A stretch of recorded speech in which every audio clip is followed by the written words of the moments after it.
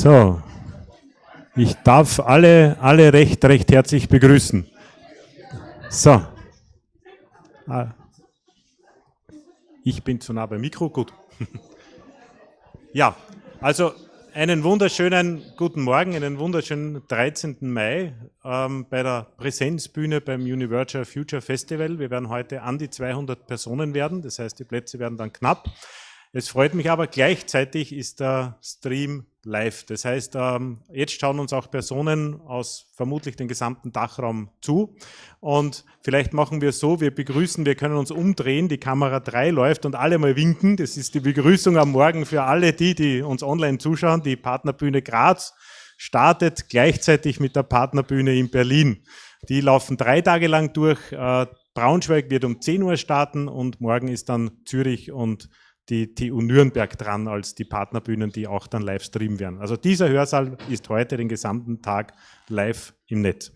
Ja, also ich darf also recht herzlich begrüßen zum Universal Future Festival 2025, erstmals auch von einer österreichischen Bühne aus Graz, von der Technischen Universität Graz, und ich darf den Gastgeber auf die Bühne bitten um seine Begrüßungsworte.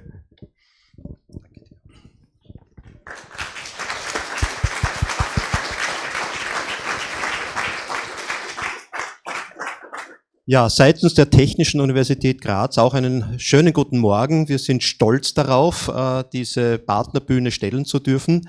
Soweit ich weiß, das erste Mal in Österreich, beziehungsweise auch mit dem Thema AI haben wir, glaube ich, ein sehr spannendes Thema gefunden. Ja, die Technologie ist etwas, was wir rasant erleben im Moment, sowohl auf der Forschungsseite als auch auf der Lehre-Seite. Ich bin der Vizerektor für Lehre und darf mich täglich mit Fragen zur KI oder AI beschäftigen. Und wir kommen kaum nach mit den sozusagen Vorgaben oder Leitlinien oder Empfehlungen, weil es einfach so schnell geht. Studierende nutzen gern die KI für sinnvolle und manchmal auch nicht so sinnvolle Zwecke, das wissen wir. Wir Lehrenden müssen auch sehr schnell lernen, teilweise nicht sehr vertraut mit der Technologie wie die junge Generation. Das macht es auch sehr spannend und herausfordernd. Insgesamt hat die Technologie aus meiner Sicht disruptives Potenzial und deswegen freut es mich sehr, dass wir heute am Vormittag über diese Technologie, Einsatz in Forschung, Lehre, aber auch Administration diskutieren können. Ja, ich darf auch der Veranstaltung gute Erkenntnisse, neue, ich sage mal, kritische Reflexion wünschen, weil der gedankenlose Einsatz von KI und AI, den wir alle kennen, also wir nutzen es alle gerne, um uns inspirieren zu lassen, es ist bequem, aber manchmal ist das auch ja, ein bisschen, wie soll ich sagen, zu kurz gegriffen, nicht lange überlegt, wenig reflexiv. Wir übernehmen gerne, was wir vorgeschlagen bekommen und vergessen darüber nachzudenken. Das ist sozusagen die Anregung. Ich freue mich, dass wir über 170 oder 200 Teilnehmende vor Ort haben. Insgesamt habe ich gehört 5000 Teilnehmende an den Partnerbühnen beziehungsweise in den Streams. Ein schöner Erfolg für das erste Mal und ich darf mir als Vizerektor für Lehre wünschen, dass wir noch viele Partnerbühnen, und da schaue ich Richtung Martin Ebner, dem Mastermind hinter dieser Partnerbühne. Ich darf mir wünschen, dass wir das noch öfter wiederholen. Insgesamt darf ich mich auch bedanken bei dem Team, dass das die Planung gemacht hat, die Vorbereitung und heute die Durchführung. Wir sind bestens versorgt mit Technik, wie es an einer technischen Universität gehört. Der Livestream, halten wir uns die Daumen, dass das gut funktioniert. Und ich darf Ihnen und uns einen sehr spannenden Tag wünschen, neue Erkenntnisse, gute Diskussionen und tiefe Einblicke. Und bevor ich an den Moderator zurückgebe, darf ich Sektionschef Elmar Pichel auf die Bühne bitten und um seine Begrüßungsworte ersuchen. Vielen Dank.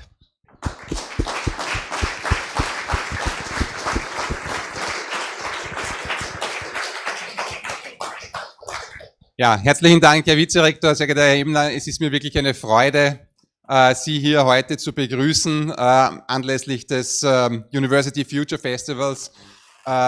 Es ist eine, glaube ich, einmalige Veranstaltung, die die eine unglaubliche Dynamik hat, das 5. Mal und im Zeichen der AI, die absoluten sozusagen ja, aktuellen Entwicklungen, Überlegungen, Träume, Visionen vor den Vorhang bringt, in die Diskussion hinein. Im Ministerium begleite ich schon seit vielen Jahren, um nicht zu sagen Jahrzehnten, das Thema der Digitalisierung, weiß nicht, welcher Begriff wirklich passt, weil vor 25 Jahren waren die Buzzwords noch so Telemedizin im medizinischen Bereich oder E-Learning und dann entwickelte sich die Situation weiter, dann waren MOOCs, ja, war das große Buzzword und heute reden wir über AI an Universitäten und Hochschulen. Daran sieht man schon, dass die Foki irgendwie sozusagen sich dann schon ändern, aber es geht eigentlich um eine dauernde Weiterentwicklung von Universität. Universitas semper reformanda. Also auch zu Zeiten von AI muss man irgendwie das Latein reinbringen, eine stets zu erneuernde. Und ich glaube, die über 300 Programmpunkte, die über 500 internationalen Speaker anlässlich dieses Festivals zeigen davon und zeugen davon, dass das wirklich auch ein Thema ist, das mitreißt und mitnimmt. Es ist für mich irgendwie eine ganz besondere Sache und ich bin stolz darauf, dass die TU Graz, das Österreich, an diesem großen Format innerhalb des Dachraums teilnimmt. In der Form diesmal zum ersten Mal, mit Einzelexpertinnen und Experten natürlich auch schon in den vergangenen Jahren. Und das ist, glaube ich, auch eine gute Entwicklung, weil wir aus Österreich in die internationale Community, glaube ich, in diesen Themenbereichen einiges einbringen können und hier auch uns gut beteiligen können. /Imagine,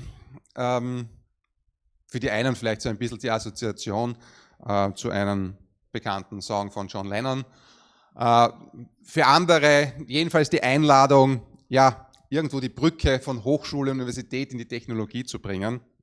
Und ich glaube, es sind so zwei zentralen Aspekte, die hier behandelt werden. Einerseits innovative Lehrformate und Hochschulkulturen zu erträumen, neue zu erträumen, zu gestalten, zu denken, zu erproben, die insbesondere die Bedürfnisse der Studierenden, aber auch der Lehrenden hereinholen und sie in die Zukunft bringen. Andererseits aber natürlich auch die technologischen Chancen anspricht und vor den Vorhang holt. Das sind zwei, glaube ich, ganz, ganz wesentliche Aspekte, die wir heute hier auch an der AI-Stage der Technischen Universität Graz sehen werden. Wir wissen, KI verändert Universität in sehr intensiven und sehr rasanten Zügen und es ist letztendlich an Ihnen, das auch mitzugestalten und zu entwickeln. Seitens des Ministeriums versuchen wir Begleitungen dafür zu schaffen. Auf der einen Seite im gesetzgeberischen Bereich. Wir haben zum Beispiel mit dem Hochschulqualitätssicherungsgesetz im letzten Jahr festgehalten, dass definitiv das Missbrauch von KI-Anwendung im wissenschaftlichen Betrieb definitiv ein wissenschaftliches Fehlverhalten ist, also so rechtliche Definitionen. Wir haben in sämtlichen Strategiedokumenten das Thema künstliche Intelligenz im wissenschaftlichen, im universitären Betrieb auch ausgeführt, auch in den Entwicklungen immer sehr stark rekurrierend auf die Expertise an den Universitäten, an den Hochschulen. Wir haben in den Leistungsvereinbarungen mit den Universitäten einige Themen drinnen, neue Curricula, aber dann auch das Thema Weiterbildung der Lehrenden in der Didaktik, Kompetenzzentren, also wenn man hineinschaut in diese 22 Verträge, die oft so 80 bis 100 Seiten haben, da kommt sehr oft das Thema KI vor, nicht so oft wie zuvor, vor den Vereinbarungen die Wünsche an den Universitäten waren. Ich glaube, gefühlt hunderte KI-Professuren, die in den Entwicklungsplänen der Universitäten drinnen gestanden sind, die wir dann leider nicht realisieren konnten, aber ein ordentlicher Schub ist uns, glaube ich, dann dennoch gelungen. Wir haben so Kleinigkeiten, die wir auch sozusagen versuchen zu unterstützen. Es gibt mit den pädagogischen Hochschulen eine Bildungsforschungsausschreibung, wo auch das Thema Digitalisierung im Lehrkontext dort natürlich sehr stark auch auf das Schulsystem hingedacht drinnen ist. Wir kooperieren mit der FNMA in der einen oder anderen Art, sowohl in Bezug auf Studien zugänglich zu machen und die Expertise zugänglich zu machen, aber auch zur Sicherstellung einer qualitätsorientierten Entwicklung in der Anwendung von, nenne ich es mal, digitalen Instrumenten in der Hochschullehre. Ja, wir lernen aber auch aus Studien und da möchte ich zwei Eckpunkte schon auch noch erwähnen. Wir wissen und sehen, dass AI hauptsächlich sozusagen zur Recherche verwendet wird bei Hochschullehrerinnen und Hochschullehrern. Textverarbeitungen, ja, das ist der klassische Anwendungsbereich, auch im Ministerium ist es das, ne, ChatGPT irgendwie zu verwenden für Textverarbeitungssachen. Aber dass sozusagen andere Potenziale noch nicht wirklich genutzt sind. Learning Analytics zum Beispiel, um nur einen Aspekt zu nennen, wo wir noch viel Luft nach oben haben. Und wir sehen leider auch eines, dass es hier einen gewissen Gender Gap gibt, wo wir, glaube ich, und sprechend aus einem neuen Ressort, einem neuen Ministerium für Frauen, Wissenschaft und Forschung, ist das so ein klassisch wichtiger Punkt, wo man diese Synergien auch ansprechen kann. Wir müssen aufpassen, dass die neuen Technologien hier nicht zu unterschiedlichen Nutzungen oder letztendlich zu einem Gender Gap führt. Auch da, glaube ich, ist ein Aspekt, der uns die bisherigen Evidenzen und Studien zeigen, wo wir in Zukunft stärker hinschauen müssen. Ich freue mich heute auf und morgen und übermorgen auf spannende Diskussionen, auf spannende Veranstaltungen und /Imagine, finde ich, ist ein wunderbarer Dachbegriff, der, glaube ich, herausfordert und hoffentlich Kreativität auch ja, unterstützt, und ich bin gespannt, wie viel aus diesen Diskussionen dann von der imaginären Sphäre ins reale Hochschulleben kommen werden. Danke für die Initiative, Herr Ebner, danke auch an Ihr Team, dass das alles überhaupt ermöglicht, und ich hoffe auf starke Impulse und tolle Inputs im Laufe der Konferenz. Freue mich drauf und einen schönen Vormittag noch. Dankeschön.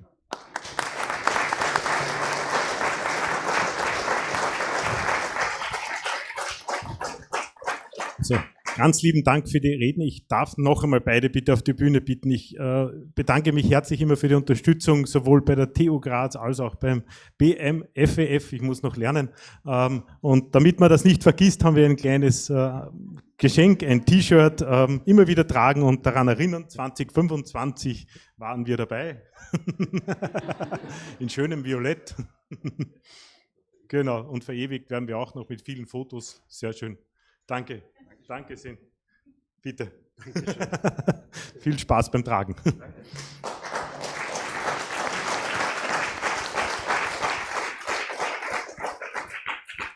So, ich schaue noch auf meine Zeit. Ich glaube, wir haben noch gut 5 Minuten, und in diesen 5 Minuten, wie es so ist, darf ich also auch ein paar organisatorische Dinge noch vorwegnehmen, damit sich alle hier bei uns also wohlfühlen. An der AI-Stage Graz, also jede Partnerbühne hat ein eigenes Motto. Wir haben uns seinerzeit rausbedungen, dass wir gerne über AI diskutieren würden, und zwar sehr stark aus der Anwendungssicht für die Hochschule. Die Züricher machen es dann mehr aus technischer Sicht zum Beispiel, und ehrlicherweise habe ich vergessen, was die anderen 2 Bühnen für ein Motto haben. Aber die AI-Stage ist quasi jene der TU Graz. Wenn jemand postet, UFF25 ist der offizielle Hashtag, glaube ich, und AI-Stage Graz quasi wäre unser Kürzel.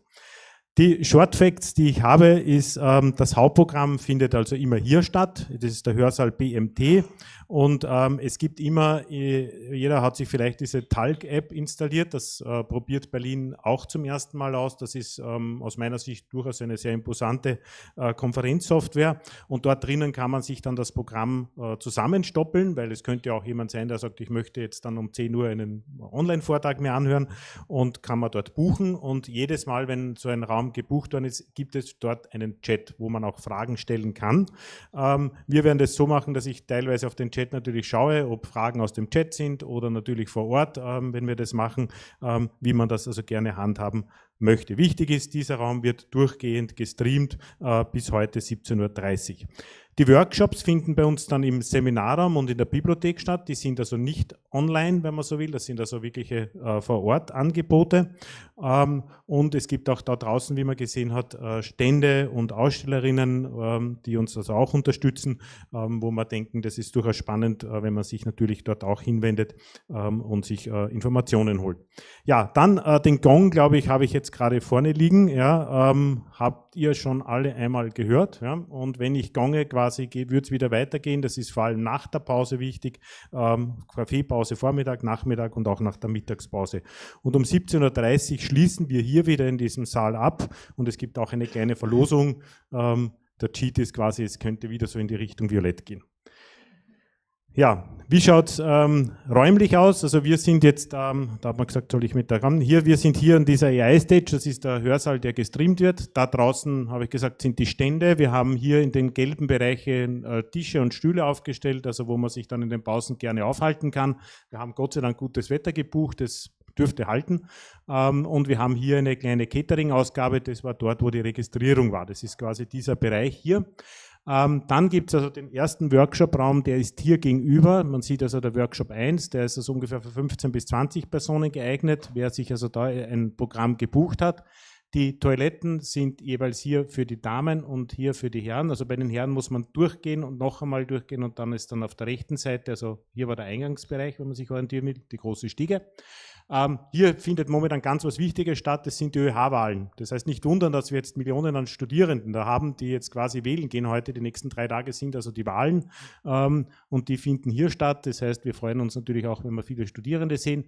Und die anderen beiden Workshops, die finden in der Bibliotheksbereich statt. Das heißt, da darf man hier durchgehen und dann hat man links und rechts in den beiden Ecken hinten sind die anderen Workshops. Alles in diesem Gebäude. Das heißt also, wenn man das Gebäude verlässt, hat man sich verirrt quasi. Das wäre so der Hinweis. Oder wenn man einen Stock höher geht, auch falsch. Ja? Also ist alles in diesem Bereich hier. Ja, dann haben wir noch um 13:30 Uhr haben wir einen gemeinsamen Termin, von dem noch niemand jemals gewusst hat. Wir würden gerne ein gemeinsames Foto machen. Die Idee war, das auf der Stiege draußen zu machen. Ich würde natürlich gongen und das ist quasi das Aufwecken nach der Mittagspause und danach wird es um 13:45 Uhr weitergehen. Das heißt, wir haben 15 Minuten Zeit, um ein Foto zu machen. Also ich hoffe, das lässt sich also einrichten. Wenn Personen nicht auf Fotos haben wollen, dann haben sie das hoffentlich schon bereits bei der Registrierung gesagt. Die haben Punkte gekriegt oder sonstiges. Die Jasmin, die steht ganz hinten gerade, ist unsere Social Media Managerin, auch fest mit Berlin verbunden. Das heißt, wir schicken natürlich fleißig Fotos hin und her, damit also die Online-Welt mitkriegt, was sie versäumt und nächstes Jahr verstärkt auf die Präsenzbildung auch noch kommt. Ja, auch machen wir eine nachhaltige Veranstaltung, haben wir versucht. Das heißt also gerne, wir verzichten also auf viele Dinge, haben auch, glaube ich, Gläser vor Ort und so weiter. Das sind wir natürlich auch gerne, dass wir also hier unseren Beitrag leisten.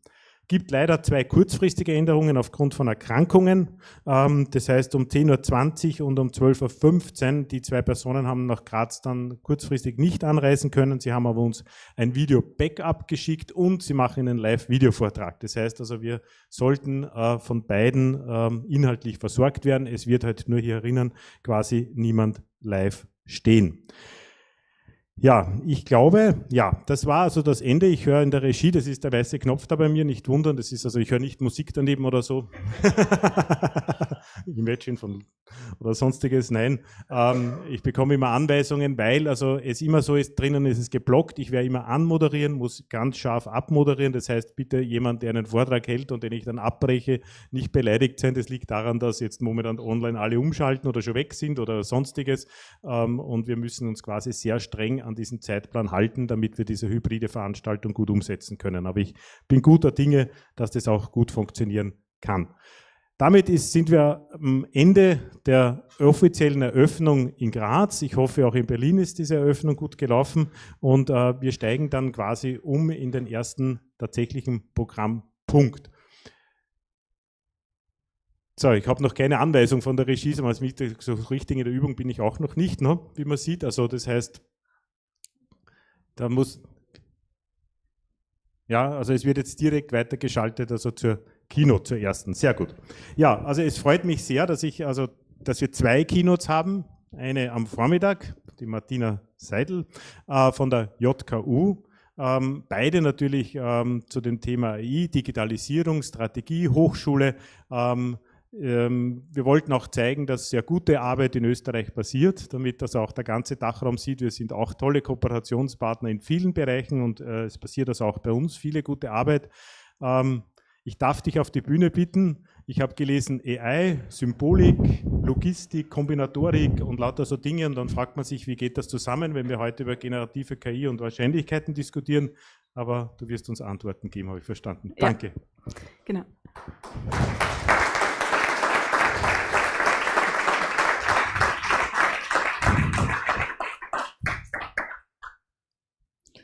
Einen wunderschönen guten Morgen auch von meiner Seite und herzlichen Dank für die Einladung und die Möglichkeit, hier auf der AI-Bühne in Graz zu reden. Das Thema von meinem Vortrag ist generative KI für den universitären Unterricht von Logik und formalen Methoden. Mit der Frage, geht das? Ja, ich bin Professorin für symbolische künstliche Intelligenz an der Johannes Kepler Universität Linz. Das heißt, in meiner Arbeit geht es um KI. Ich beschäftige mich aber mit einer anderen Art von KI und ich möchte im Rahmen von diesem Vortrag vorstellen, welche anderen Arten von KI es neben der generativen KI auch noch gibt. Also ich möchte Ihnen kurz erzählen, was ich in Lehre und Forschung an der Johannes Kepler Universität mache und eine kurze Einführung zu symbolischer und subsymbolischer KI geben. Dann werde ich kurz das Linzer KI-Studium vorstellen, das wir 2019 eingeführt haben und das inzwischen sehr gewachsen ist. Und spezieller Fokus sollen natürlich die symbolischen Kurse sein. Und ich werde einen Kurs besonders vorstellen, den Logic-Kurs, in dem KI-Tools schon sehr lange eingesetzt werden, aber das sind andere KI-Tools und ich möchte ihm ja, die Motivation und Erfahrungen zu diesem Thema vorstellen und davon berichten. Und dann werde ich über generative KI in der Lehre von symbolischer KI sprechen. Das sind neue Thematiken, mit denen wir uns in letzter Zeit auseinandersetzen dürfen. Und ja, ich werde kurz diskutieren, welche Einsatzmöglichkeiten wir sehen, welche Herausforderungen auf uns zukommen und auch welche Erfahrungen wir gemacht haben. Genau. Das ist der Plan für die nächste halbe Stunde. An dieser Stelle möchte ich meinem Team danken, das mich sehr in Forschung und Lehre unterstützt. Ich möchte unseren AI-Studierenden an der JKU bedanken, die uns immer wieder, also bei denen möchte ich mich bedanken, die uns immer wieder in neue Richtungen treiben und neue Wege aufzeigen und uns auch helfen, unsere Lehre ständig zu verbessern und neue Methoden einzuführen. Und besonders möchte ich mich auch bei Katharina Bleimscheim, einer Bachelorstudentin bei mir im Institut, bedanken, die sehr viele Evaluierungen im Bereich der generativen KI in letzter Zeit durchgeführt hat. Gut, ja, ich frage jetzt mal die Leute hier im Raum, wer kann sich unter symbolischer KI was vorstellen? Einer? Gut, dann ist es gut, dass ich diesen Abschnitt eingeführt habe und diese kurze Einführung. Wer kann sich unter generativer KI was vorstellen? Ja, das Bild ist hier gleich ein ganz anderes. Hier hat fast der ganze Raum aufgezeigt oder wahrscheinlich sogar der ganze Raum. Es gibt verschiedene Richtungen von AI und das ist leicht motivierbar, wenn wir an das menschliche Denken, wenn wir uns das menschliche Denken als Vorbild nehmen. Ja? Wir denken auf verschiedene Weise. Ja? Wir haben einerseits eine Art von Denken, die sehr intuitiv und vielleicht auch etwas impräzise passiert. Ja? So, wenn wir ein Katzenbild sehen, dann erkennen wir sofort, das ist eine Katze. Wir denken nicht großartig drüber nach. Wir haben irgendwie gelernt, wie eine Katze ausschaut, welche Eigenschaften eine Katze hat. Wir haben sehr viele Katzen gesehen und daraus können wir auch bei einem etwas anderen Katzenbild sofort ableiten, dass wir hier eine Katze sehen. Ja? Das heißt, wir haben hier eine Art von Denken, die auf großen Datenmengen basiert, die statistische Informationen verwendet, die auch sehr gut mit partiellem Wissen, mit Unsicherheit umgehen kann. Und das ist, worauf generative AI basiert. Und die ganzen Erfolgsgeschichten brauche ich Ihnen jetzt nicht erzählen. Wir sehen, was mit ChatGPT heutzutage möglich ist, was möglich ist in der Bildgenerierung. Hier tut sich einfach gerade unglaublich viel. Aber es gibt noch eine andere Art von künstlicher Intelligenz, die symbolische künstliche Intelligenz. Und auch die hat ihre Daseinsberechtigung, auch wenn sie jetzt vielleicht nicht ganz so bekannt und prominent in den Medien ist im Moment. Allerdings behaupte ich einmal, dass ohne diese Art von künstlicher Intelligenz viele Dinge im modernen Leben nicht funktionieren würden, die heute selbstverständlich sind. Ja? Wenn Sie einen Computer verwenden, ein Smartphone, ein Tablet, dann funktioniert das nur, weil symbolische Techniken verwendet wurden, um diese Tools, diese Werkzeuge korrekt hinzubekommen. Das sind sehr komplexe Systeme, die korrekte Rechnungen durchführen müssen, und da kann man nicht mit statistischen Methoden arbeiten, sondern man muss sicherstellen, dass die genauso arbeiten, wie es von ihnen erwartet wird. Und symbolische KI ist sehr oft mit logikbasierten Techniken gleichgesetzt. Es gibt dann noch eine Vielzahl an anderen Techniken, aber ja, in meinem Fall beziehe ich mich vor allem auf logikbasierte Techniken. Es geht hier um Wissen, das anhand einer Wissensbasis und klar definierten Regeln abgeleitet wird. Ich werde Ihnen dann einfache Beispiele erklären. Und symbolische KI braucht man in Anwendungen, wo exakte Ergebnisse verlangt werden, wo man sicher sein muss, dass jetzt Ergebnisse nicht mit einer gewissen Wahrscheinlichkeit passen, sondern wir sind hier meistens in einem binären Bereich, also die Antwort muss Ja oder Nein sein oder wahr oder falsch. Ja? Und das hat auch den Vorteil, dass wir hier Techniken haben, die Ergebnisse produzieren, die nachvollziehbar und erklärbar sind. Das ist ein großes Problem in der subsymbolischen künstlichen Intelligenz, also dem Machine Learning, in dem Feld, in dem wir auch die generative KI haben, dass wir hier einfach nicht wissen, was die KI zu einem gewissen Ergebnis bringt. Ja? Und in der symbolischen KI haben wir einfach Regeln, die angewendet werden, und dadurch können wir nachvollziehen, wie gewisses Wissen abgeleitet wurde. Ja, ich habe hier ein sehr einfaches Beispiel. Wir haben hier dieses Spiel Tic-Tac-Toe, das kennen Sie sicher. Wir haben ein Feld, zum Beispiel ein Spielfeld, das aus neun Feldern besteht, und die Aufgabe ist, 2 Spieler sollen abwechselnd Symbole auf dieses Feld malen, sodass ein Spieler 3 gleiche Symbole in einer Reihe, in einer Spalte oder in einer Diagonale hat. Dieser Spieler hat dann gewonnen. Und das ist ein typisches Beispiel, wie eine symbolische KI funktionieren kann. Wir haben gibt klare Regeln, die uns sagen, wie dieses Spiel gespielt wird. Und diesen Algorithmus können wir verwenden, um dieses Spiel zu spielen. Ja? Und das wäre jetzt noch nicht so spannend, aber mit symbolischen Techniken können wir so ein Spiel auch analysieren. Ja, wir können dann zum Beispiel Fragen stellen wie, kann der erste Spieler immer gewinnen? Also kann der immer optimal spielen, sodass dieser Spieler immer in einen Gewinnzustand kommt? Ja, und das kann man zum Beispiel so in einer logischen Formel codieren. Das gibt man dann einem symbolischen Reasoning-Tool, und der sagt dann ja oder nein, der erste Spieler kann nicht immer gewinnen oder er kann immer gewinnen. Also wenn er nicht gewinnen kann, dann kann der zweite Spieler es immer verhindern. Und das Nette, was man als Nebeneffekt erzielt, ist, dass man nicht nur diese Antwort Ja oder Nein bekommt, sondern man bekommt auch eine Strategie, in dem Fall für den zweiten Spieler, wie er verhindern kann, dass der erste Spieler immer gewinnt. Ja? Also in diesem Fall ist die Antwort Nein, der erste Spieler kann nicht immer gewinnen.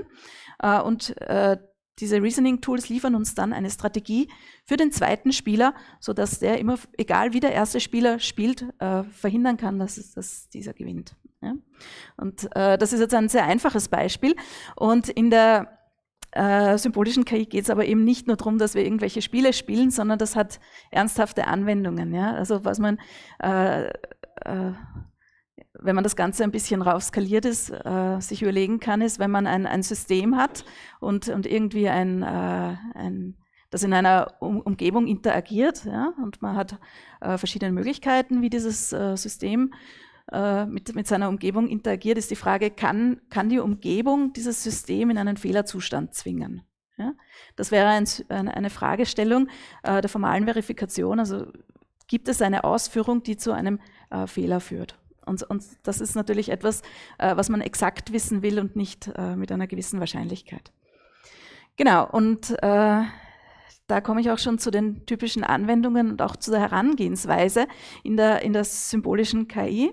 Wir haben eine Vielzahl von Anwendungsdomänen, die Probleme aufweisen, die für symbolische Reasoning-Tools geeignet sind. Ja, das ist ein sehr, sehr breites das sind sehr, sehr breite Themenbereiche.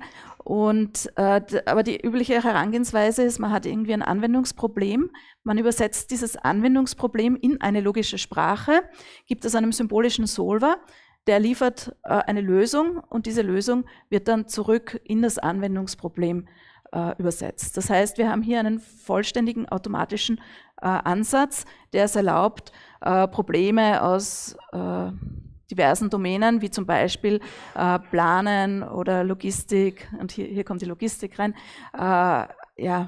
im Code Development, besserem Code Development, formale Verifikation und so weiter zu entwickeln. Ja. Also hier haben wir eben die Möglichkeit, exakte Probleme mit verschiedenen von verschiedenen Komplexitätsklassen zu lösen. Ja.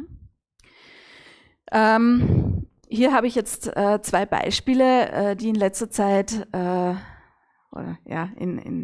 der Vergangenheit sehr, sehr viel Aufmerksamkeit auch erregt haben, nicht nur in unseren Fachcommunities, sondern auch in einem breiteren Umfeld.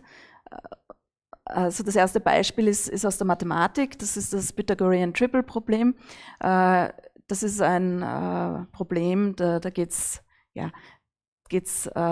eigentlich will ich da jetzt gar nicht so sehr im Detail drauf eingehen. Es ist ein Vererbbarkeitsproblem und man muss gewisse Eigenschaften von Zahlen nachweisen, das sehr lange offen war. Und es ist gelungen, mit Techniken des symbolischen Reasonings dieses Problem zu lösen. Und hat einiges an Medienaufmerksamkeit erreicht. Das konkrete Problem ist jetzt schon vor circa 10 Jahren gelöst worden, aber die Methoden, die dahinter stecken, konnten dann auf eine Vielzahl anderer mathematische Probleme auch gelöst werden. Ja, also das heißt, diese symbolischen Reasoning-Techniken können Mathematikern helfen, schwierige Probleme zu lösen. Jetzt kann man sagen, ja okay, das sind jetzt vielleicht nicht die Probleme, die im Alltag so auftreten. Hier habe ich als zweites Beispiel für eine Anwendung eine Arbeit von Amazon auf die Slides kopiert. Und Amazon hat ein sehr großes Research Lab, das sich mit symbolischen Techniken beschäftigt. Warum brauchen die das? Naja, die haben ihre Cloud und bei denen gibt es sehr viele Fragestellungen, die sich damit beschäftigen, wie sie es hinbekommen, dass in den Cloud die Ressourcen korrekt zugeteilt werden und dass aber auch die Access Permissions richtig vergeben werden. Ja, das ist hochgradig komplex und das sind auch Fragestellungen, die man nicht nur mit gewissen Wahrscheinlichkeiten richtig beantworten will, sondern das muss passen, sonst sind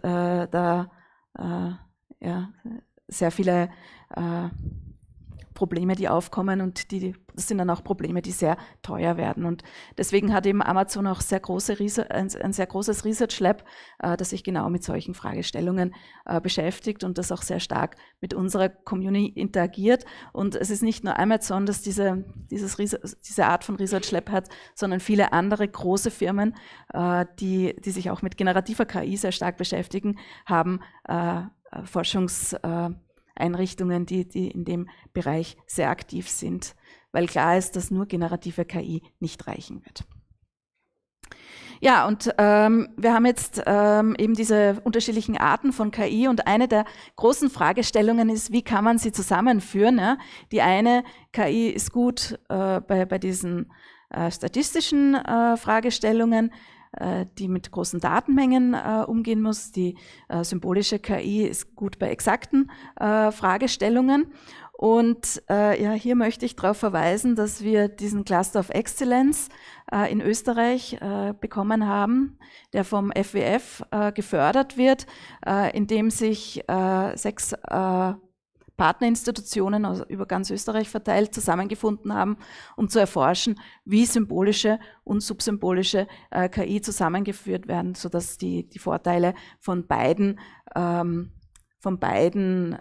Bereichen der KI ausgenutzt werden können. Ja, aber das hat jetzt nichts weniger mit Lehre zu tun, sondern das ist Grundlagenforschung.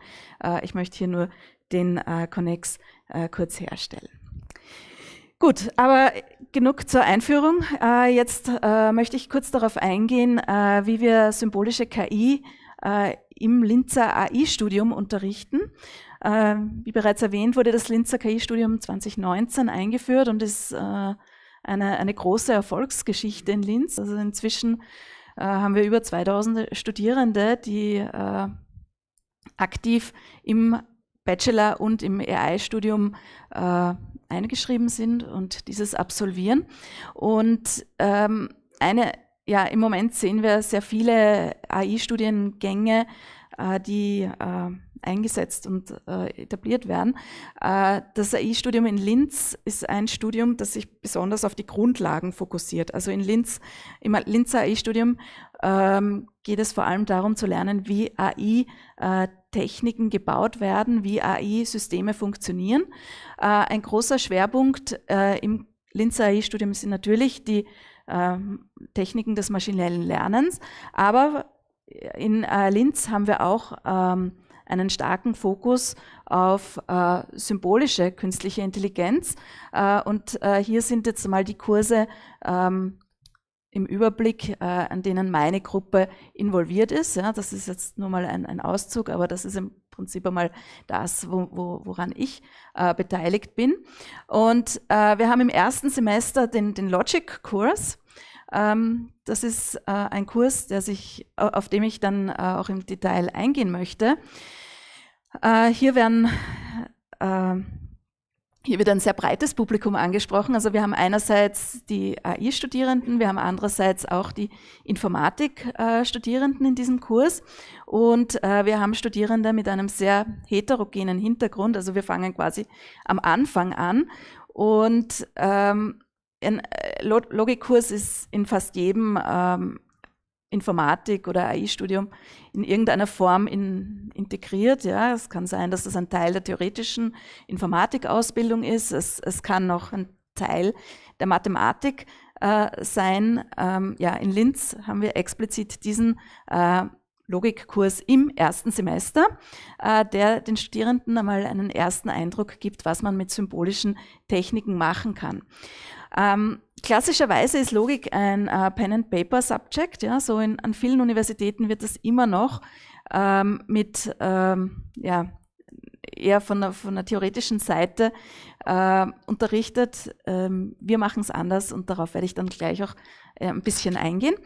Dann im dritten Semester, das wird dann etwas theoretischer, haben wir Computational Logic. Da erklären wir den Studierenden die theoretischen Hintergründe zu den Logikthemen, die sie im ersten Semester gehört haben. Und im fünften Semester kommen dann die Anwendungen, das ist Formal Models. Da geht es darum, was kann man mit Logik wirklich machen. Ja? Logik soll nicht nur verwendet werden, um theoretische Konzepte zu verstehen, wie es ja oft auch in der Informatik eingesetzt wird, sondern wir können wirklich tolle Sachen mit Logik als Arbeitssprache machen und das sehen wir dann in dem Formal Models Kurs und das sind jetzt 3 Bachelorkurse und später dann im Masterstudium haben wir vertiefende Kurse wie Planning und Reasoning, Satzsolving, Model Checking. Da werden dann auch verschiedene Aspekte von symbolischen Themen behandelt. Einerseits geht es hier auch vertiefend in die Anwendungen und andererseits geht es dann auch darum, wie bauen wir überhaupt diese symbolischen KI-Tools. Ja? Also das kann man dann auch lernen, vertiefend im Master. Ja, Logik ist ein sehr wichtiger Teilbereich der symbolischen KI. In Österreich haben wir auch eine sehr große Forschungslandschaft, Logik betreffend, an vielen Standorten, zum Beispiel an der TU Wien, auch hier an der TU Graz. ja, Logik ist ein sehr altes Fach. Wenn man sich überlegt, wo das herkommt, dann endet man sehr schnell bei den alten Griechen, die sich schon mit Fragestellungen des Denkprozesses auseinandergesetzt haben, und denen ging es vor allem auch darum, wie man schlüssig argumentiert, und das hat dann sehr rasch zu der Entwicklung von diversen Logikkonzepten geführt, die wir zum Teil heute auch noch in dieser Form verwenden. Später wurde Logik verwendet, um die Mathematik zu formalisieren, um zu verstehen, wie funktioniert ein Beweis in der Mathematik, wo sind die Grenzen der Mathematik. Genau, und dann natürlich in der Informatik spielt Logik eine sehr wesentliche Rolle. Hier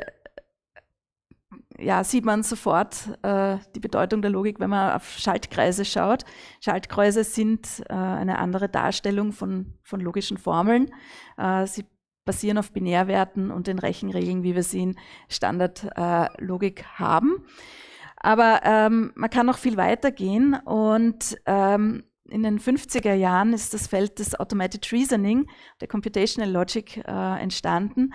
Und hier ist die Idee, dass wir einem Computer nicht Schritt für Schritt sagen, was er machen soll, sondern wir beschreiben anhand von Regeln, und jetzt sind wir hier wieder bei den Regeln, was gelten muss, und geben eine Wissensbasis mit vorgegebenen Fakten an, und daraus können wir dann neues Wissen ableiten. Und aus diesem Teilbereich sind dann eben diverse Reasoning-Tools entstanden, die heutzutage dazu verwendet werden, um sicherzustellen, dass Computer richtig rechnen, dass Handys nicht abstürzen. Also da könnte man auch sehr lange über die Historie reden.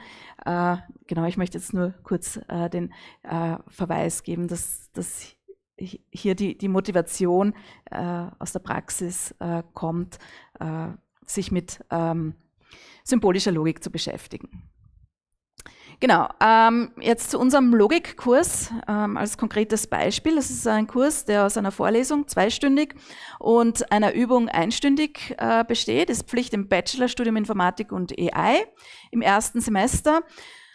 Ja, und inzwischen ist der Kurs sehr groß, vor allem für Linzer Verhältnisse. Also wir haben jetzt 700 Anmeldungen gehabt im letzten Wintersemester, wird immer im Wintersemester angeboten. Wir hatten ungefähr 200 Informatiker, 500 AI-Studierende. Sprache ist Englisch, ja, also schon im ersten Semester unterrichten wir auf Englisch. Im AI-Studium ist das keine Überraschung, weil das AI-Studium ist auf Englisch.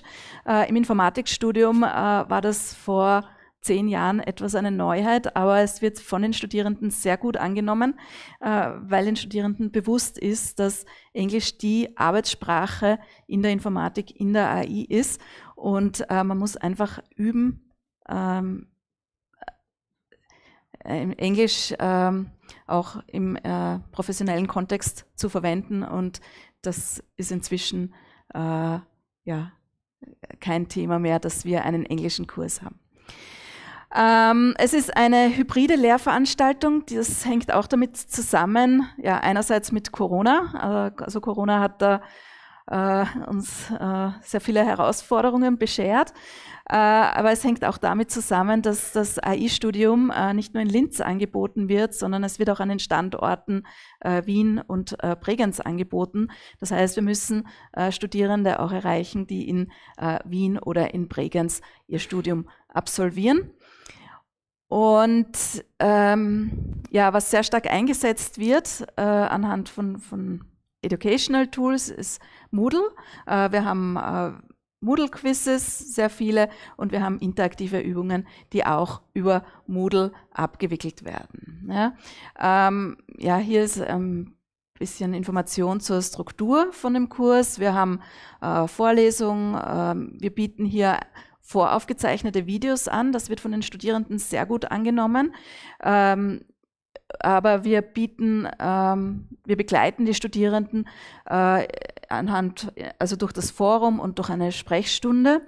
Wir bieten die Übung dafür in Präsenz an. Ja, so hier gehen wir so vor, dass wir 12 Übungsblätter haben, die von Professoren allerdings vorgerechnet und präsentiert werden, wodurch eine Interaktion mit den Studierenden möglich ist. Wir haben die Erfahrung gemacht, das funktioniert viel besser, wenn die Professoren die Lösungen vorstellen und die Studierenden fragen dann und diskutieren ihre Herausforderungen, und das wird eben live abgehalten. Und wir haben im Moment Skriptum mit interaktiven Beispielen und Self-Assessments in Moodle.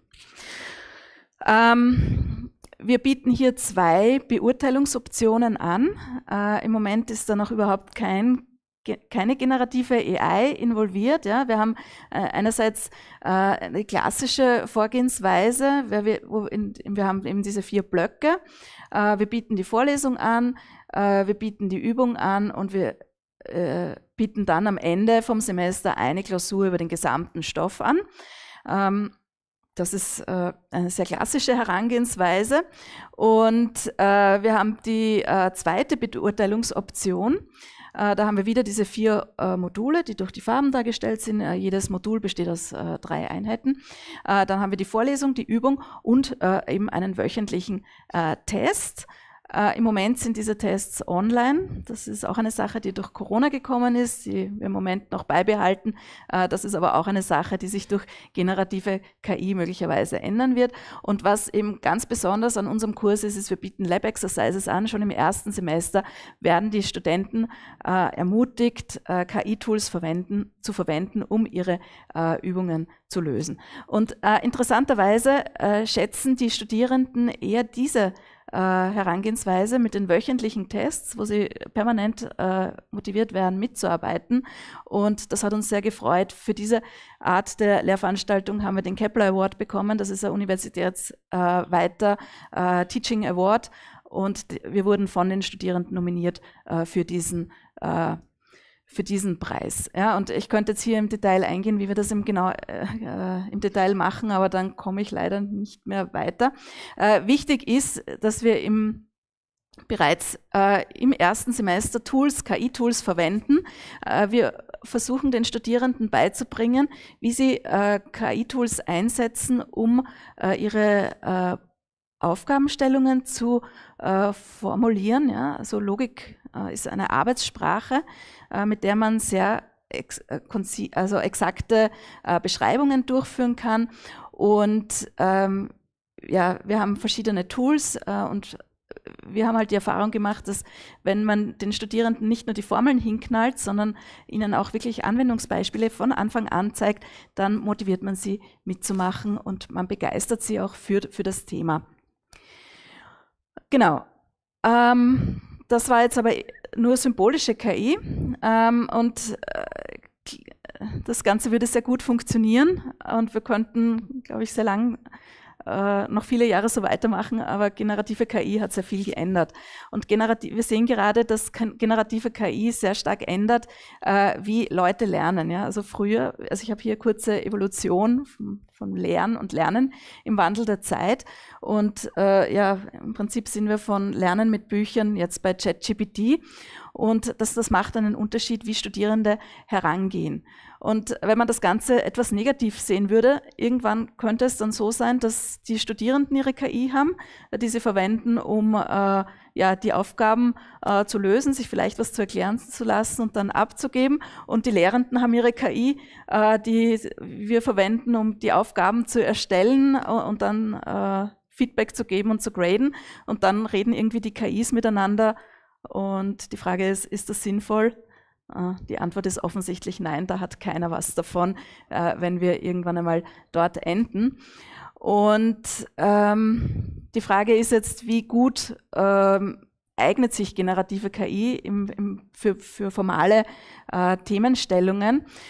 Es gibt sehr viele Analysen dazu, wie gut oder schlecht generative KI für Mathematik ist. Ich habe hier ein Beispiel. Das ist eine sehr einfache Rechnung, wo zuerst einmal ein falsches Ergebnis geliefert wird, dann eine Erklärung und dann liefert die generative KI am Schluss doch das richtige Ergebnis. Das war von 2023, wenn wir es jetzt einer aktuellen mit einer aktuellen KI betrachten, dann kommt sofort das Richtige raus. Die Frage ist, wie schaut es mit Logik aus? Ich habe hier ein Beispiel. Hier ist die Aufgabenstellung, finden Sie eine aussagenlogische Formel mit 3 Variablen, die unerfüllbar ist. Es ist sehr einfach zu lösen. Hier habe ich die Lösung, die ich gerne von der generativen KI hätte.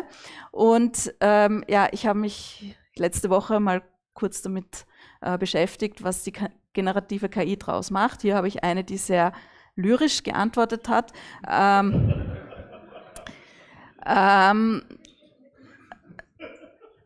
War aber nicht hilfreich, weil das ist die Formel ist wahr, also die Formel ist satisfiable, das war jetzt nicht das, was ich wollte. Ich habe dann etwas mit weniger Kreativität verwendet, dann ist mir eine unsatisfiable Formula geliefert worden, die aber nur 2 Variablen hatte, das war nicht das, was ich wollte. Naja, dann hat die generative KI eine erfüllbare KI geliefert und sie erklärt das mit einem Selbstbewusstsein, das sehr überraschend ist und das macht mir auch sehr viel Sorgen, weil wenn ein Student oder eine Studentin nicht so in der Materie drinnen ist sehr schnell anzunehmen, dass sie das vielleicht auch glaubt. Und ja, wenn wir jetzt so weitergehen, dann ist das noch eine Zeit lang so weitergegangen. Hinweis, es passt nicht, ja. Dann versucht die generative KI immer noch Erklärungen zu generieren und es funktioniert einfach nicht. Und es liefert dann hier sogar diesen Case 2 und das ist eine Lösung für die Formel. Ja. Man sofort sieht, ja okay, die Formel ist nicht erfüllbar und dann fragt sie sogar, ob sie es noch einmal probieren soll. Dann sagt man, ja, bitte probier es noch einmal. Und dann endet man wieder bei der Formel mit den 2 Variablen und so geht das im Kreis. Ja.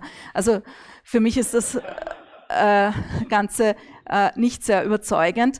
Und leider sehen wir aber auch, dass die Studenten solche Lösungen abgeben. Und es ist eben sehr wichtig, dass wir die Studierenden aufklären und ihnen bewusst machen, so funktioniert das nicht. Und wir haben auch eine detaillierte Evaluierung gemacht und ja, man kann sich verschiedene Korrektheitskriterien überlegen und oft ist die Antwort korrekt, aber die Zwischenschritte nicht. Es können auch die Zwischenergebnisse korrekt sein, aber das Reasoning, das dahinter führt, ist problematisch und es kann aber auch passieren, dass die Angabe überhaupt nicht verstanden wird von der generativen KI.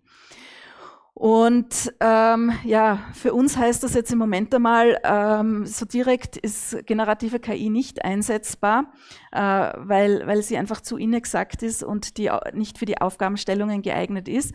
Man kann sich speziell trainierte Modelle anschauen, die die halt speziell auf zoologische Fragestellungen hingetrimmt sind, die funktionieren etwas besser, aber auch hier sind die Erklärungen ja, schwierig, wenn man nicht genau die Hintergründe dazu hat. Manchmal funktioniert es sehr gut. Also wir haben auch evaluiert, ob unsere Tests von KIs geschafft würden. Und es sind durchaus Tests, die geschafft werden. Aber sehr oft kommt wirklich Schwachsinn raus. Und hier ist eben die große Herausforderung, wir müssen den Studierenden klar machen, ihr könnt generative KI verwenden, aber bitte hinterfragt es und überlegt euch, ob das wirklich stimmt, was hier rausgekommen ist. Und wir haben auch viele Aufgaben, die grafische Komponenten beinhalten, also wo gewisse Sachverhalte grafisch dargestellt sind.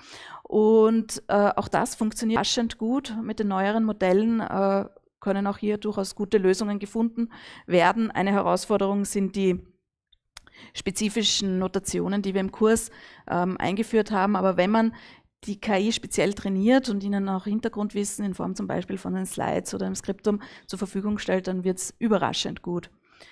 Genau, und damit komme ich jetzt auch schon zum Ende von meinem Vortrag.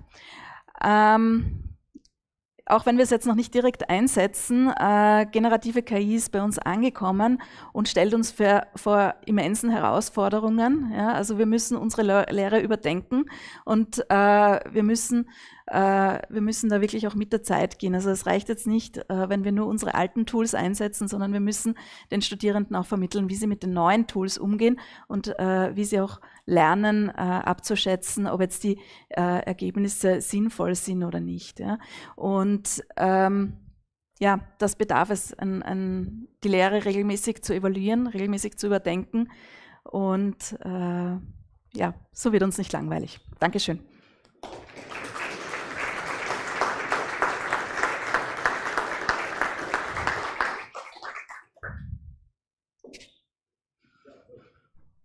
Ganz lieben Dank für die tolle Keynote und auch für die Einblicke in die verschiedenen Arten der KI. Ich darf die Fragerunde eröffnen.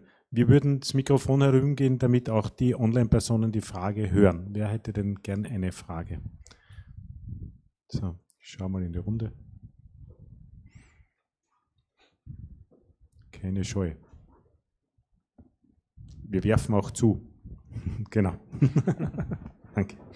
Aber da kann man sogar noch weitergehen. Guten Morgen, vielen Dank. Mich würde die Eingangsfrage interessieren, die uns gestellt wurde. Also wie viele im Raum sich mit symbolischer KI schon mal beschäftigt haben oder wissen, was es ist. Wenn die Vorlesung losgeht, wenn die Veranstaltung mit den Studierenden losgeht im ersten Semester, wie viele der Studierenden wissen denn, worauf sie sich eingelassen haben?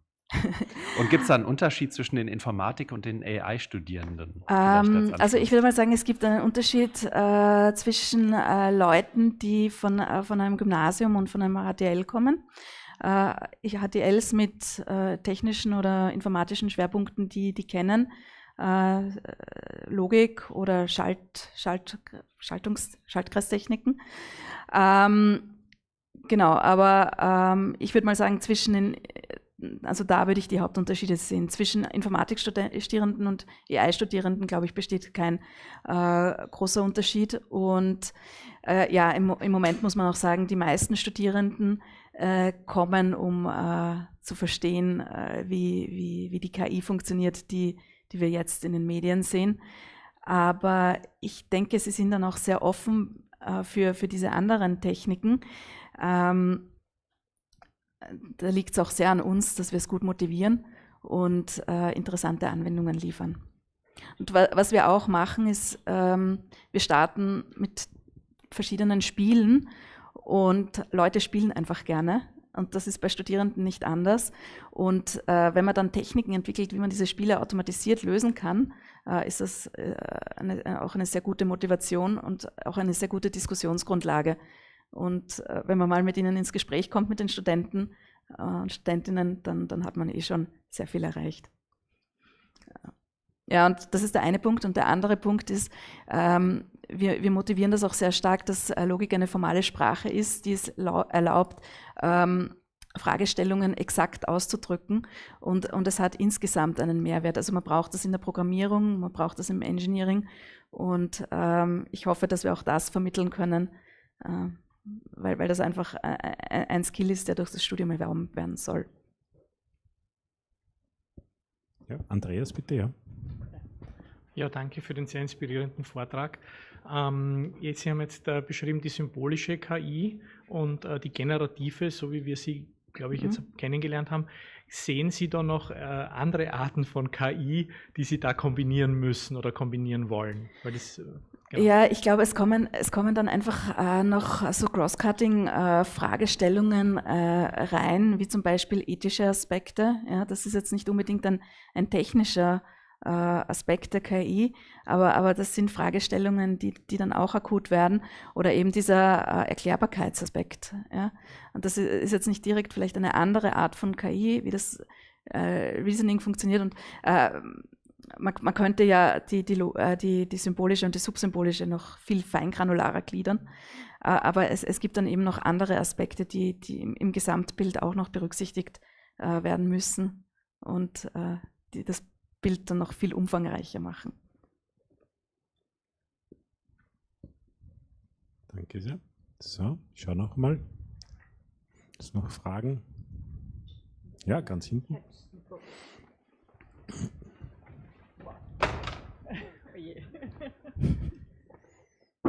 Ja, hallo. Hallo.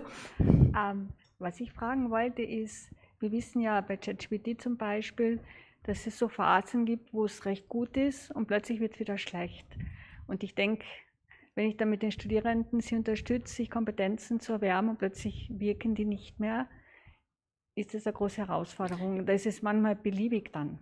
Wie gehen Sie damit um? Ja, das ist auch eine der größten Herausforderungen, die wir sehen, dass einfach die Antworten nicht deterministisch sind und dass die Antwortqualität zwischen den verschiedenen Sprachmodellen variieren kann, aber auch innerhalb von einem Modell. Und man muss dann einfach den Studierenden beibringen, das, was die KI bei dem einen sagt sie vielleicht bei dem anderen nicht. Und das Wichtigste ist wirklich den Studierenden beizubringen, die Ergebnisse von den KIs kritisch zu hinterfragen.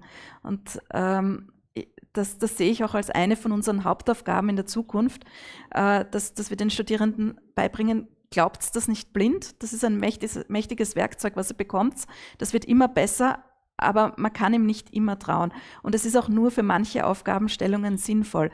Wir sehen jetzt schon zum Beispiel in der Entwicklung von Computerprogrammen funktioniert es ziemlich gut für kleine Programme. Das wird gewisse Programmieraufgaben komplett automatisieren oder macht es zum Teil schon. Aber man muss trotzdem verstehen, wie man das richtig einsetzt, wie man die Dinge kombiniert. Und ja, man muss sich halt auch der probabilistischen Natur von dem ganzen Tool bewusst sein. Und das gehört jetzt einfach in die Ausbildung rein.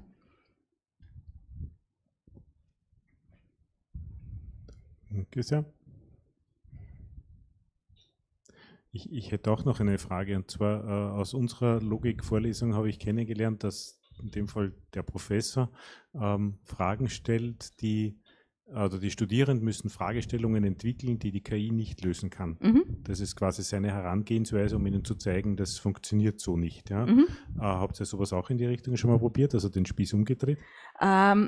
Noch nicht mit den Studierenden, aber in Seminar, also in den Massenlehrveranstaltungen noch nicht, aber in Seminaren oder in Studierendenprojekten genau, machen wir solche Sachen. Das ist eben auch für uns wichtig, um zu verstehen, was geht und was geht nicht. Ja, aber natürlich ist das dann auch für die Massenlehre spannend und das ist auch ein Plan für die Zukunft, dass wir da explizit auch darauf eingehen, was geht nicht. Ja, weil für mich ist immer die Problematik mit dem kritischen Denken, das ist total wichtig. Die Frage ist, wie bringe ich das jemandem bei, wenn er den Fehler nicht sieht? Ja, also weil das Henne-Ei-Problem ist, weil ich noch nicht so gut bin, um den Fehler erkennen zu können. Da kann man sich durchaus Aufgaben überlegen, wo die Studenten einfach anlaufen.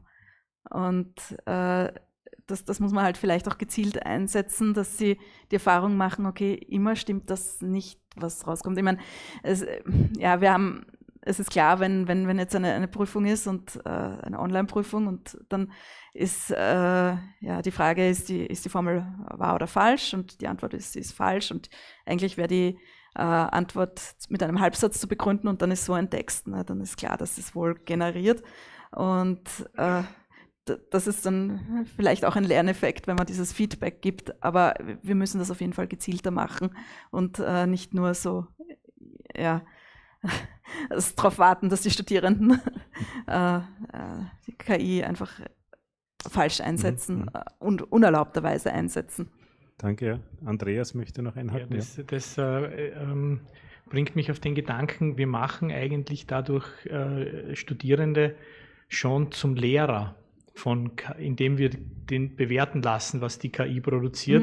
Das bedeutet, ich habe das auf einer Folie gesehen, dass sehr viel Grundlagenwissen notwendig ist, um überhaupt das durchzuführen. Das heißt, wir machen da muss man, glaube ich, aufpassen, dass man sie nicht zu früh zum Lehrer macht, weil das ist eine massive Überforderung. Nur das Problem ist, sie machen sich selber zum Lehrer, indem sie die KI verwenden. Genau. Und es muss ihnen einfach bewusst sein, dass sind keine verlässlichen Lehrer sind. Genau.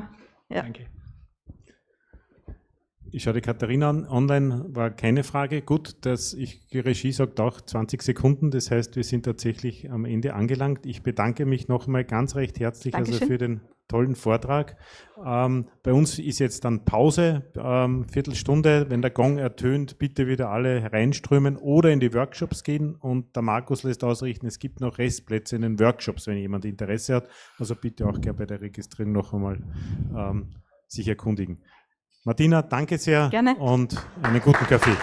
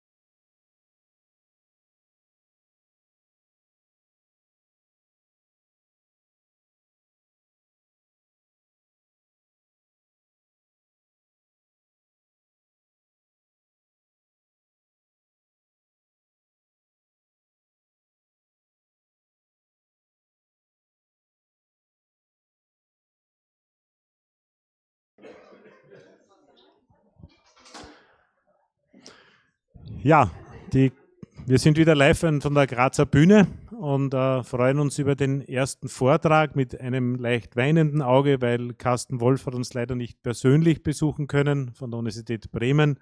Carsten, wir kennen uns schon sehr lange rund um das Thema Videos, Tutorials und so weiter und so fort. Und ich bin jetzt ganz, ganz gespannt, was du mit AI machst. Und ich hoffe, der Ton funktioniert gut. Wir bitten dich um deinen Vortrag.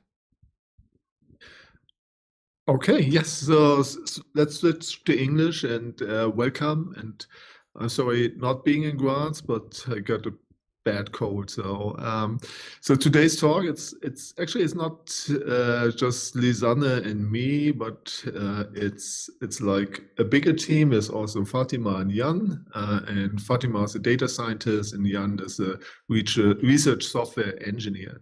So it's part of a bigger project together with some other universities in Germany, but the thing I'm showing here is really a part done at the University of Bremen. So we are in the University Future Conference. So what is the goal? I think we all want to create rich learning environments which support deep learning instead of shallow learning of our students.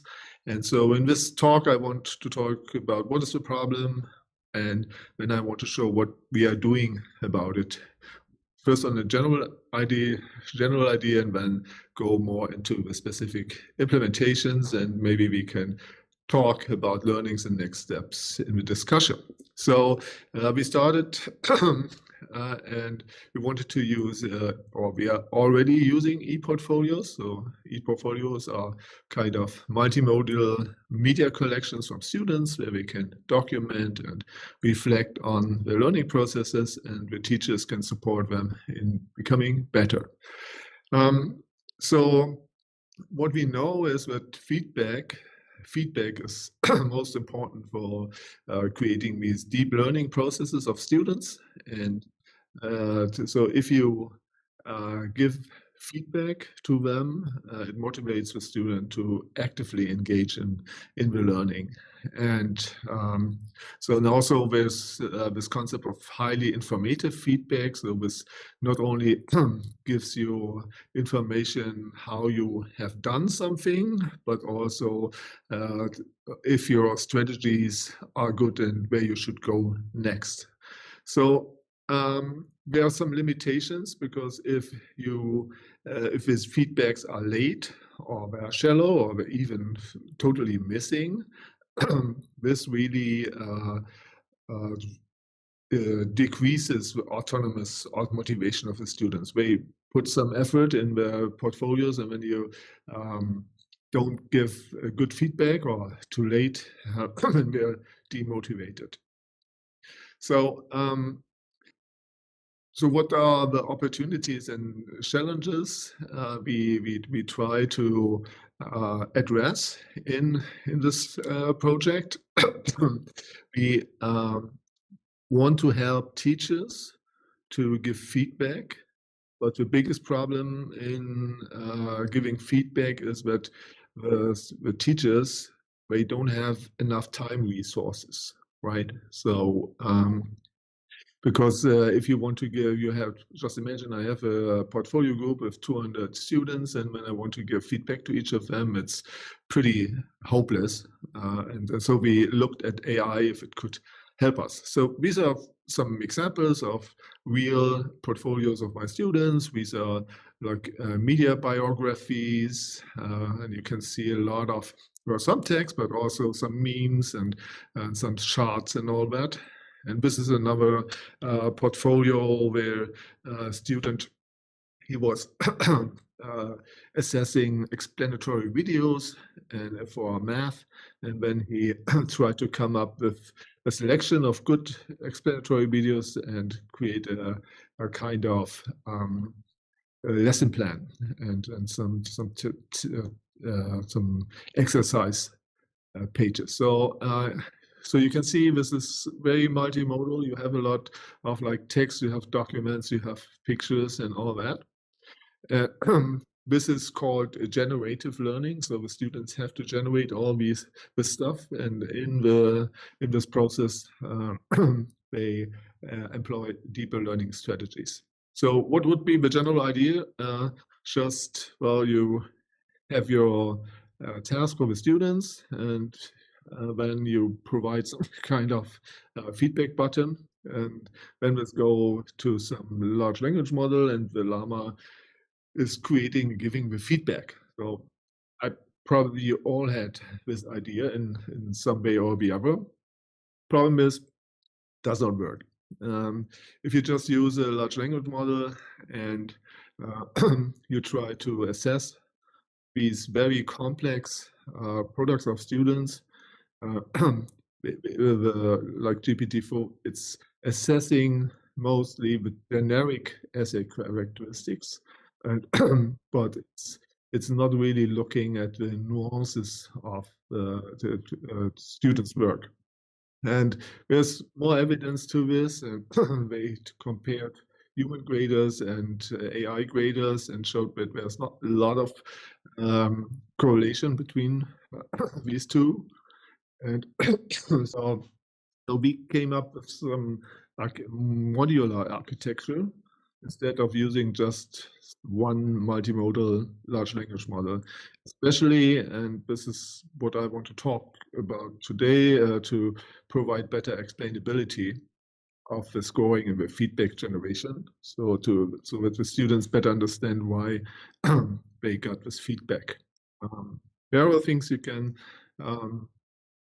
address here, but I will focus on this and also on a combination of different scoring models. So let's look at architecture. The architecture is quite complex, so don't be afraid. We will go through it step by step. So this is a rubric-based multimodal assessment and feedback framework, and let's look into it. So it starts with the generative learning of the students. They actively engage with materials and compose their, it could be portfolios, it could be a presentation, it could be some text, picture, chart, document. And after this, we are going to extract all the data out of the submission. So it could be a PDF, for example.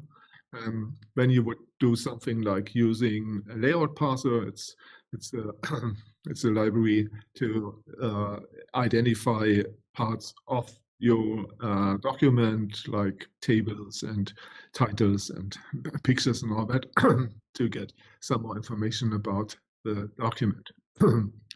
So, and this is probably a thing all of you do if you're using rubrics for assessment, is that you're first in box 1, you are doing your didactical planning, and which contents, learning goals, which performance should be shown after the course, and you start with your task construction and problem formation,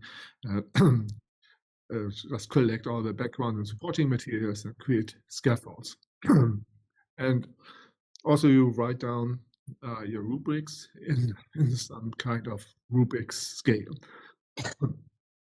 So now in box 2, you see now you have to be more specific about this. So you try to operationalize all your rubrics, and it could be like, it should be at least more than 300 words, and the target would be 700 words, and so on and so on. So you really go through your whole rubric.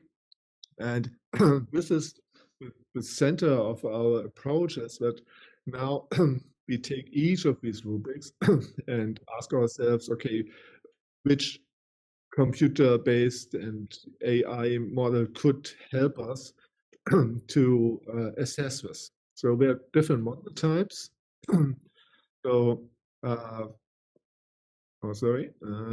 so there are rule or statistic-based models, like readability formulas, or you could even say it has to be at least 300 words. You don't need a large language model and start your nuclear reactor to look if somebody has written more than 300 words. And when you have these different types of machine learning based models, and again, you can use discriminative models, which have been there for a long time, like computer vision models to see what is on the slide, right? Or like I showed the layout parser to try to understand the structure of a document. And when you have large language models, so we don't only use large language models, but incorporate them in them. And when you have different types of optimization you could do, like prompt engineering, RAGs, fine-tuning, agentic workflows, and verification. So can't go into detail on this, but these are the possibilities. And what we are then creating is a kind of table. In practice, it's a JSON table with all the criteria in the rows, and the columns are the students. And here you can see that we just assign values to the different criteria. And when we use another large language model to create a feedback construction, to create a feedback, sorry, and so we give to this large language model, we give a criteria, we give a upload, the submission of a student, and we give to it this table of criteria, the fulfilled criteria, or the level of criteria. And when this AI is creating a feedback, which is then given to the teacher, who should review it in a way, and this is given back to the students, and then they should have look at it with explanations, and hopefully then they start to revise their submission. To give you a concrete example, this is from a task where we had to create explanatory videos. So you have a video from the student, and then you extract audio, and you start to detect the scenes to have like the main shots of the video. And then you ask a multimodal large language model to identify this and to assess it. For example, with Mayer's principle of multimedia design. So this is an example. You have on the left side the prompt. I'm sorry, it's on German because it's like in a German teaching context. And on the top, you see the video of the scene. And when the large language model is creating this description of this can then later can be used for further evaluation. We're using open source models because we host everything in the university. So sometimes we only can use these smaller models, probably more computing power, a little bit better. Okay, also the audio is then transcribed with Whisper, and when this text is given to a model to assess it. And also for the audio analysis, using models. These are models to test how fast is somebody speaking, or here you can see as a JSON an outcome of this. So very easy things like how long was it? 2 minutes 39, a feedback. And then also the average speech rate, for example. And there are some Python libraries you can use for that. Okay, and all this then is put together, and you get a final feedback text. So you definitely see the modular approach we are using. And here you can see that the prompt is already addressing the different JSON files which were created in the process to be used in the final feedback. So I want to show you some small study example results, and so this was in just these explanatory videos, and we had this really very specific criteria. I just say it were too many. When we gave feedback to our tutors for assessment, and the contents of the videos were captured well, but still there were some problems, and you see it's a feedback text, and our tutors, they marked it like green was correct and red is not correct. So you see that there's quite a lot of text which was not really fitting to the videos. From the students, they said that it was too long, it was sometimes redundant, and they liked the feedbacks from the human tutors more because it was more precise or shorter, and also the LLM's feedback lacked sometimes critical depth, and it's something we are working on. And a second example, this is from a lecture from me where students have to do quite different things, like creating a concept map, or review an online course of screenshots, or analyze TikTok videos, or create a presentation. So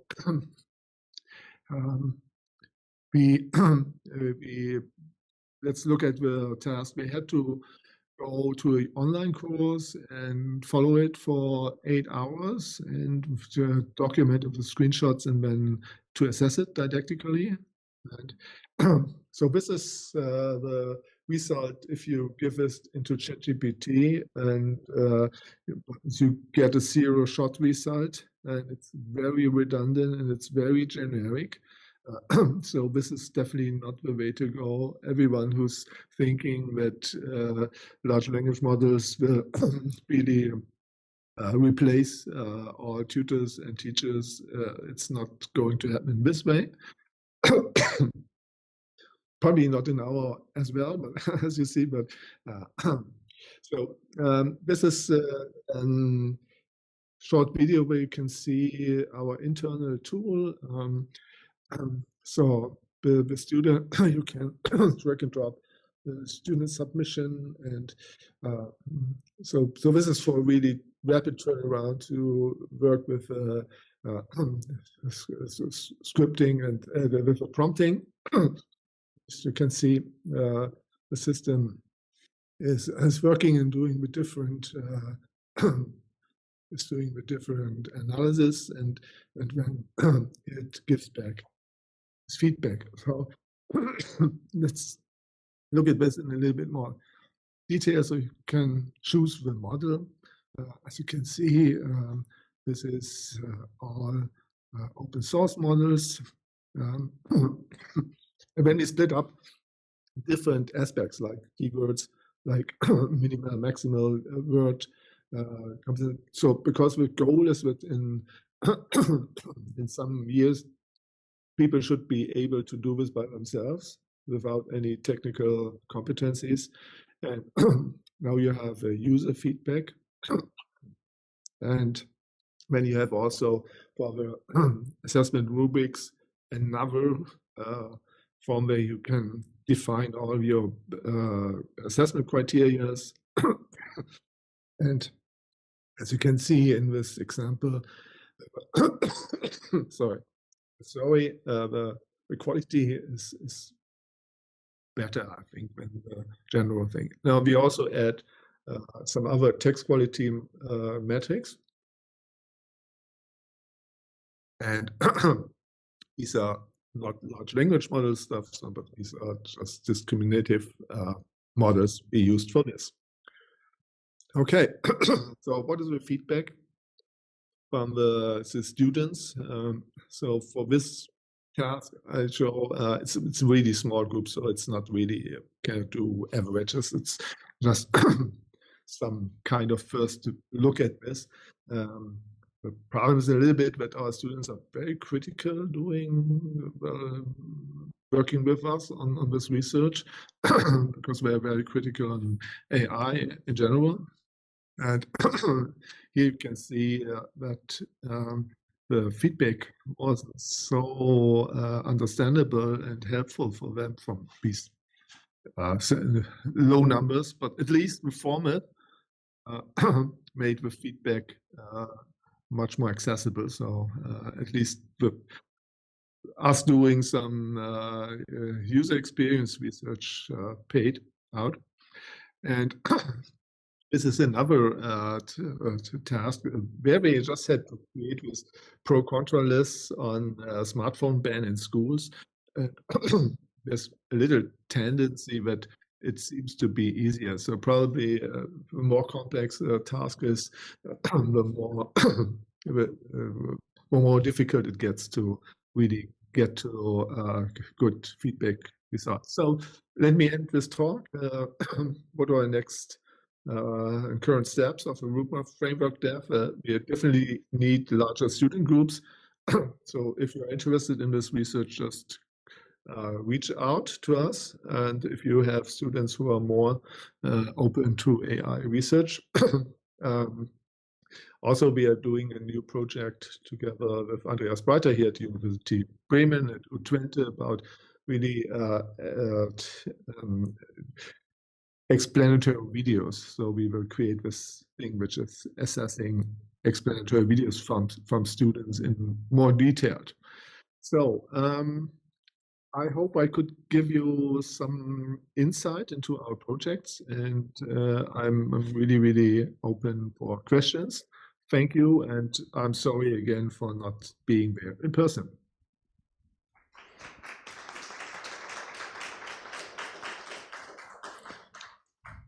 Yeah, thank you, Carsten. Hopefully you heard a little bit about the applause you get here. Yeah, we were listening very eager and very, very interesting story. There is one question in the online chat. There was the question about which kind of tool did you use for the e-portfolio? Was it Mahara or did you take another one? Yes, for the e-portfolio we are using Mahara. Still. Still, okay. It's also an answer. Yeah. Is there any question from the audience? Just looking around. Carsten, I have one question. So as far as I understand, there was an automatic generated feedback from the AI, and you have also your tutors. Yeah? And did the tutors read all the AI feedback before the students get it, or was it automatically go to the students after the AI feedback? Yeah, in this project case, all the tutors read all of the feedbacks to just check the quality. And because I mean, right now this is more of a research project, and you really need to be careful what you send out. And I think actually this would be an example of the. I think we were called highly dangerous systems if this would go into really grading people. So I think it always ever only can go into like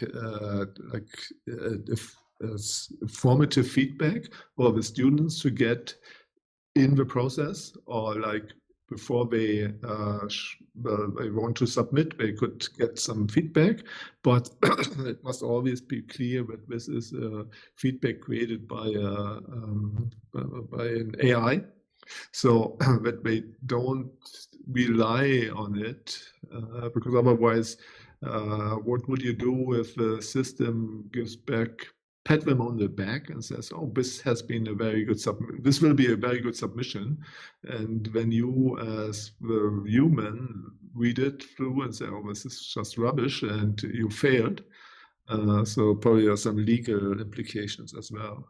So for us, it's more like this way to give formative feedbacks to the students, and also to get some more support for the tutors, like I said, we have this e-portfolio in the teacher education with around 250 students, and it would be very good if you would give some prior pre-analysis as a tutor, and when you can go more into detail, maybe first look at the really bad ones to see, okay, do I need to give them more feedback, for example? Okay, thank you. Any questions? Yeah, there's a question. Thank you. I have a question. You showed us in the analysis, or what the students thought about the feedback that they got, that the students were really critical. And I was wondering if you think that they are more critical because it came from an AI, because maybe AI acceptance is not so high yet. Yeah.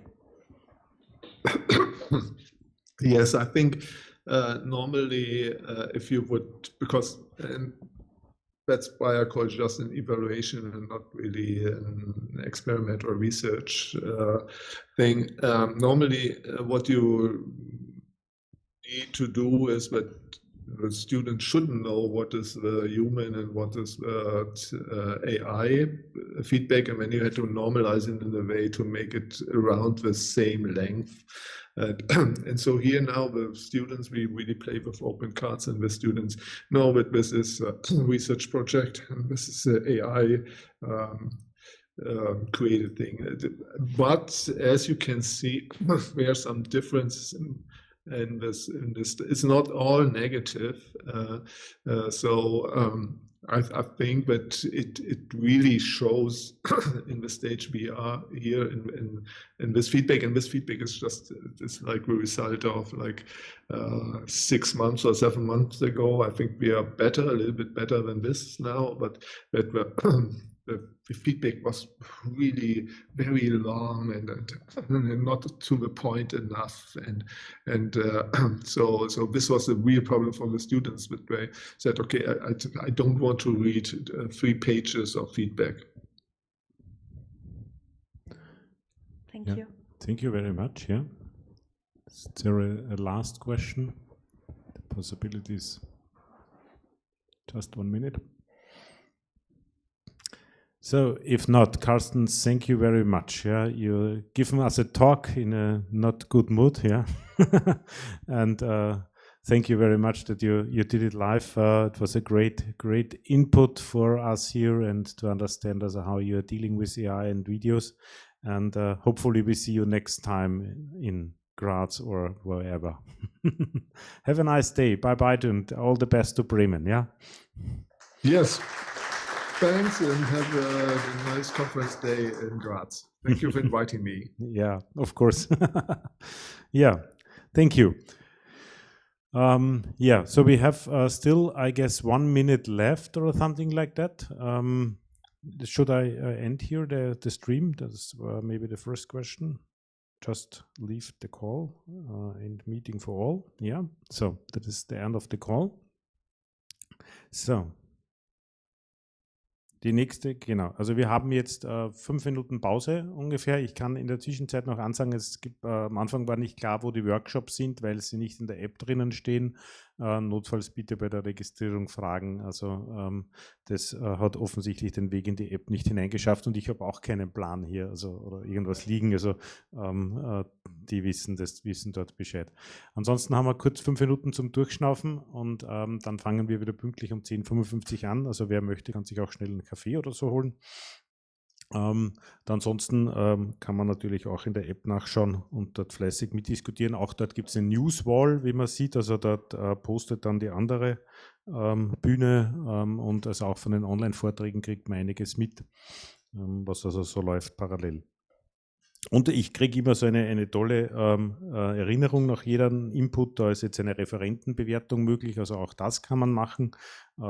Das haben sie voriges Jahr versucht dann auszuwerten, und auch also da ein bisschen eine Übersicht zu bekommen, also wie das zusammenpasst mit der Auswahl der Abstracts. Also wir haben ja über ich glaube, 600 Einreichungen bekommen und davon haben wir auf 250 reduzieren müssen. Das war eine ziemliche Challenge. Also aufgrund der Einreichungen, die natürlich alle sehr spannend geklungen haben, also war das nicht so einfach. Und da hat also Sebastian in Berlin versucht, also immer wieder irgendwie zu schauen, also wie das dann zusammenpasst und ob dann die Wertungen des besonders guten Abstracts und der Speaker und alle möglichen Auswertungen in alle Richtungen kommen eine Menge Daten zusammen.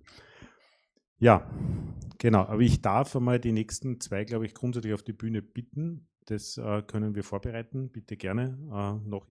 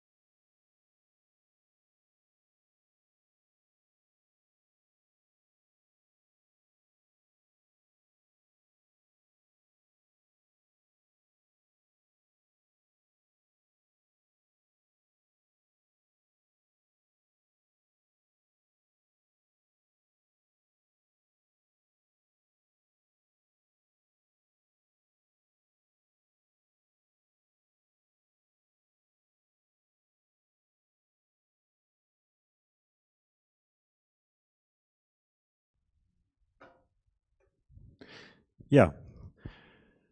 The next session here in Graz is a very interesting one. It's AI in education empowering students to become teacher. So that was always, there was many abstracts concerning students and becoming something like teachers. So we are very eager to hear your talk. You're coming from the University of Technology Munich, yeah? Genau. So the guests from Germany, and it's your floor. Thank you. Thank you. Thank you.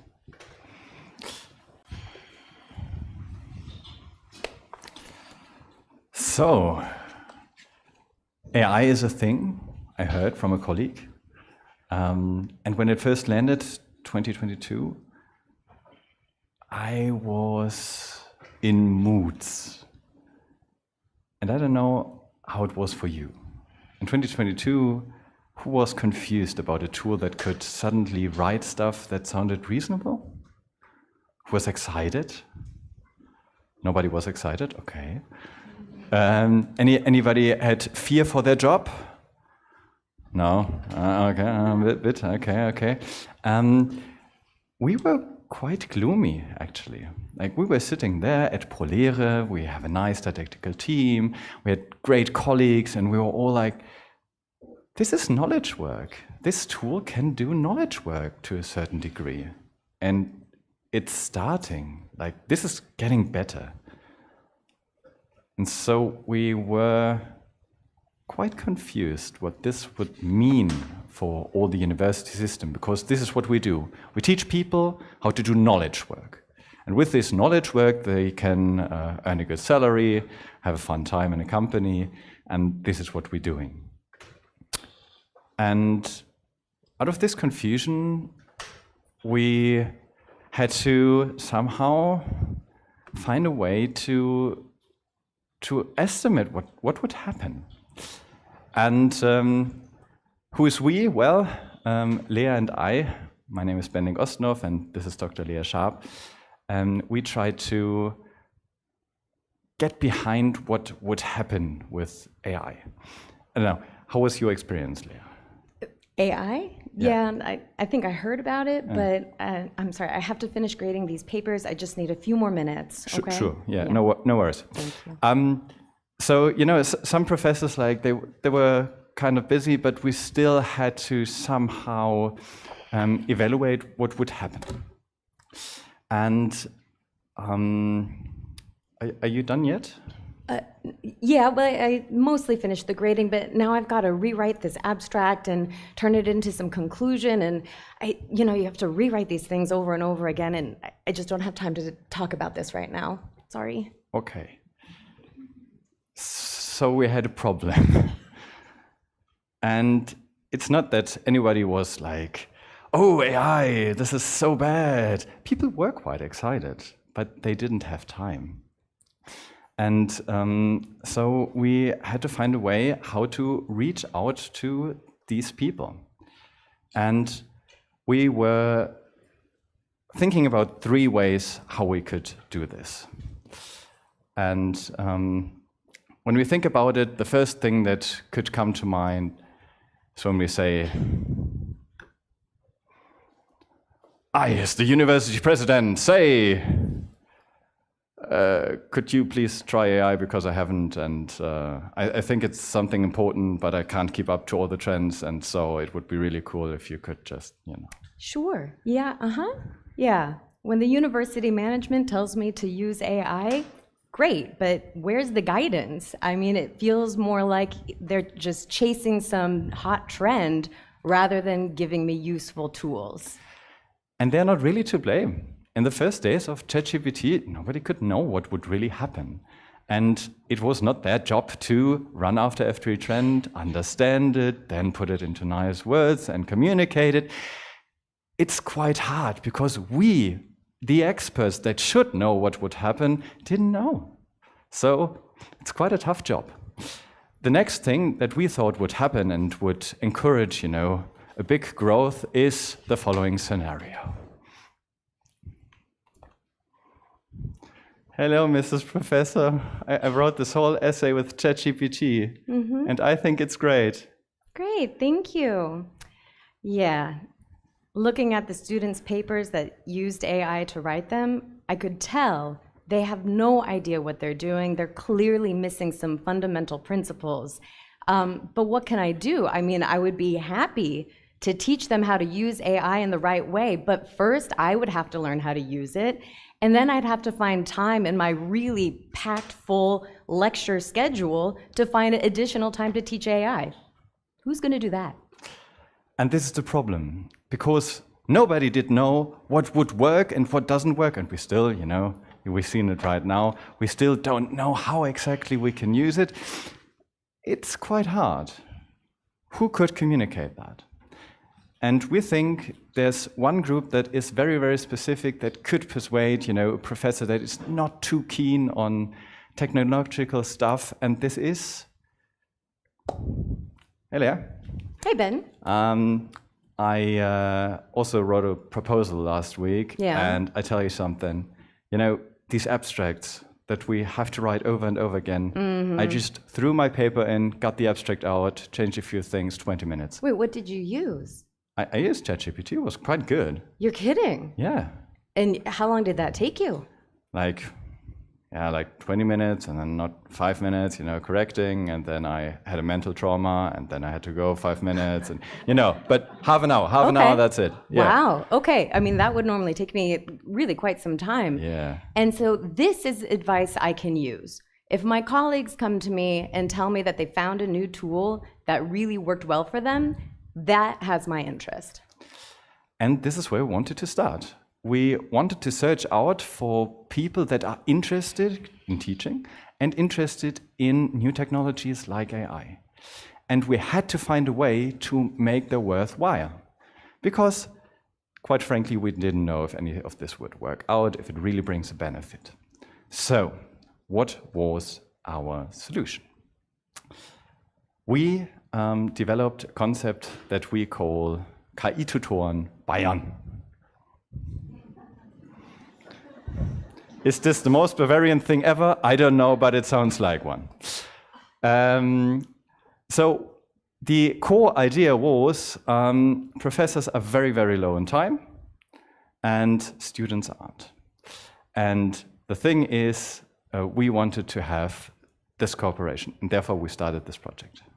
That's right, because ultimately the underlying problem remained, and that is, how do we get to these professors who are so limited on their time and their energy? And so this program, funded by the Bavarian Ministry for Science and Arts, came up with, with our help, came up with this concept where we would reach the students. The students have the creativity, the time, the energy, and the interest to dive deep into AI. And so what we had is nearly every university and art university in Bavaria was assigned a coordinator who would have up to 5 tutors. And these tutors would come to us for a training. We'd train them all together. And then they would be paired up with professors who have some idea, some concept, some thrilling direction that they'd like to use AI for, but they just don't have the time to do it. And so we took these students, sorry, getting confused here. We took these students into our training program, which consisted of an online self-paced Moodle course with 4 modules that they did in a compacted period of time, about 1 month.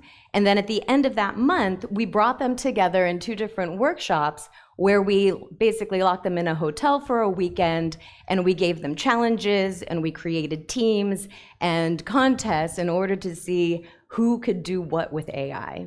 And it was a really exciting endeavor. We created connections across universities and across disciplines, and the students really felt like this was the highlight of the training program. And we had little time. There was this new thing, we quickly had to come up with stuff, and it went pretty well. Like, everything went perfect, we were excellent, the students were excellent, everything worked into tandem, universities could agree on everything. Yeah, that's not reality, but we wished for it. Nevertheless, we had a few lessons learned, and now we're coming to what we want to tell you. We encourage you to steal our concept. Everything. We open source everything, but we don't want you to do the mistakes that we did. And therefore, a few mistakes. So we're starting at the coordinators. We search for people that are didactically involved in the university and had some free time and interest in AI. And this is quite rare. And if one of this is missing, it's quite difficult. If they're not didactically interested, getting close to teaching and really trying to get the message across what you really should do and shouldn't do, like grading papers just with ChatGPT was a topic for a while. We've seen it. Was a bad idea. If they didn't have time, the program suffered. You couldn't get the students to talk to each other, the professors talking to each other. Bad. And the more involved you were with AI and interested in just finding out what works and what doesn't, the better. So having these coordinators with this skill set and interest, quite hard. Directly under there were professors that were absolutely not happy with our program, especially in law. I thought law is quite easy. It's like language and it has a certain logic, and AI is producing language with a certain logic. Turns out I was miserably wrong. And we had to learn the hard way. And this was kind of by design. I don't think it's necessarily a bad thing. We had all the disciplines, we tried to spread it across like very, very far, and law was one of them. And it failed. It just failed. And our learning was, okay, law is a hard thing to do for AI and for more students. Then we go on, like this frustration was, okay, some students also weren't cut out for the kind of work we had for them. Because the students had to be very, very okay with being unsecure, with having no experience in the field, having to go in there, having to understand something, not too much guidance, like really experimenting. You have to be brave to do that. And this is not cut out for everyone. So when you select a student, you have to take care that they are brave enough to experiment in a field where we don't know what will happen. Yeah, and that's about it. These are some of these learnings. And one thing we were really surprised about, people want to meet locally. Oh, wow. We didn't assume that, but the students didn't want only to meet in the university.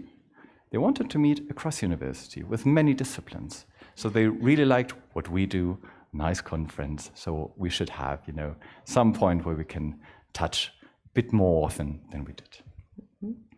Indeed. Fortunately, although our law students found that AI does not work well with German law, pretty quickly, they were, a creative bunch of students with now time on their hands, and together with a designer, they took their failure and turned it into a success. So they designed a contract, basically, that an instructor can use with their students that outlines the appropriate use of AI in that particular class. They went through and meticulously thought out every possible use case scenario that an instructor might have, from writing to coding, designing, and so on, studying and proofreading and feedback, etc. And they made a simple table where a professor could say, okay, this is allowed, this is not allowed, or with some caveats.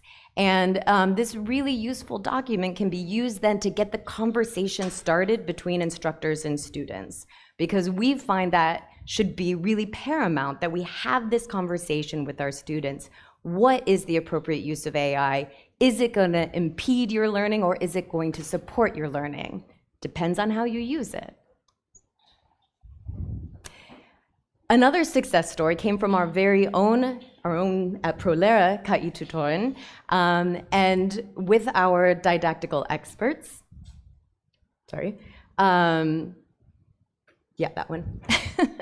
With our didactical experts, they basically created a chat bot that's trained in pedagogy and didactics to help create learning goals. This is a very flexible bot that you can talk to in English and in German. And you can do all sorts of things with it. You can input your lecture slides or your notes, and it will help extract learning outcomes. You can describe, well, that was for a master's class, but now I have to change it for a bachelor's student. How should I adapt my learning goals? And this will help you do that. We've had such a good experience with it that we now use it in our very own teacher training program at ProLera as part of not only teaching about learning outcomes and constructive alignment, but also showing how AI can be useful in learning. And one thing that makes us extremely proud is that our students did the most German thing ever. They started a Verein. And the whole thing about this Verein is that they said, oh, we love our jobs, we don't want it to end. Like, we were very comfortable with teaching people how to use AI, and we want to do that even more. And this is why they started a Verein, Vernetzung, Aufklärung und Integration von KI. They just wanted to have the Verein, let's be honest. And they really wanted to stay on this track. And this for us proved that we satisfied the needs of the students and the ones of the professors, because they really started a Verein just to further what they did. And now I'd say we speed it up a bit and give you a few examples what happened in the particular tandems. So one group decided, hey, we want to see if we can correlate with small ChatGPT generated tests, if they can, relate to the end result grade. And yeah, they can. So this was an indicator for us that maybe we can have a few more tests and then people can see, okay, I'm on a good way or I'm on a bad way. So this worked out quite interestingly. Next thing. The law students were quite frustrated, I told you about that. And then they said, okay, but we can use the law to see if AI is allowed to be used in any way. And then they went through that and wrote something. And usually it's a bad idea if you give ChatGPT something that your students wrote. We have quite a few details on that. Next thing. In coding, it has quite the impact. It was getting better by the minute. And here we have some pseudocode that you could write down and then have the code. This in itself is nothing that you would be proud about right now, but we were among the first ones that knew in coding this will be a big thing, because in the worst version, it already could do stuff that was quite nice. Next thing. We also had a few tests where we had multiple students working together with the professors, taking one exam question and let it be, reviewed if that could be answered. We just wanted to have a look where it could be better than somewhere else. So genetics with the best models a few days back. Genetics, okay, quite good. Next one, geology, yeah, okay, fine. And our end boss, law. I have a love-hate relationship with law right now because, it doesn't work. We found out on many ways. And one thing I want to tell you is giving people freedom, also the coordinators, the students, the professors, was a good thing. One of the coordinators did something that we very much liked, and I want you to steal this idea. This is Dorothea Will, and she is with the University of Passau, and she had a good idea. Small university, and so many people came and said, oh, I wasn't chosen for the KI-Tutoren Bayern program, but I would love to talk to them, and I have this idea. And she was like, why not rent a tutor? So you could just write an email and say, I would need a tutor for 2 or 3 hours. I have an idea. And then you could just come in, have this tutor that is qualified, experiment for 2 or 3 hours, and then be done with that. And this is a very good idea that we didn't have, but she. So please steal this idea. I'm very fond of it. And that program continues on to this day. And we're happy to say that several universities have continued their tutor training program, the KI-Tutoren. In fact, we at TUM have also continued it. Just keeping it local at TUM, it now has its new name, the AI Guide Academy. This academy, we've taken our experiences from the KI-Tutoren, translated it, and created a new an improved training program. And this is the one that we'd really like you to take from us and use with the improvements implemented. For starters, we now have a 3-module online self-paced thank you training course, where we start with about a week of AI basics. So the students get in, they learn what AI is, where did it come from, and how to use it appropriately. Also, how to evaluate tools and output and compare results, and to really understand what's coming out at them when they put in input. Then we spend about a week on teaching basics, because you can't use AI in teaching if you don't know what good teaching looks like. So we basically step them through the process of designing a workshop, from creating learning goals to designing activities to figuring out how to determine whether your participants actually learned what you did, so that they can see the whole sort of constructive alignment of designing a course. Because what is a workshop other than a lecture condensed down into a few hours with a little more interaction and a little less lecture? After that, we have them put it all together into AI in education.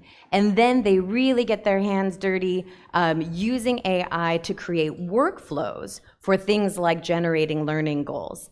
And once they've designed these processes, they compare them with one another and give each other feedback. Then we bring them all together in our all-day workshop and have them actually implement them. We give them a challenge where they are tasked with designing a 10-minute workshop on a surprise topic, and they have most of the morning to design it, and then in the afternoon we get to experience the results. And we've seen some great slides come out of it, wonderful activities based on 1, 2 oder 3. Some of you might know it. And it was a really great time. And again, we got people together in person, forming teams, having a little fun competition, and we've added more improvements. So instead of just a WhatsApp group and a Discord server where students can interact online, we're also going to plan, and our first one is next week, monthly gatherings in person where the students can discuss challenges they're having, successes they've had, and really anything under the AI and education sun. Yeah, and with this, we hope to have solved parts of the challenge that we faced. We think that our idea can help if you are very time constrained. Professors would have to explore if something is working out. And if you are willing to experiment on a larger scale. It takes some courage. But we found that it was a quite wonderful experience. We quite enjoyed it. It was very creative. And we get some great results. And what we hope is that maybe at your universities, this could happen.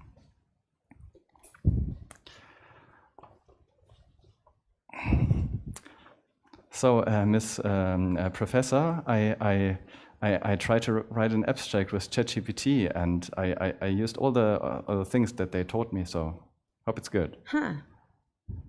This is actually great. I mean, this sums up exactly everything that we did. I'll make a few changes on it, but how long did that take you? Oh, like 5 minutes. Huh. Yeah, I should maybe take that training.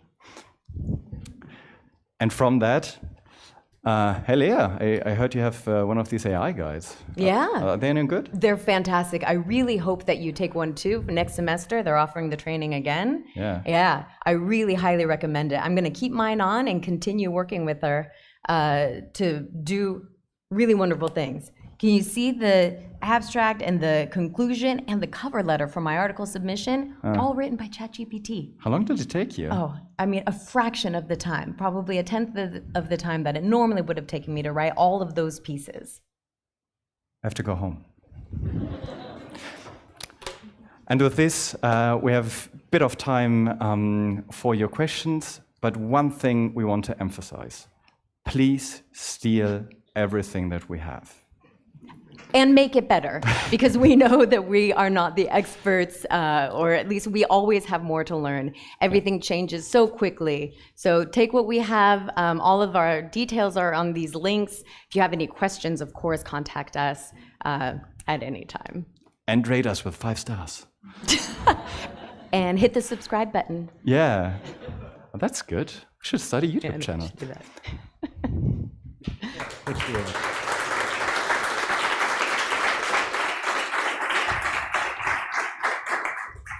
Yeah, thank you very much for this inspiring talk. I guess there are even some questions who would like to ask something. Just do you have to need a microphone, please? Thank you very much for this wonderful talk, and I was already looking into your resources, and I will steal your idea. And I was wondering, don't you want to publish it as open educational resources with a Creative Commons license, the materials on your website? Then it would be even more fun to steal. Absolutely. It wouldn't be stealing. Yes. We also will legally encourage you to steal it. Yes. CC null. And our videos too are at the moment on YouTube, which means anybody can access them as long as you have the link. And so please do embed them, use them, share them. Yeah, even parts, when you say, I don't want the whole thing, just parts, go for it. And thank you for the suggestion. Yeah. So is there another question? I'm just looking, Katharina, online, no? Yeah. I'm not sure if I understood well, so it's just an understanding question. You had these 4 modules, like AI basics, teaching basics, AI in education, and the live training.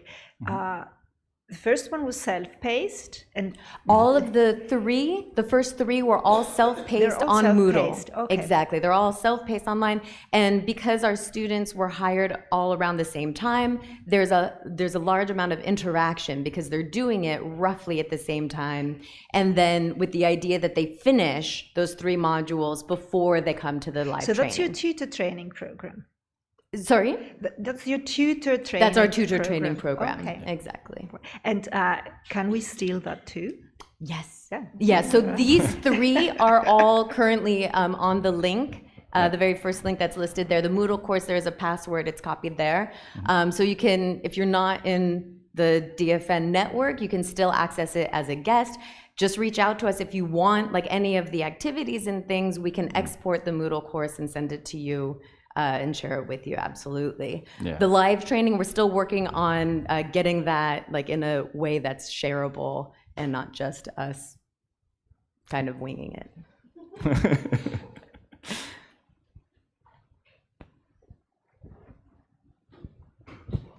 I was wondering about your experience with the learning outcome AI, because one of my colleagues also designed an AI for learning outcomes, because, I mean, learning outcomes are sometimes a bit of a pain for teachers.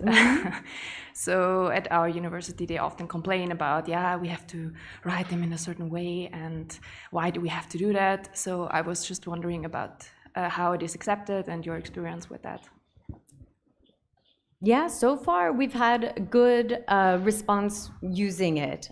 We haven't used it in very strict, it has to be following this form, but using it more as a guidance. So in our teacher training program, we use it to show instructors how they can change a learning outcome, moving it up and down in Bloom's taxonomy to target different levels, just by changing some of the wording. And so this bot is basically trained, on Bloom's taxonomy and didactics, constructive alignment, and all of the concepts are in there. And yeah, we've found that it's instructive, if not, the output is not necessarily what's used, because we also know that the process of changing a module description can be months long. And so the idea behind our usage of it is more so that instructors can get an idea who maybe have never even thought of learning outcomes before, to see what that could look like.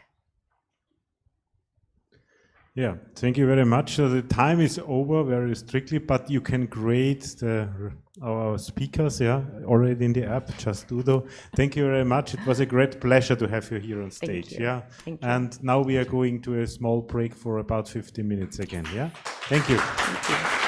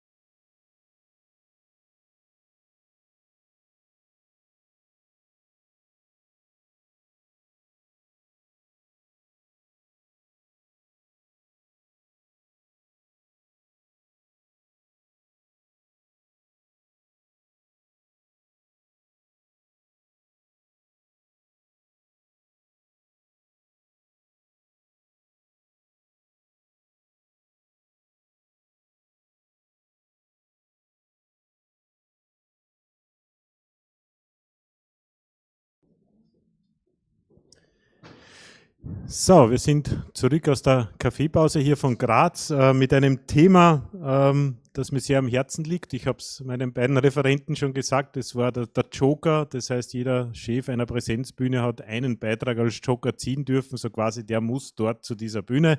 Das ist er jetzt, ich hab hohe Erwartungen an euch, ja. Eines meiner Lieblingsthemen, Lizenzen, offene Welt und so weiter. Bitte. Dankeschön. Ja, herzlich willkommen. Wir freuen uns, dass wir hier sein dürfen.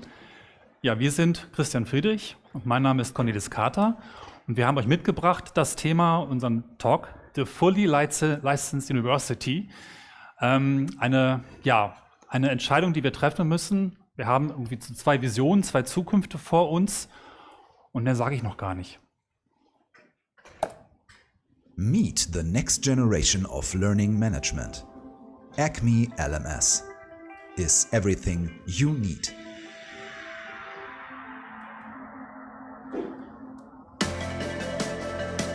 Thanks to AI bias control, it's free of any discrimination. It's your assistant in teaching, and it's even able to AI grade your students' output. Acme LMS is cost efficient and provides optimized learning paths certified for Fortune 500 companies. Your students will get a career head start. Acme LMS even recognizes facial expressions, body language and gestures by its AI Alter-to-Meter.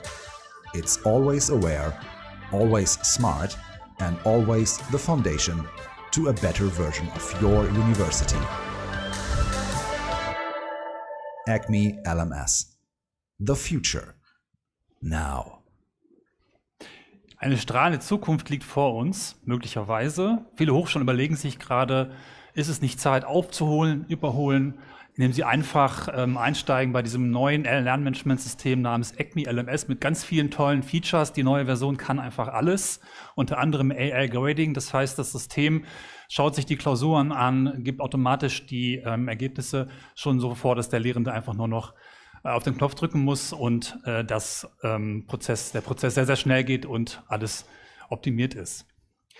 Genau, und alle Hochschulen, die sich die Platinum-Lizenz klicken, haben natürlich auch die Möglichkeit, ihren Studierenden und Lehrenden zu ermöglichen, mit bis zu 3 Endgeräten auf das LMS zuzugreifen. Also Smartphone, Tablet und Laptop in der Platinum-Lizenz. Wenn der Hochschule das Geld ausgeht, ist das natürlich auch möglich, dass die Studierenden und Lehrenden individuell in die Tasche greifen und das ermöglichen. Und neben all diesen tollen Features läuft das natürlich in der Cloud. Täglich aktuelle Versionen, die Updates kommen ohne größere Ankündigung automatisch. Sie sind immer ganz weit da vorne mit dabei und müssen sich keine Gedanken machen, irgendein Feature zu verpassen.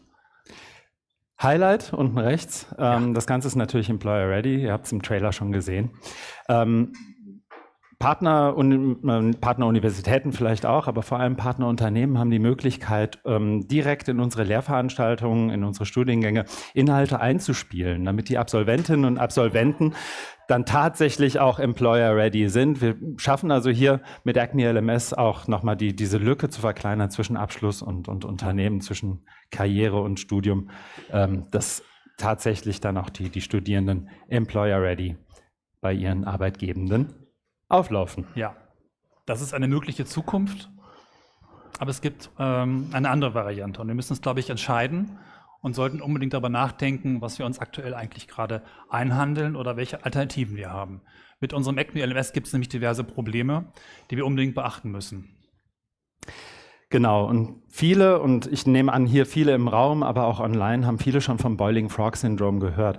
Und nur um es nochmal zu verdeutlichen, in dem Moment, wo ich mich für so ein System entscheide, bin ich natürlich ein Stück weit ausgeliefert. Ich bin strategieunfähig als Hochschule und ich habe unter anderem damit zu kämpfen, dass Lizenzgebühren fortlaufend erhöht werden, dass sich Tiers ändern, dass sich Pakete ändern und ich dadurch die Kostenkontrolle ein Stück weit über das, was ich tatsächlich im Bereich Software für meine Studierenden, für meine Lehre mache, dass ich da die Kontrolle verliere.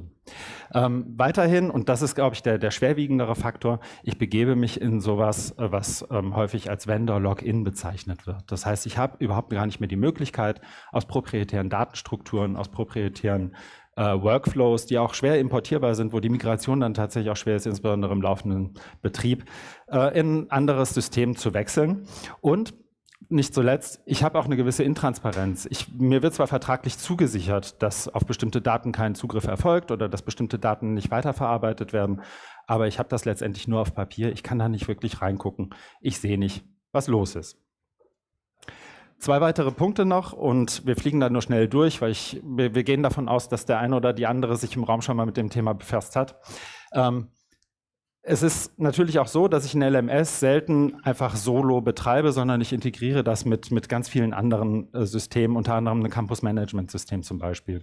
Und strategiefähig bedeutet aus unserer Sicht auch, dass eine Hochschule in der Lage ist, jederzeit bestimmte Module in ihrem Software-Ökosystem zu tauschen. Und das kann durchaus sein, dass sowas wie das Acme LMS vielleicht 1, 2 Favoriten hat, mit denen es gerne kooperiert, aber offene Schnittstellen tatsächlich nicht der Standard wären. Und auch das ist heute hier und da, glaube ich, schon angeklungen. Ich habe es, glaube ich, in der Pause auch einmal gehört. Ein LMS, das ich als diese One-Size-Fits-All-Lösung nehme, da bin ich letztendlich auch ausgeliefert, dass die didaktischen Entscheidungen, die getroffen werden für meine Lehrveranstaltung, nicht mehr von mir als Lehrender, von mir als Hochschule, von mir als Studiengangsverantwortlicher getroffen werden, sondern eben auch und vielleicht auch maßgeblich von denjenigen, die sagen, diese Features habt ihr jetzt und diese bald nicht mehr. Wenn wir also nochmal rauszoomen, bieten sich eigentlich damit 3 Probleme oder drei Problemcluster, wenn man so will. Das eine ist, ich habe strategische Login-Effekte, ich habe eine Abhängigkeit von Datenstrukturen und ich habe eben auch, und da sind wir noch nicht gewesen, eine Abhängigkeit von der Governance. Das ist ein Problem, das, naja, so die letzten 3, 4, 5, 6 Monate nochmal deutlicher geworden ist. Ich entscheide mich, wenn ich mich für ein ACME-LMS entscheide, auch für den Standort des LMS. Ich entscheide mich für die Entscheidungstragenden dieses LMS. Und wenn ich die Entscheidung einmal getroffen habe, bin ich auch dieser Entscheidung ein Stück weit ausgeliefert. Ich habe also wenig Chancen, da nochmal Einfluss zu nehmen oder gar zu sagen, mir wäre es aber lieber, wenn der CEO an die Macht eures Unternehmens käme, als dieser. Das sind alles Sachen, denen ich mich ausliefere. Und das Ganze ist auch deswegen ein Problem, und das kennen wir auch aus anderen Bereichen, weil die Plattformen, mit denen wir es da zu tun haben, im Zweifel, und das ist, wie soll ich sagen, individuell auch durchaus rational, natürlich das dringende Bedürfnis haben, den Markt, in dem sie sind, zu dominieren, zu wachsen und in dem Markt auch das Maß vorzugeben. Könnte man sagen, naja, aber bei LMS ist das ja noch gar kein großes Problem. Stimmt, also in Niedersachsen 80-90% der Hochschulen operieren im Moment mit Open Source Learning Management Systemen. Aber wir kennen das System und die Probleme, die wir gerade angesprochen haben, auch schon aus anderen Bereichen. Also alle, die mal versucht haben, aus MS365 rauszunavigieren mit ihrer Organisation, werden wahrscheinlich ein Lied davon singen können, wie schmerzhaft das war und ob es überhaupt geklappt hat. Und im deutschsprachigen Raum ist es, glaube ich, auch weit rezipiert worden. Ich hoffe auch ein Stück weit hier bei euch in Österreich, aber in Deutschland war es auf jeden Fall ein Thema, die meisten werden sich erinnern, als die Verhandlungen mit Elsevier einem großen Wissenschaftsverlag stattgefunden haben, war es tatsächlich so, dass selbst so sonst eher verhalten kommunizierende oder konservativ kommunizierende Vereinigungen wie die Hochschulrektorenkonferenz von inakzeptablen Forderungen der Verlage gesprochen haben. Man hat sich am Ende geeinigt. Ob das tatsächlich eine Lösung war, die im besten Sinne der Sache dann tatsächlich gefunden wurde, sei mal dahingestellt. Ein Punkt noch, dann endet die Dystopie, versprochen. Aber was aus unserer Sicht ebenso wichtig ist, wir zahlen als Hochschulen, wir zahlen als öffentliche Verwaltung, die trifft es natürlich auch, nicht nur Lizenzgebühren, um irgendwas zu nutzen, sondern wir finanzieren in dem Moment, wo wir diese Zahlungen anweisen, auch immer Marketing- und Lobbyaktivitäten. Und ich habe das jetzt nur mal hier für die beiden Player, die ich noch hier auf der vorherigen Folie gezeigt habe, nochmal ausgeworfen. Das ist wirklich eine schnelle Recherche, also da brauchst nicht viel Arbeit. Sowohl RELX, der Mutterkonzern von Elsevier, als auch natürlich Microsoft haben enorme Lobbystrukturen aufgebaut, die auch das Ziel haben, die durchaus vorhandene Abhängigkeit von Wissenschaftssystemen, von Verwaltungen, die in den jeweiligen Systemen stecken, auch zu forcieren. Und mit jedem Euro Lizenzgebühr, den ich denen überweise, geht immer ein bestimmter Bruchteil auch in genau solche Aktivitäten. Und das sollte, finde ich, uns allen bewusst sein, wenn wir im öffentlichen Raum Entscheidungen treffen. Man könnte ganz polemisch sagen, dass ein kleiner Teil jedes Euros, der an Microsoft überwiesen wird, auch für die Inauguration von Donald Trump verwendet wurde. So viel vielleicht von mir und der eher dystopischen Seite. Genau. Wir haben 2 Visionen versprochen und hier kommt die zweite. Genau, wir möchten vor allem darüber sprechen, was Hochschulen tun können, was sie bereits eigentlich auch schon tun, was sie vielleicht mehr tun müssten und was wir jetzt eigentlich starten können und auch starten wollen. Hochschulen müssen selbstbestimmt im digitalen Raum arbeiten. Ich komme aus einer Zeit, habe studiert Anfang der 2000er Jahre, wo Hochschulen ganz weit vorn waren. Da wurden Wohnheime vernetzt, ich habe selbst Kabel mit verlegen dürfen. Es gab Technik, Rechnerräume und vieles mehr, was weit, weit in der Zukunft war für den Bürger von der Straße und die Bürgerin von der Straße. Wir haben der nächsten Generation gezeigt, wie das Ganze mit dem Internet funktioniert. Wir haben Gesellschaftsformen vorbereitet, wir haben Beschäftigung damit in der Lehre ermöglicht und wir haben Lernplattformen gebaut, die heute noch laufen. Das heißt, wir können das und wir haben diese Fähigkeit, selbst Infrastrukturen zu schaffen. Nur die Lage ist ein wenig komplizierter geworden. Wir haben komplexere Plattformen, die Aufwände sind gestiegen.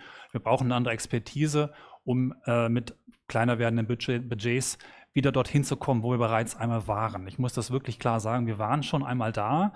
Wir haben Internet nach Deutschland gebracht als Hochschulen und möchten eigentlich auch die nächste Welle an Technologien nicht verschlafen oder nicht selbstbestimmt umsetzen. Und wir haben einen ganz großen Vorteil als Hochschulen, wir können nämlich kooperativ arbeiten.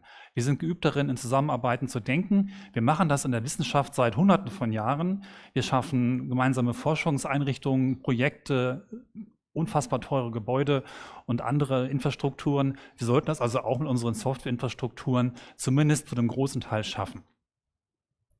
Und deswegen ist es ein Herzensthema, auch gerade von uns Niedersachsen, das Thema nach vorn zu bringen und haben dafür ein Projekt gestartet, in einer langen Folge von Projekten. Ja, es ist wieder ein Projekt mehr. Leider das Open Source Development Network, das ganz konsequent die vorhandenen Plattformen fördert. Es sind zurzeit 5 Plattformen oder 5 Produkte, Ilias, StudIP und Moodle als LMS und Earthy für OER und Opencast für den Bereich Videoplattform und Videoverwaltung mit einem Budget von immerhin 5 Millionen Euro als Teil der Hochschule Digital Niedersachsen mit sehr vielen weiteren Projekten. Allein pro LMS möchten wir in 4 Jahren fast 1 Million investieren für die Themen, die eigentlich langweilig sind. Wir nennen es Basispflege, Qualität der Software erhöhen und das zu machen, was kooperativ besser funktioniert. Wie sieht das dann in den Abläufen aus? Ganz wichtig beim Open Source Development Network ist uns, dass in Kooperation gearbeitet wird. Also dass Bedarfe über Hochschulen hinweg koordiniert werden. Schließt auch, glaube ich, gut an manche Beiträge, die so im Laufe des Tages noch folgen werden. Dass eben Hochschulen sich zusammensetzen und überlegen, was können wir alleine vielleicht nicht, aber was können wir zusammen tatsächlich erreichen und wie können wir uns koordinieren. Und genau das erproben wir und machen wir im Open Source Development Network. Wir stimmen also Bedarfe ab und stimmen die nicht nur unter uns Hochschulen ab, sondern alle, die sich mit Open Source schon mal beschäftigt haben, werden bestätigen können, dass da auch immer Communities hinterstehen, dass da schon auch viel Erfahrung, viel Wissen auch schon frei verfügbar ist. Und es wäre natürlich irgendwie relativ töricht, sich da nicht irgendwie auch darauf zu berufen, sich nicht auch mit den Communities, mit den Unternehmen, den Freiwilligen abzustimmen, die da schon viel Arbeit reinstecken. Und uns ist ganz wichtig, auch im Open Source Development Network, dass wir, wo immer es geht, auch im Kern entwickeln. Das ist was einzelne Hochschulen oft nicht hinbekommen, aber wenn wir die Software im Kern weiterentwickeln, ist es auch so, dass andere eben auch was davon haben und nicht nur wir, die wir sonst vielleicht einfach ein Plugin geschrieben hätten. Das tut, was es da verspricht. Vielleicht eine wichtige Ergänzung noch, wir entwickeln auch mit Auftragsvergabe. Es ist eben nicht so, die gute alte Make-or-Buy-Debatte, wo dann der Eindruck entsteht, Hochschulen müssen jetzt ganz viele Entwickelnde einstellen. Wir nutzen schon die Know-hows, die es am Markt gibt und setzen sehr bewusst auf Vergaben und mit Firmen zusammenzuarbeiten. Also das ist nicht das Problem. Und jetzt fragen sich vielleicht viele hier inzwischen, warum stehen die beiden denn jetzt auf der AI-Stage in Graz? Und ein Punkt und eine Brücke, die sich da sicher bauen lässt, ist, dass das, was wir an KI-Use-Cases sehen, es gab jetzt erst vor wenigen Wochen die Studie, die vom HFD veröffentlicht wurde, die KI-Use-Cases, die da so zu sehen sind, die entstanden sind, haben ganz häufig auch was mit dem Kontext der jeweiligen Hochschule zu tun. Also mit den Lehrveranstaltungen, mit den Studienverläufen, mit den Studiengängen, die eben an den Hochschulen angeboten werden. Und was viele Hochschulen so vielleicht noch nicht realisieren, wenn sie ein Open Source LMS und Campus-Management-Systeme und Ähnliches benutzen. Viele der Daten, die da an Kontext schon benötigt werden, liegen unter Umständen schon vor und im Idealfall nicht in irgendeinem Acme-LMS, sondern eben in den vorhandenen Learning-Management-Systemen, die eben diesen kontextuellen Zuschnitt ermöglichen. Gleichzeitig, und auch das ist eins der Kernargumente für Open Source und aus unserer Sicht damit auch ein Kernargument rund um KI-Use-Cases in der Lehre. Ich habe die Möglichkeit, relativ klar zu zeigen und glaubhaft zu machen, wo auf Daten zugegriffen wird und wo nicht. Das fällt mir bei proprietärer Software sehr viel schwerer. Ich hatte heute, noch bevor es heute losging, hat mir jemand gesagt, naja, die Studierenden, die benutzen lieber ihr ChatGPT, das sie privat haben, als das, was wir ihnen als Hochschule geben, weil die glauben uns nicht, dass wir da nicht reingucken. Und ich als Student wäre wahrscheinlich auch relativ misstrauisch, ob ich jetzt wirklich jede doofe Frage in mein ChatGPT reinschreibe, wenn meine Hochschule vielleicht mitliest. Und genau hier haben wir die Möglichkeit, dann tatsächlich auch Transparenz zu schaffen und Glaubwürdigkeit herzustellen. Ja, genau. Und da ist es wichtig, auf die LMS zu schauen, gemeinschaftlich zum Beispiel auch Integrationen zu schaffen. Auch aktuell werden sehr viele Plugins gebaut, Dinge erprobt, dann noch einen Schritt weiter zu gehen und die LMS und die Plattform, die wir haben, so fit zu machen, dass sie sicher laufen, aber eben auch mit entsprechenden KI-Lösungen verknüpfen können. Und das wollen wir in Kooperation machen. Wir bündeln Ressourcen im Netzwerk. Es ist ein existierendes Netzwerk, was wir jetzt auf die nächste Stufe heben, indem wir einfach Parallelentwicklung vermeiden und unsere doch letztlich schmaleren Ressourcen als die ECMI-Firma hat, auf gute Entwicklung zu setzen, Ineffizienzen zu meiden und eben entsprechend gemeinschaftlich koordiniert vorzugehen. Auch Themen Security, Barrierefreiheit, die nun wirkliche Fleißarbeiten sind, vielleicht langweilig erscheinen, müssen mit rein. Das können wir auf der Ebene sehr gut abdecken und viel besser, als wenn das bisher in einzelnen Vorhaben betrieben wird oder vielleicht auch gar nicht. Usability ist klar, die Kritik an Open Source ist ja oft, sieht blöd aus. Auch das lässt sich gemeinschaftlich besser lösen, indem man Strukturen schafft, die da den proprietären Anbietenden auf Augenhöhe begegnen können und einfach einen Schritt weitergehen. Wir machen das im Kern, wir machen es im Verbund und wollen entsprechend hier auch fit werden für die nächsten 25 Jahre. Denn was sehr wichtig ist, ich glaube, das wird sehr, sehr oft übersehen, dass Software Infrastruktur ist. Es gibt durchaus viele Kooperationsvorhaben, gerade in Deutschland, gemeinsame Beschaffung, gemeinsame Betriebsgeschichten, Server werden gemeinschaftlich beschafft oder Rechenzentren zusammengelegt. Da wird verstanden, dass Infrastruktur und Kooperation funktioniert. Softwareentwicklung ist aber auch Infrastruktur. Wenn wir Lizenzen gemeinsam betreiben und beschaffen, wenn wir Server kaufen, dann muss ich ja auch den Quellcode bei Open Source erzeugen. Das ist ein bisschen abstrakter und ein bisschen schwieriger und wir möchten entsprechend auch mit dem Projekt diese Erklärarbeit erleisten und dafür sorgen, dass das Verständnis steigt, dass Infrastruktur hier auch dort entsteht und im schlimmsten Fall, wenn wir nicht aufpassen, wie unsere Brücken, ich erzähle das seit Jahren, auch wegbröselt und dann ist irgendwann nur noch ECMI LMS die einzige Option, die wir haben. Das Ganze sind offene Strukturen. Unabhängig von Anbietern wollen wir natürlich die Login-Effekte vermeiden. Hochschulen sind eingebunden in die Governance. Sie entscheiden mit, wie viel Kosten in diese Projekte fließen können. Sie werden nicht einseitig mit Kostensteigerungen von bis zu 20% pro Jahr, Microsoft sagt das ganz offen, erpresst, möchte man sagen. Das tun wir in den Kernen und wollen langfristig die Ökosysteme aufstellen, um auch für die nächsten 25 Jahre fit zu werden, fit zu bleiben und einfach noch ein bisschen mehr zu schaffen als bisher. Und ich habe es ja eingangs schon gesagt, uns geht es auch darum, Hochschulen strategiefähig zu halten. Das klingt erstmal abstrakt, aber wenn wir über Strategiefähigkeit sprechen, dann meinen wir letztendlich nichts anderes, als dass eine einzelne Hochschule in der Lage ist, Optionen zu bewerten und sich für eine zu entscheiden. Nicht mit allem Wissen und immer mit gewissen Unsicherheiten, sonst wäre es keine Entscheidung, aber zumindest in die Lage, sich selbst zu versetzen, eine Entscheidung treffen zu können. Und das meinen wir mit Strategiefähigkeit. Und vielleicht für den Hochschulkontext unüblich, aber wir sind da relativ überzeugt davon, dass wir mit dem Open Source Development Network einen Ansatz haben, der Hochschulen in eine Position versetzt, diese Strategiefähigkeit auch langfristig zu sichern und zu erhalten und auszubauen. Sich also nicht auf bestimmte Pfade zu begeben, die dann einfach in ihren Pfadabhängigkeiten so weiter verlaufen, sondern tatsächlich auch für die Zukunft vorzusorgen, zu sagen, wenn wir die Software, die wir jetzt schon nutzen, die jetzt schon im Betrieb ist, weiterentwickeln, adaptieren, sodass sie dann eben auch zum Beispiel KI-Use-Cases abbilden kann, dann machen wir uns letztendlich auch strategiefähig für in 5 Jahren, in 7 Jahren, in 9 Jahren.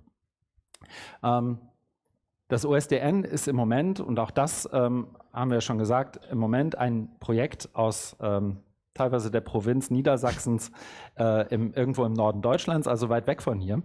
Aber es ist ein alter Spruch, aber ich finde, ab und zu muss man ihn mal wieder aus der Mottenkiste holen. Software macht jetzt selten an Landesgrenzen Halt. Es ist ganz bewusst so angelegt, dass das, was hier passiert und wenn hier Kernentwicklungen stattfinden, dass sie eben auch einer Moodle-Instanz in Graz, Moodle ist es, glaube ich, ne? Genau. Zugutekommen und auch hier genutzt werden können und damit gilt natürlich dann auch die Einladung an alle, die irgendein ernsthaftes Interesse daran haben, hier mitzudenken, mitzuarbeiten, zu überlegen, welche Software vielleicht noch fehlt und in einer ähnlichen Logik vielleicht weiterentwickelt werden kann oder bestimmte Wünsche oder Ideen hat, bezogen auf den Kern einer Software, die jetzt vielleicht schon im Projekt ist, sich gerne bei uns zu melden, ins Gespräch zu kommen und zu schauen, ob es da nicht weitere Möglichkeiten gäbe, das OSDN auszuweiten. Denn auch das dass Infrastrukturpflege ein Projekt ist, muss mir noch mal jemand erklären. Es sollte eigentlich so sein, dass das, was wir da tun und das, was das OSDN da tut, das, was die Communities, die Entwickelnden da tun, eine durchlaufende Aufgabe ist. Ich kaufe auch keine Heizung, stelle die in ein Gebäude und gucke in 20 Jahren mal wieder, ob sie noch läuft. Und die Analogien sind dann natürlich immer ein bisschen schräg, aber genauso ist es bei Software letztendlich auch. Wir bieten dazu heute Nachmittag auch noch einen Workshop an, startet um 15:40 Uhr. Vielen Dank auch dafür die Organisation, dass wir uns da hier in den Raum setzen dürfen in Graz, um den online zu geben.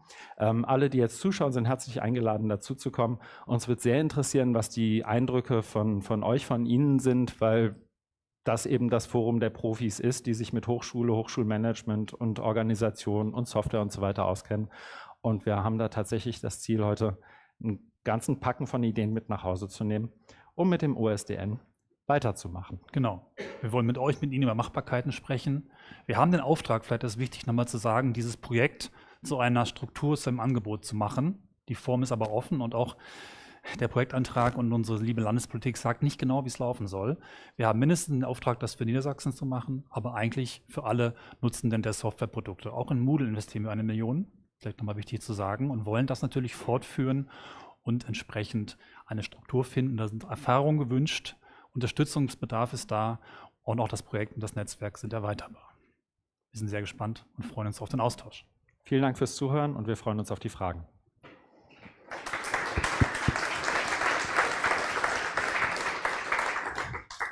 Danke sehr, sehr spannendes Thema. Fragen aus dem Auditorium. Jetzt wird noch fest die Kontaktadressen. Das ist ein gutes Zeichen, wenn viele Leute fotografieren. Fragen dazu?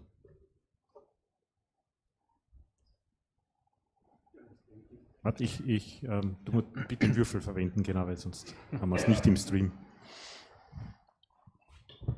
Ja, vielen herzlichen Dank für den Vortrag, auch sehr gut aufbereitet. Ich habe mich eingangs gefragt, wie lange in die Zukunft die Menschen in so einem Hörsaal die Dystopie, die Satire eingangs noch erkennen werden. Ja, aber ich bin voll bei Ihnen. Wir tun in Österreich ja Ähnliches, das wissen Sie. Gibt es nachmittag noch einen Vortrag dazu. Nur eine Frage hätte ich. Bezüglich der Aufteilung der Einzahlungen der Universitäten und der In-Kind-Leistungen der Universitäten, wie gehen Sie da vor? Wie strukturieren Sie das? Haben Sie da einen schönen Weg gefunden? Vielen Dank. Naja, ist noch nicht fertig. Wir haben die tolle Situation, muss man auch sagen, dass wir in dem Fall, dass wir ein Projekt sind. Wir haben Gelder erhalten von der Volkswagen Stiftung, um weiterzuentwickeln. Wir haben auch ein Corona-Gelder erhalten. Wir hatten ein Vorgängerprojekt, wo wir auch schon 1 Million investieren durften. Wir haben bisher noch nicht die Hochschulen direkt nach Geldern fragen müssen. Aber wir sehen auch, dass eigentlich regelmäßig Gelder bereitgestellt werden. Und das ist also es gibt gerade Überlegungen in Niedersachsen, auch verschiedene Themen, zum Beispiel der Academic Cloud, die viele kennen, nach einem Schlüssel bereitzustellen. Es wird sicherlich in eine Richtung gehen, dass man eine Basiskostenermittlung macht, nach dem Motto, Stuttgart Pi kostet pro Jahr für das Land oder für die Themen, die drin sind, sagen wir mal 1,5 Million. Das ist ein fiktiver Betrag, nicht fertig. Und wir teilen das entsprechend der Hochschulgrößen in bestimmte Tiers um.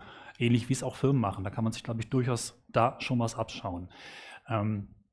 Und dann entsprechend eine Basis zu haben, die planbar ist. Die Gelder fließen ja teilweise auch schon, die sind ja auch da, die sind auch für Lizenzen da. Nur es braucht oft sehr lange, die Entwicklungsprojekte, die kleinteiligen einzelnen Projekte, nicht das große, zusammenzubekommen. Und deswegen hoffen wir wirklich, die Hochschulen überzeugen zu können, weil wir einen Auftrag haben, darüber zu sprechen, ebenso wie die Rechenzentren, die effizienter werden sollen, hier ja letztlich eine Preisliste vorzulegen. Und es ist auch okay, zu sagen, es gibt einen festen Preis, dafür gibt es noch keinen guten Begriff, sagen wir mal Entwicklungsverpflichtung oder irgendwie sowas, die sicherstellt, dass die Qualität erhalten bleibt, dass Schnittstellen entstehen zu KI-Tools, dass Pentests gemacht werden und vieles mehr. Wir sind noch nicht da, weil das Projekt gerade erst angefangen hat und wir machen sehr viel Überlegungen, welche Geschäftsmodelle gibt es, was lässt sich auch verkaufen, welchen Mehrwert kann man vielleicht mit reinlegen, weil letztlich möchten das auch die Kanzler und Kanzlerinnen, die Buchhalter und Buchhalterinnen gern nachlesen, was es für das Geld gibt, außer wir kümmern uns um das, was sowieso schon läuft. Nur besser. Also wird es da sicherlich nochmal einen weiteren Input geben. Ich denke, wir können vielleicht im Jahr mehr erzählen, sind wir noch nicht fertig. Genau, ich würde nur 2 Halbsätze ergänzen, nämlich, dass wir da in Gesprächen sind. Ist natürlich auch ein diffiziles Thema, wo man viel Erde verbrennen kann. Alle, die in ähnlichen Kontexten schon mal unterwegs waren, kennen das sicher auch.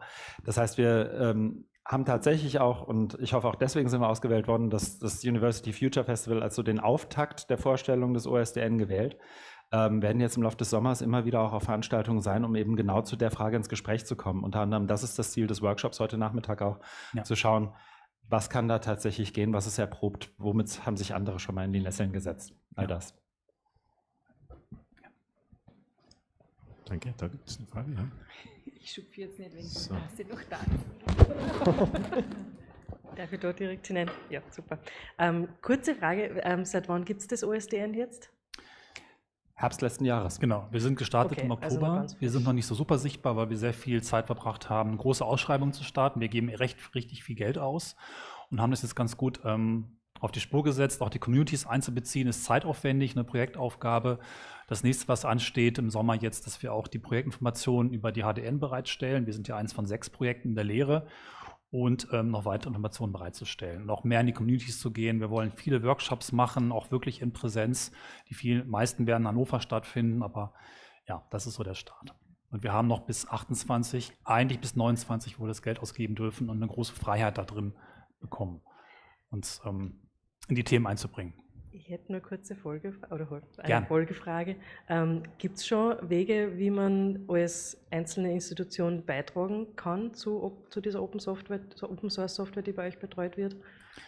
Ja, letztlich indirekt, weil wir arbeiten ja viel mit Auftragsvergabe und das, was wir auch bisher schon machen, ist, dass Vorhaben abgestimmt werden. Es gibt teilweise Fundraising oder Matching Funds, dass also Vorhaben definiert werden und dann geschaut wird, wer kann es bezahlen. Das Projekt gibt einen großen Beitrag, weil wir haben einen größeren Topf. Wir machen zum Beispiel sehr viel bei Ilias zum Thema Test und Assessment, zu einem großen Anteil. Wir würden das in die Strukturen geben. Wir sind bisher noch nicht so aufgestellt, dass wir einfach quasi eine Kontonummer haben, wo man dann eine Rechnung stellen kann. Das wäre vielleicht ein gutes Ziel, dass man auch Teilvorhaben einfach mitfinanziert. Wir geben es weiter. Wir können aber gerne Kontakte herstellen. Wir haben Kontakte zum Ilias-Verein, zum Moodle an Hochschulen-Verein, zum Stutter PEV und weiteren Strukturen in den Communities, die genau das ja jetzt auch schon ermöglichen. Und das ist eine Optimierung und eine Vereinfachung, die letztlich das noch klarer nach vorn stellt und diese Möglichkeiten direkt gibt, hoffentlich. Und gleichzeitig ist es so, dass wir im Idealfall in OSDN Dinge finanzieren und umsetzen, die einzelne Hochschulen alleine nicht hinbekämen. Ja. Also wenn da was im Hinterkopf ist, wir wollten schon immer mal das oder dies oder jenes in unserem LMS machen, dann sehr, sehr gerne melden, weil es gibt unter Umständen die Möglichkeit, dass 2 andere das auch gerade im Hinterkopf haben und dann tut man sich zusammen. Ja. Danke. Ich würde auch noch gerne eine Frage stellen, wie sieht denn eure Projektstruktur aus oder habt ihr schon eine oder was ist dann die Zielprojektstruktur quasi? Also wir haben eine Projektstruktur, die wurde leider ein bisschen gekürzt, wie es so ist. Die besteht erstmal aus KoordinatorInnen für die Teilbereiche, ich würde gar nicht sagen Teilprojekte, sondern für die Plattform, damit es quasi, die koordinieren tatsächlich die Aufträge, die machen die Workshops, die machen sehr viel Kommunikation. Wir haben eine Metastelle für Anforderungsmanagement, die auch Anforderungen aufnehmen soll, die mehrere Plattformen betreffen, was auch neu und durchaus schwierig ist, weil man doch oft die Communities hat, die in der Plattform denken. Wir würden uns wünschen, je nachdem, wie viele Einnahmen wir generieren können, noch einige Metastellen mehr zu schaffen, die auch Qualitätssicherung, Testing, noch mehr Kommunikation schaffen. Wir haben Christian als Kommunikationsstelle aber bereits geschaffen für alle übergreifenden Arbeiten und ein kleines Projektmanagement. Das ist noch nicht viel, wenn man das vergleicht mit der ECMI-Firma. Wenn die 5 Plattformen vertreiben würde, gibt es wahrscheinlich 50 Personen. Wir machen es mit 5. Wir schauen, wie weit wir wachsen können. Das Ziel ist, es gibt Überlegungen, ist es eine GmbH, ist es eine Genossenschaft, ein Verein, nehmen wir was Vorhandenes oder bauen wir was Neues, um da letztlich professionell zu arbeiten und genau die Personen, die das auch hauptberuflich machen, Qualitätssicherung, Auftragsvergabe auch abprüfen, sind die Aufträge gut gemacht worden, eben quasi ein Haus zu setzen. Das ist die Zielvorstellung. Denn warum nicht genauso operieren und genauso auf dem gleichen Niveau mitschwimmen? Offensichtlich ist das ja kein Problem bei SAP, Microsoft und Adobe. anteilig natürlich. Da wollen wir hin. Ja, danke. Jetzt eine Frage habe ich auch. Wie gelange ich in euren Pool hinein oder nach welchen Kriterien entscheidet ihr? Das ist eine Open-Source-Plattform für die Hochschullehre. Moodle liegt vielleicht auf der Hand, ja, aber es gibt ja da draußen Sand wie Meer. Entschuldigung. Ja. Und wie passiert das? Also was ist das Entscheidungskriterium, dass man sagt, das ist etwas, wo man sagt, ja. Also es gibt noch ein bisschen Strukturen dahinter, die wir jetzt nicht alle zeigen wollten. Es gibt ein Bündnis Open Source Bildungsinfrastruktur, das aber nicht formiert ist als Projekt oder Verein bisher, das sich gefunden hat, mit den CD-Plattformen zu vertreten, die kritisch sind, die also auch von den meisten Hochschulen, in diesem Fall in Deutschland, benutzt werden. Also 90% der Hochschulen, nicht nur in Niedersachsen, sondern auch in Deutschland, nutzen Open Source Lernmanagementsysteme, nutzen Plattformen für Videodistribution auch einen großen Anteil und einiges mehr. Die Plattformen zu identifizieren, die halt kritisch sind, die nicht wegbrechen dürfen, nicht nach Kritis-Kriterien, so heißt es in Deutschland, für kritische Infrastruktur wie Energie und Gas, Wasser, aber kritisch für die Lehre. Wenn die Plattform irgendwann nicht mehr sich vernünftig entwickelt oder ich tatsächlich einen Vertrag abschließen muss bei ECMI, selbst wenn ich es tun möchte, der Wechsel allein ist oftmals schwer möglich, sprich die Plattform nehmen wir in den Blick. Wir hatten auch ursprünglich mehr Plattformen mit drin im Projekt, es wurde ein bisschen gekürzt. Wir hätten gerne Big Blue Button mitgefördert, weil es unserer Sicht nach sehr kritisch ist und von sehr vielen Hochschulen eingesetzt wird. Da gibt es bereits auch Strukturen, die gerne sich einklinken möchten, ist aber bisher nicht gelungen. Das Netzwerk ist offen, das kann erweitert werden nach diesen Kriterien. Es ist noch nicht ganz klar, wie die nächsten Schritte konkret aussehen können in der Operationalisierung. Aber es ist eben nicht exklusiv, ganz wichtig zu sagen. Danke sehr. Ja. Noch Zeit? Gut. Darf ich da vielleicht eine Frage anschließen, weil die halte ich für extrem relevant. Ja. Und Big Blue Button ist natürlich schon etwas, was gut dazu passen würde.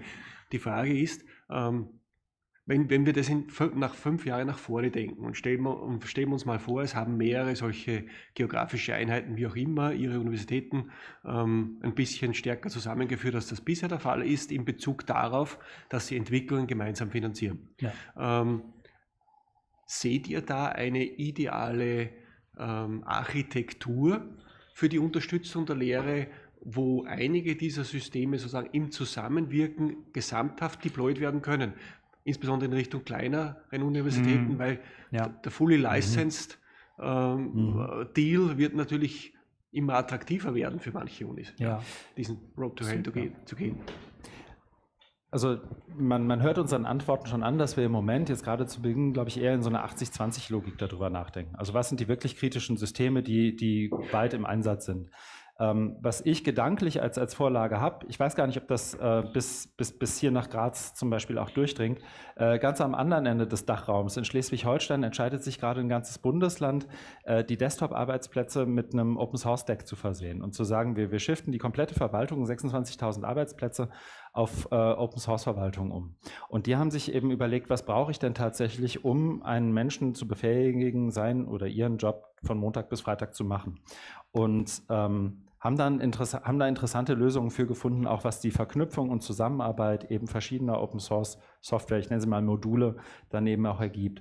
Und als Zielfoto ist das aus meiner Sicht sicher vorstellbar, auch über etwas Ähnliches nachzudenken, gerade für die Hochschulen, die bisher eben nicht die Erfahrung in Softwareentwicklung haben, die vielleicht auch nicht die Kompetenzen oder Ressourcen haben, zu sagen, für meine kleine Kunsthochschule oder was auch immer es ist, brauche ich jetzt für 500 Studierende genau diese 6 Module und dann bin ich ready to go. Aber genau dahin zu kommen, wäre eigentlich ein schönes Zielfoto. Und in Teilen machen wir es auch schon. Es gibt durchaus sowas wie Servierempfehlungen. Es gibt die Kombination Big Blue Button, Moodle, Big Blue Button, StudIP, die gut funktionieren. Es gibt fertige Plugins und diese Verknüpfung interessiert uns sehr, dafür Möglichkeiten zu schaffen und auch Empfehlungen zu geben. Es gibt Dienstleistungsfirmen, also wir wollen das nicht alles selber machen. Dienstleistung ist nichts Falsches. Und am Ende mag vielleicht eine fully serviced University entstehen, aber die nicht lizenziert ist. Vielleicht das als Schlusswunsch. Ja, danke. Es ist leider die Zeit aus. Ja. Also ich würde gerne noch natürlich weiterlaufen. Lieben Dank für die Stage. Genau, ihr habt so einen Workshop und wir werden sicherlich irgendwie in Kontakt bleiben. Wichtiges Thema. Danke sehr. Dankeschön.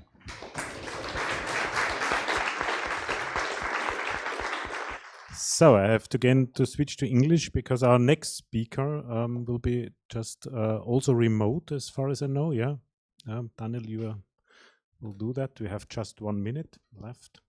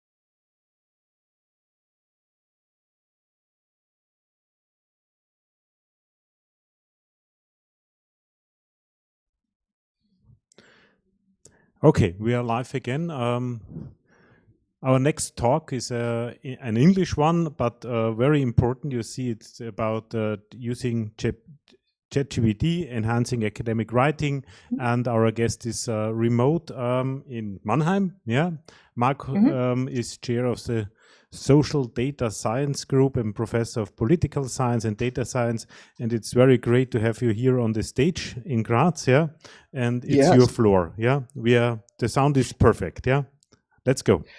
Fantastic. Thank you, Ona. Thank you for the kind words and the kind introduction.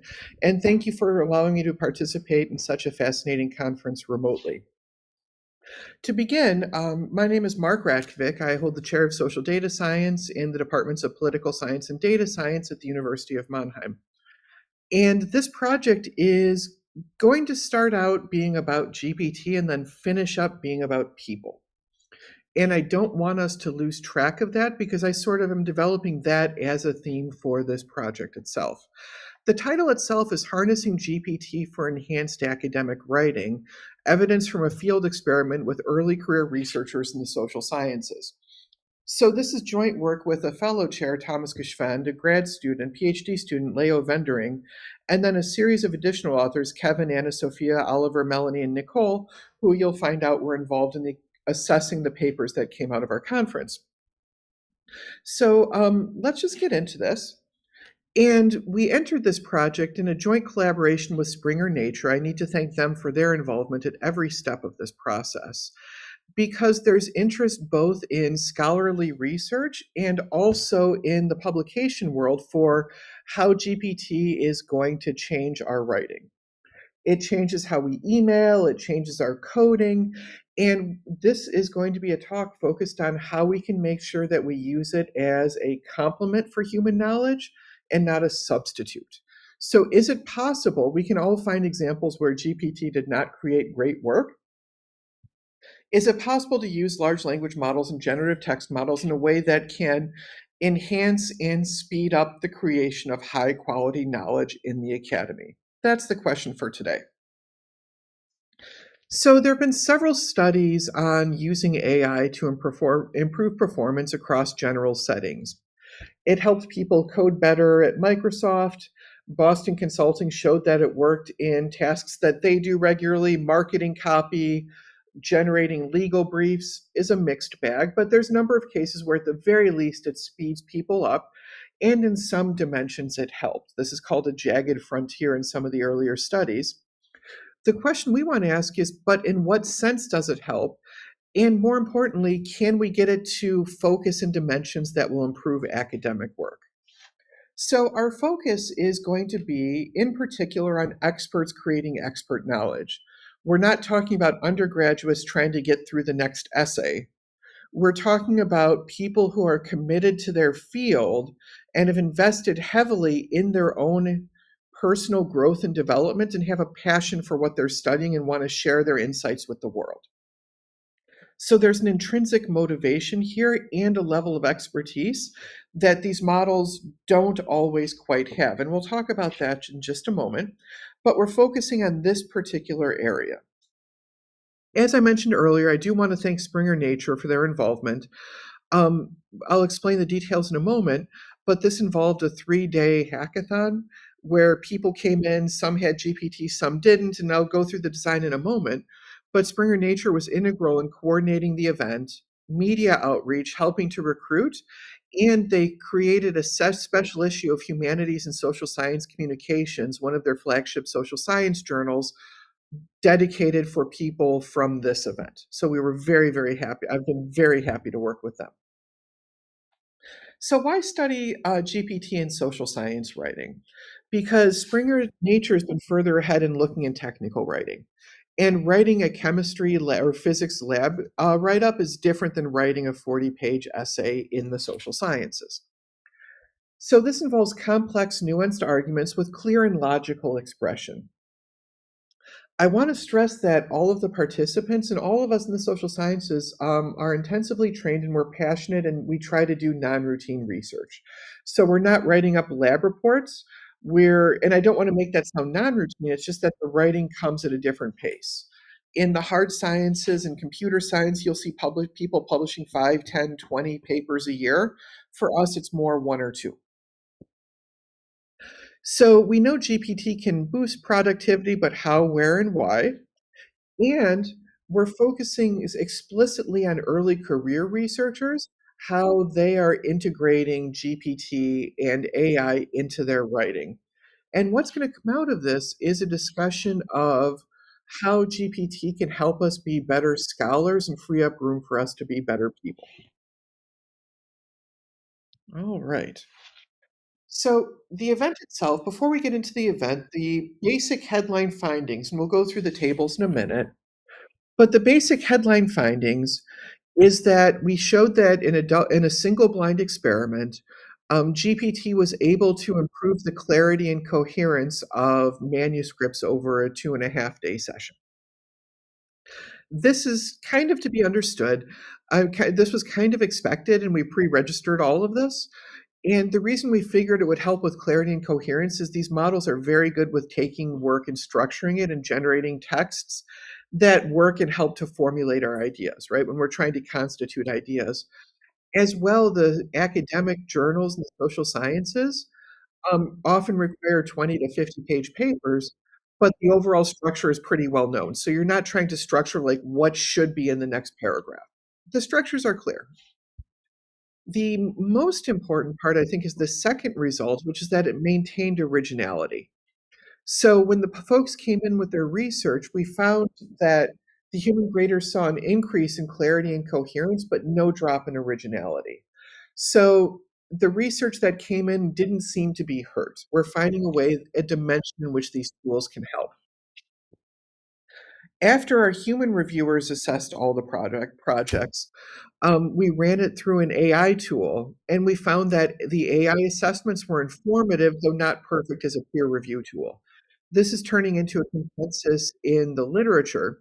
I've seen a few other papers with similar results, where what this means is that running your academic work through AI is an informative and useful piece of information. It should not be the only thing you do. The comments it gives back aren't the best, but when we rank on a 1 to 5 scale, it more or less tracks with our human expert reviewers. One of the more intriguing parts of this study is throughout the assignment, throughout the weekend, we asked people to reflect on their writing process through metacognitive writing exercises, and we found a shift in how they reflected on their writing. They shifted in the treatment group that had access to AI, shifted towards more instrumental words and process words and less likely to use temporal words. This assessment was done using Luke for folks familiar with that package, but it was developed by psychologists along a set of predetermined and pre-scored by psychologists along predetermined dimensions. I'll get into that in just a moment. But to set up the event itself, I want to talk about some of the challenges of AI posed to the Academy. Is AI-generated research any good? There's firm opinion on this, right? Emily Benter says, no, I don't want to overcharacterize. It comes with a lot of caveats and nuance, but there's very smart people who say, no, writing is thinking, okay? Relying on AI too much is going to reduce originality. It gets rid of the thinking that you're doing while writing. We're creating more work and it's worse, and we're losing the human element. And this is one part that I really want to talk about. So this could be, AI could be garbage in, garbage out, right?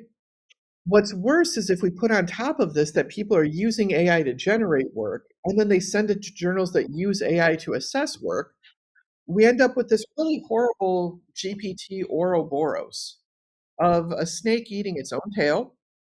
And all of a sudden, everything is just this cycle of AI slop that gets assessed by AI, using AI, going back and forth, and it becomes this closed loop that leads us nowhere. So one of the goals in this project was to find ways to break out of this loop and have it serve us. The experiment itself, recruitment was done up until September 2024, started in July.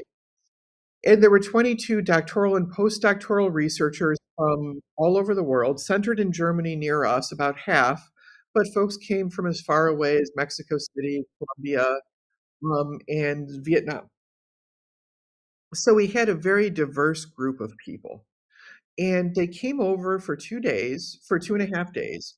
On the first day, the first half of the first day, everyone took part in training on GPT. No one had been assigned to treatment or control yet.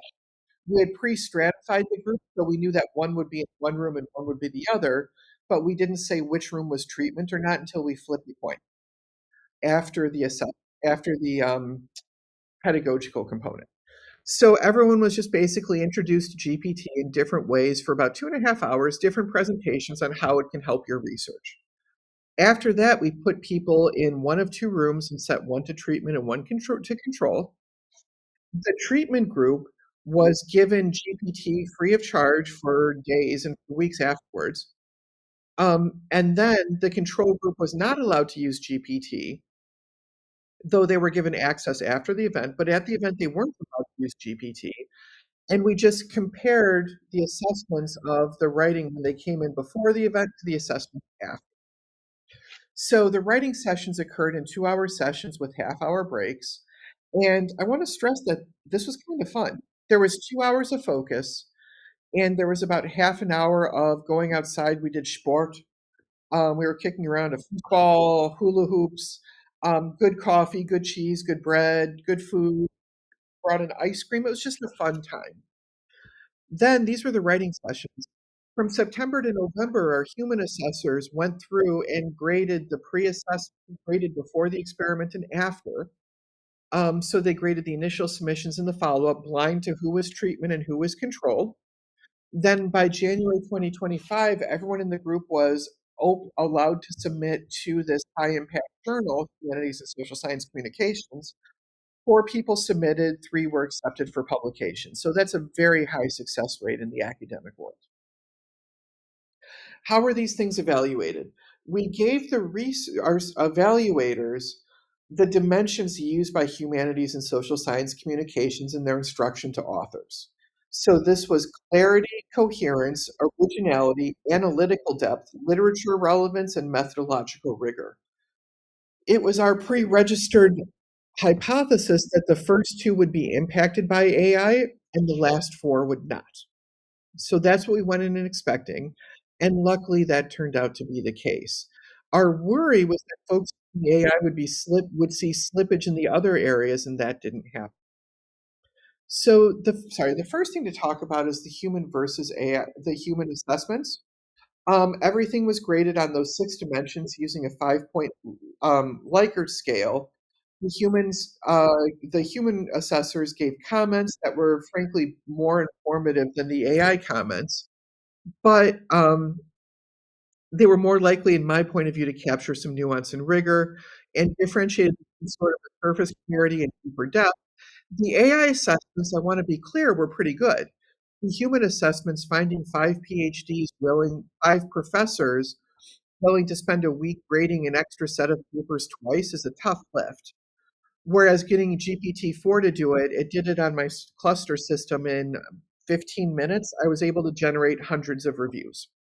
So there's obviously a trade-off in quality and ease. Heading to the treatment effect estimates, this is a table of estimates, a t-statistic, and a multiple hypothesis adjustment p-value. And the columns in red are statistically significant after the analysis. The first row is reported on a Likert scale, so things were on a 1 to 5 scale. Below it is a t-statistic and p-value. And what you'll see is that there was statistically significant improvement between the AI group and the control group in clarity and coherence between the treatment group and the control group.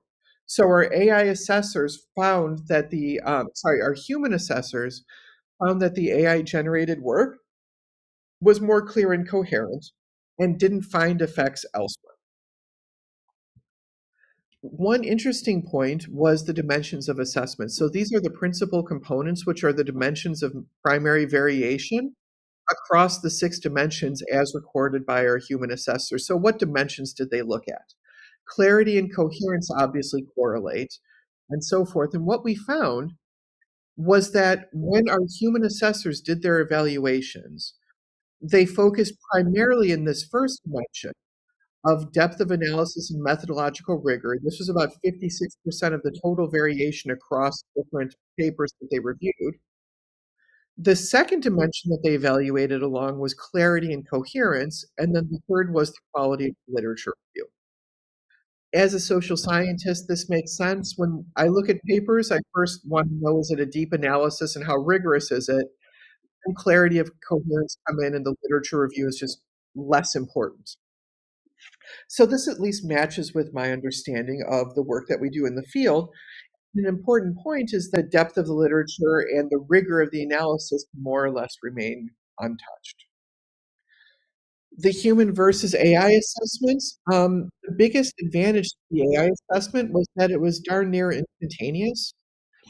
And I can't help but just recommend that you use AI to assess papers before you submit them to publication. It will unerringly find glaring problems and make smart comments. 100%. And I find that through my own work and the works here, especially early stage work, but even when you're polishing work, it just helps. It's a good piece of information.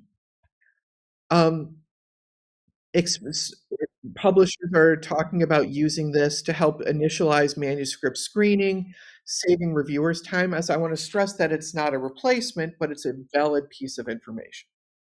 The limitations and challenges, there's nothing like an expert in the field taking their time to read through it.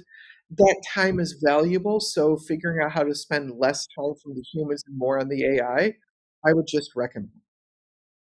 GPT changed reflection. We asked the participants to reflect on their writing process using writing prompts. What were some challenges that you had in this last writing session? How does it feel to be writing? Like those sort of questions, metacognitive questions.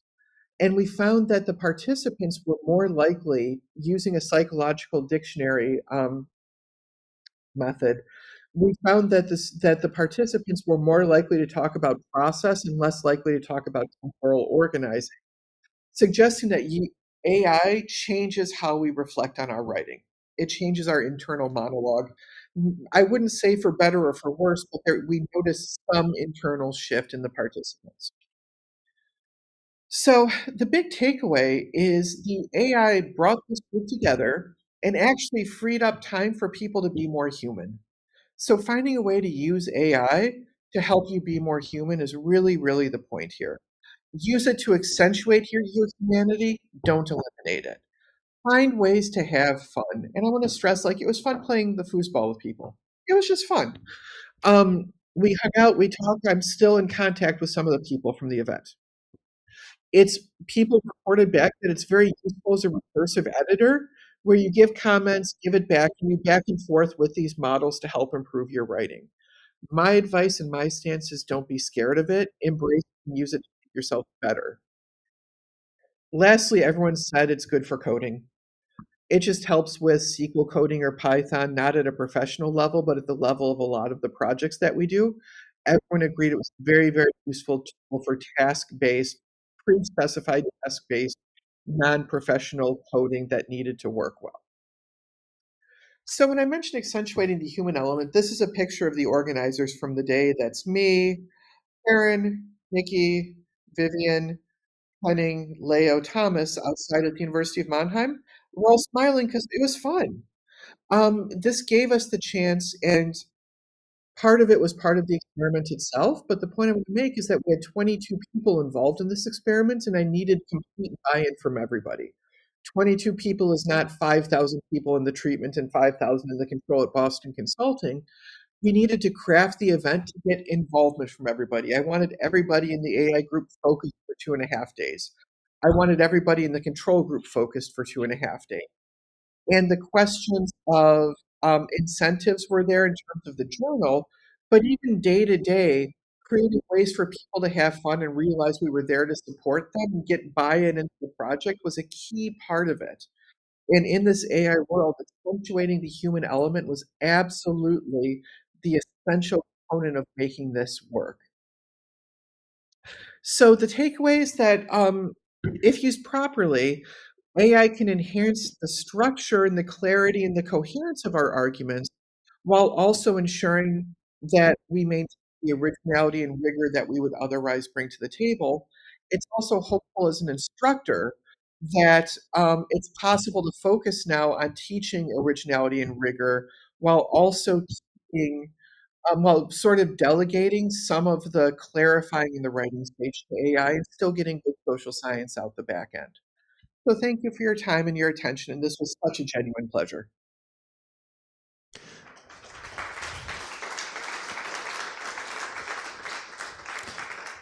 Yeah, thank you, Mark. Hopefully you heard the applause you get in the audience here, yeah? And I can also report we have more than 50 people who are just were attending virtually in your talk, so there was a broad audience. So is there any questions from the audience? We have again our cube. Yeah, we're just bringing the microphone there.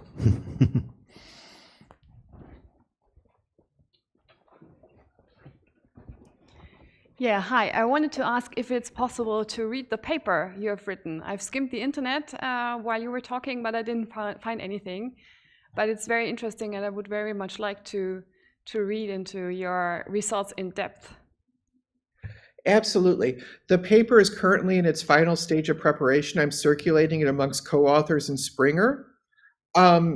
If you send me an email, I can send it. We're getting it out sometime this week is the hope. I would love to share it. It will be up on my website shortly. There's a few points. I need to hear back from a few authors before I share it publicly. Super, thank you. So I give the microphone here. Thank you very much. Just one question. Was it a between or a within subject experiment? And if it was a between subject experiment, how would you, interpret the way that people behaved in the control group and in the treatment group as opposed to their routinized behavior in writing? Would it be, that both are actually, deviating from their routinized writing behavior? Or, is one of those groups closer to how they currently, normally engage in writing behavior? Thank you. Thank you. Fantastic question. The outcome variable was the papers were assessed in a pre-stage by the evaluators. Then the evaluators met and coordinated on their scalings and returned the pre-scores before treatment control was given. Then the difference is the post minus the pre-score for everybody. I hope that clarified the specific outcome. The evaluators were blind to who was treatment, who was control. They created the pre-scores, harmonized as best they could. These are different scholars, so we didn't look at the Cronbach's alpha or something. These are different scholars from different fields. Then the pre minus the post. Then they did the post outcomes and did a post minus pre-analysis. We compared the treatment group on the control group based off the changes in those 6 dimensions. That's the specific outcome variable we looked at. So we were looking across individuals. To the point of, is this how people normally write? I'm going to say yes and no. We wanted to create, because again, we had 22 people, we wanted to create an environment of intensive writing for 3 days. This is not a normal task. I will say that hackathons are not unheard of, right? These sorts of events where people get together in boot camp or hackathon or like focus on something, that's the environment we were mimicking. We were not mimicking a long-term 3-week or 6-week exposure because we couldn't control treatment and control in that case. So a lot of this is selection effects. I'll tell you that we had one fellow from Cologne, who's a father, a new father, and he's like, I just wanted 3 days to work on my dissertation. Thank you very much. Okay. So we're not, the precise environment is much closer to a hackathon setup than how do people engage in the academy over a 3-month or 6-month or 9-month process. So be careful extending it that far, and I would not extend it that far. I hope that helped address the question. If there's a follow-up, please let me know. Thank you very much. Is there a final question? Yeah. Make an experience like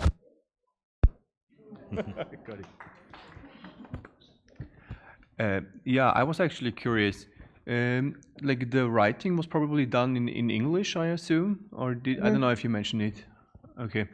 I was just wondering because you mentioned there were international subjects also that like were writing. So I was wondering about the effect of like if you're writing in your native tongue. So if there was any people that were like native speakers in English, and if that had maybe something to do with also the clarity of their writing. Because if I write in English, which is not my native tongue, I'm probably not as coherent and clear as I would be in German. So I was just wondering. I completely agree. And part of the hidden part of this that made it work was the blocking that we did prior to the event. Okay. Hold on one. There we go. Sorry. So what made this work was the blocking done prior to the event, where we blocked on how far along the paper was in terms of completion. We also blocked, which means we balanced between treatment and control, native speakers, and we didn't have many, fluent speakers and non-fluent speakers. So all three of those are balanced between treatment and control. We didn't have sufficient power to do a subgroup analysis comparing fluent to non-fluent. I can't slice up my 22 people and say anything. Mm-hmm. But in the follow-up conversations that I've had with Springer, we're explicitly interested in bringing this to non-fluent speakers and testing how it works in those cases. I will say that I'd have to go back and check the exact number, but at least 15 of the participants were non-native speakers who were various levels of fluent. Mm-hmm. Okay, yeah, thank you. Yeah, so Mark, thank you very much again. We are going here to the pause, of course, and thank you very much to be online here, and hopefully next time you have the chance to visit us in Graz, in Austria. You are highly welcome here. Thank you again, yeah. Thank you so much.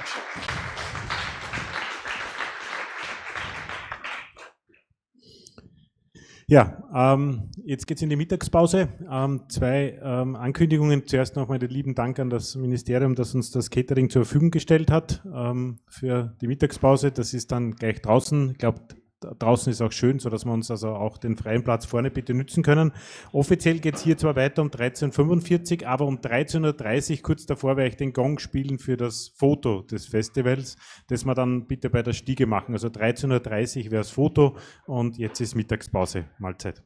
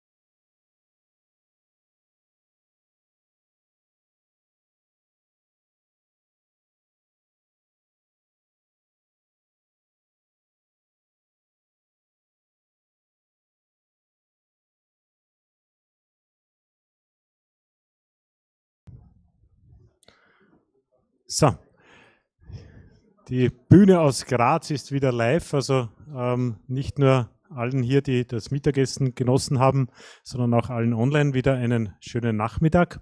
Wir dürfen also mit unserer Nachmittagssession weitermachen. Für alle, die es nicht gehört haben, die Online-Sessions sind durchaus gut besucht, also 50, 100 Leute sind parallel auch immer virtuell dabei. Also es ist nicht nur so, dass also hier zugehört wird, sondern tatsächlich im gesamten Dachraum. Ja, also es freut mich sehr, dass ich für die zweite Keynote am Nachmittag Ronald Meyer gewinnen konnte. Ich glaube, wir kennen uns schon sehr lange. Universität Innsbruck, No Center, Stefanie Lindstedt, also da komme ich mir da wieder alt vor, ja, wenn ich dann darauf zurückdenken muss, aber in der Zwischenzeit hat sich vieles getan. Mittlerweile ist er Vizerektor der Universität Wien, steht auch dem Forum Digitalisierung der UNICO, der österreichischen Rektorenkonferenz, wenn man so will, vor und hat sicher einiges und vieles Spannendes zu berichten, was das Thema Digitalisierung in Österreich betrifft und es hat ja auch immer eine Wechselwirkung mit unserem lieben Nachbarland. Wir schauen dorthin und dahin und umgekehrt und ich glaube, gemeinsam kommt man gut voran. Ronald, ich darf dich bitten, the floor is yours. Danke sehr.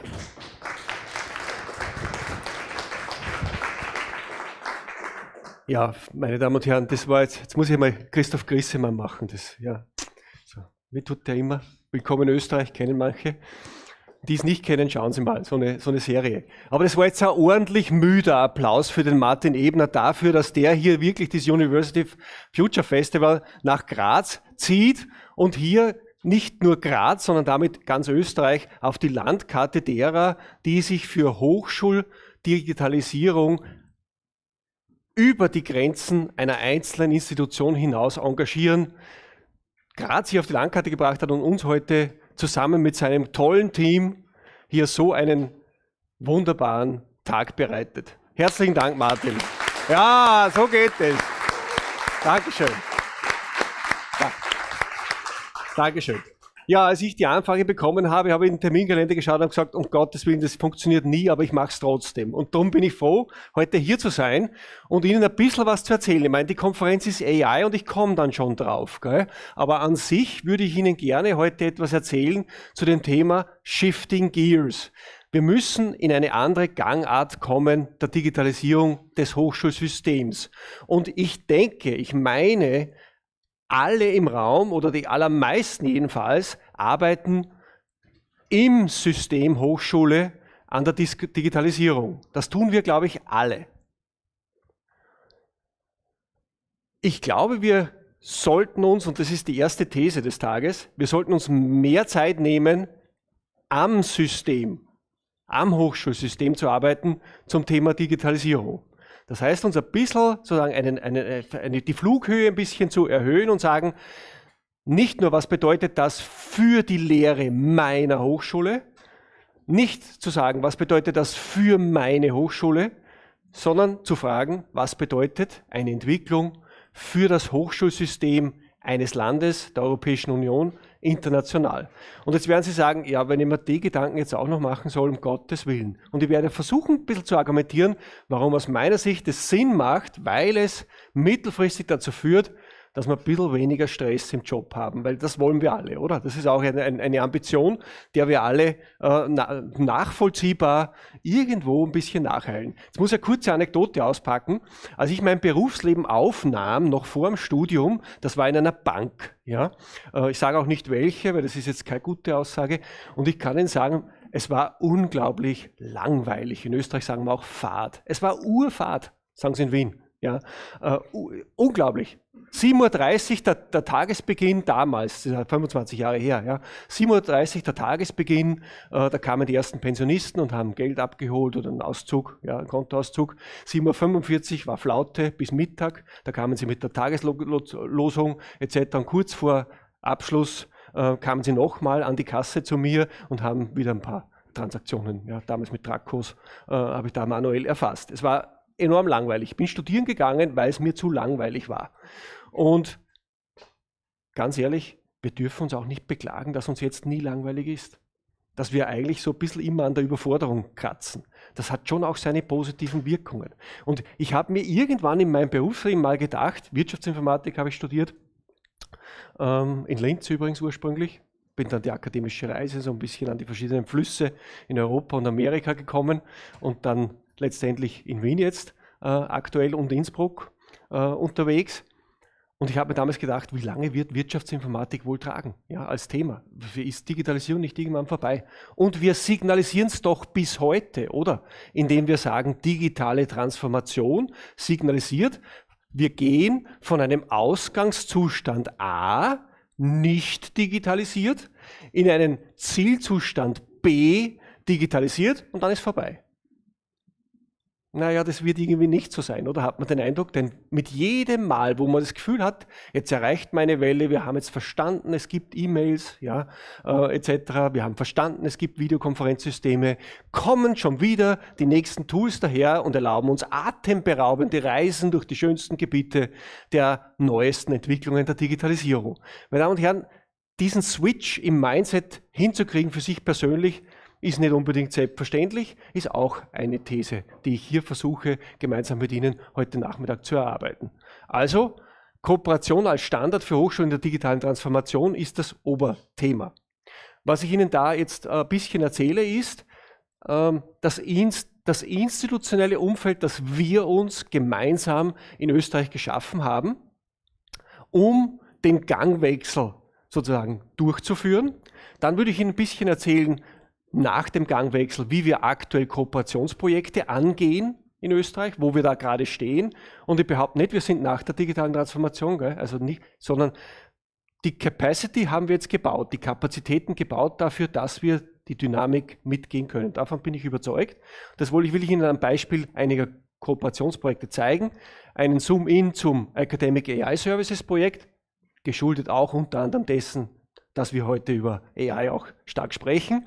Und am Ende soll Zusammenarbeit der neue Standardmodus, Cooperation by Default heißt das in Englisch, ja, jetzt hier übersetzt ist es ein bisschen holpriger, und was die aktuellen Herausforderungen immer noch sind. Ich meine, die aktuellen Herausforderungen sind größtenteils welche, die werden Sie nicht sehr überraschen, gell? Aber es sind halt doch welche übrig geblieben und ich will Ihnen ein bisschen auch schildern, wie sozusagen die nächste Welle vielleicht auch hier sich gestalten könnte.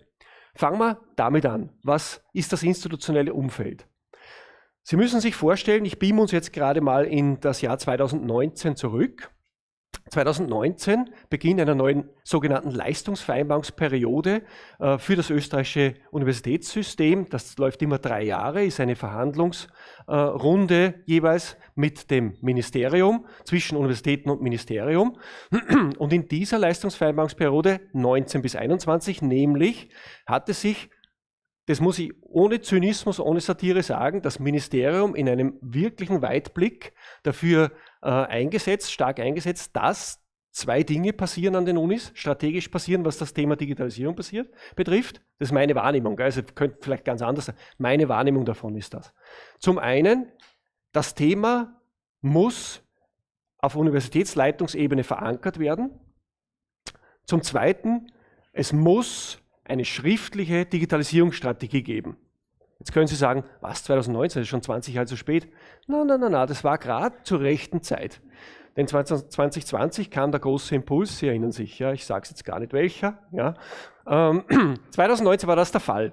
2019 war die Zeit, wo ich dann reinkam als neuer Vizerektor für Digitalisierung und Wissenstransfer. Die Geschichte erspare ich Ihnen, wenn es interessiert, bin Nachmittag noch da. Kann ich Ihnen ein bisschen was erzählen dazu.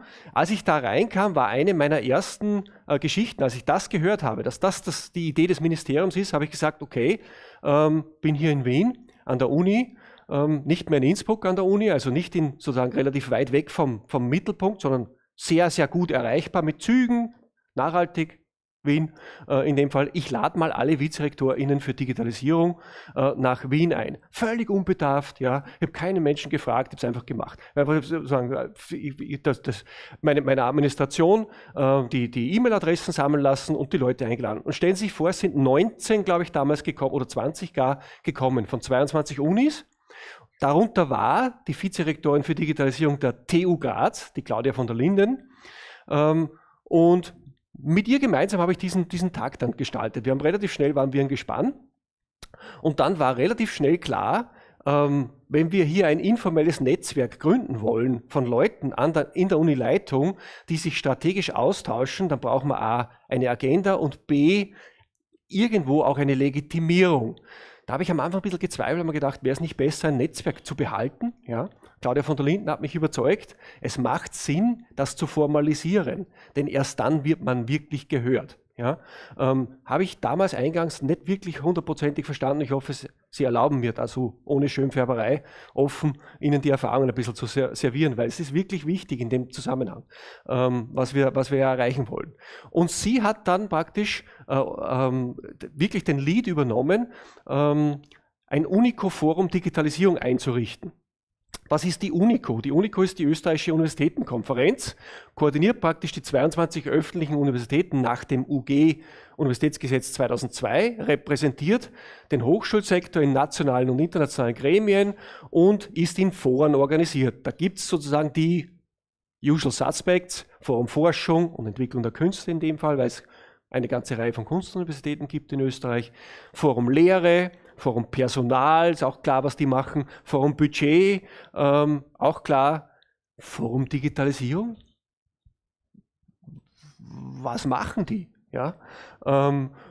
Ist mit ein Grund, warum man gesagt hat, naja, das Ministerium will's, ihr seid willig hier, habt jetzt schon ein Netzwerktreffen gehabt, es gibt tatsächlich einige und stimmt schon, ihr seid nicht in anderen Foren, wie soll der Austausch eigentlich weitergehen als U-Boot hier, das geht auch irgendwie nicht. Ja? Also richten wir das Forum ein für 5 Jahre.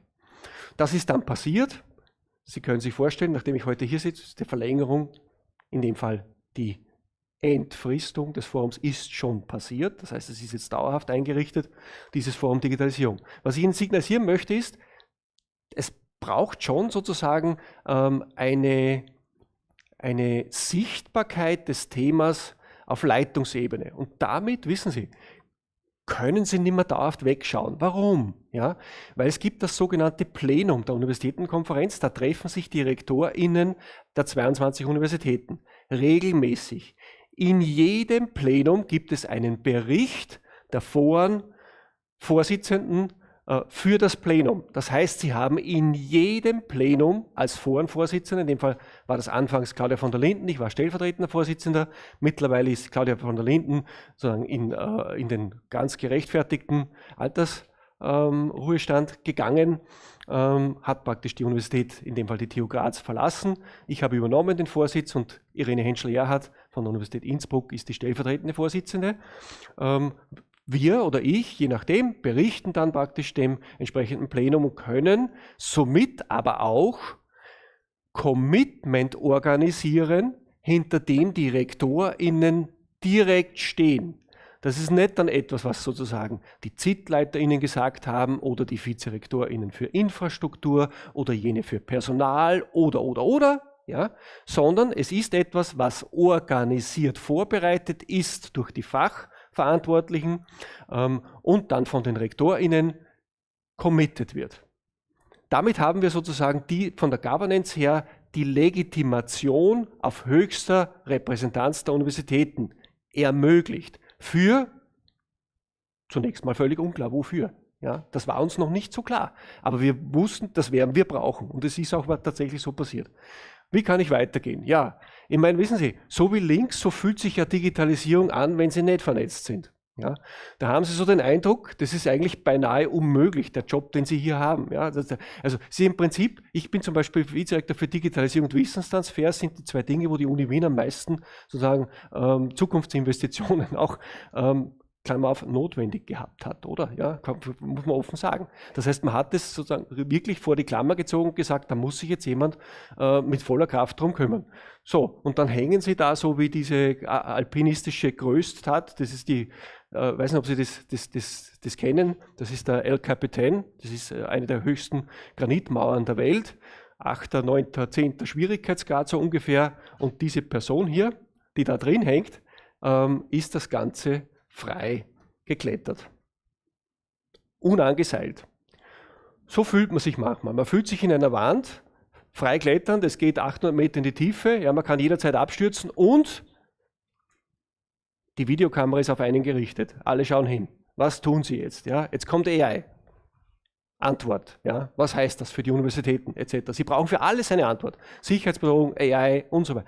Digitale Souveränität, Datensicherung jetzt in Amerika etc. Die Lizenzpreise steigen, Microsoft macht dies, Google jenes. Ja? Sie brauchen für alles eine Antwort. Ja? Toll, muss man schon sagen. Also vom Job her brutal.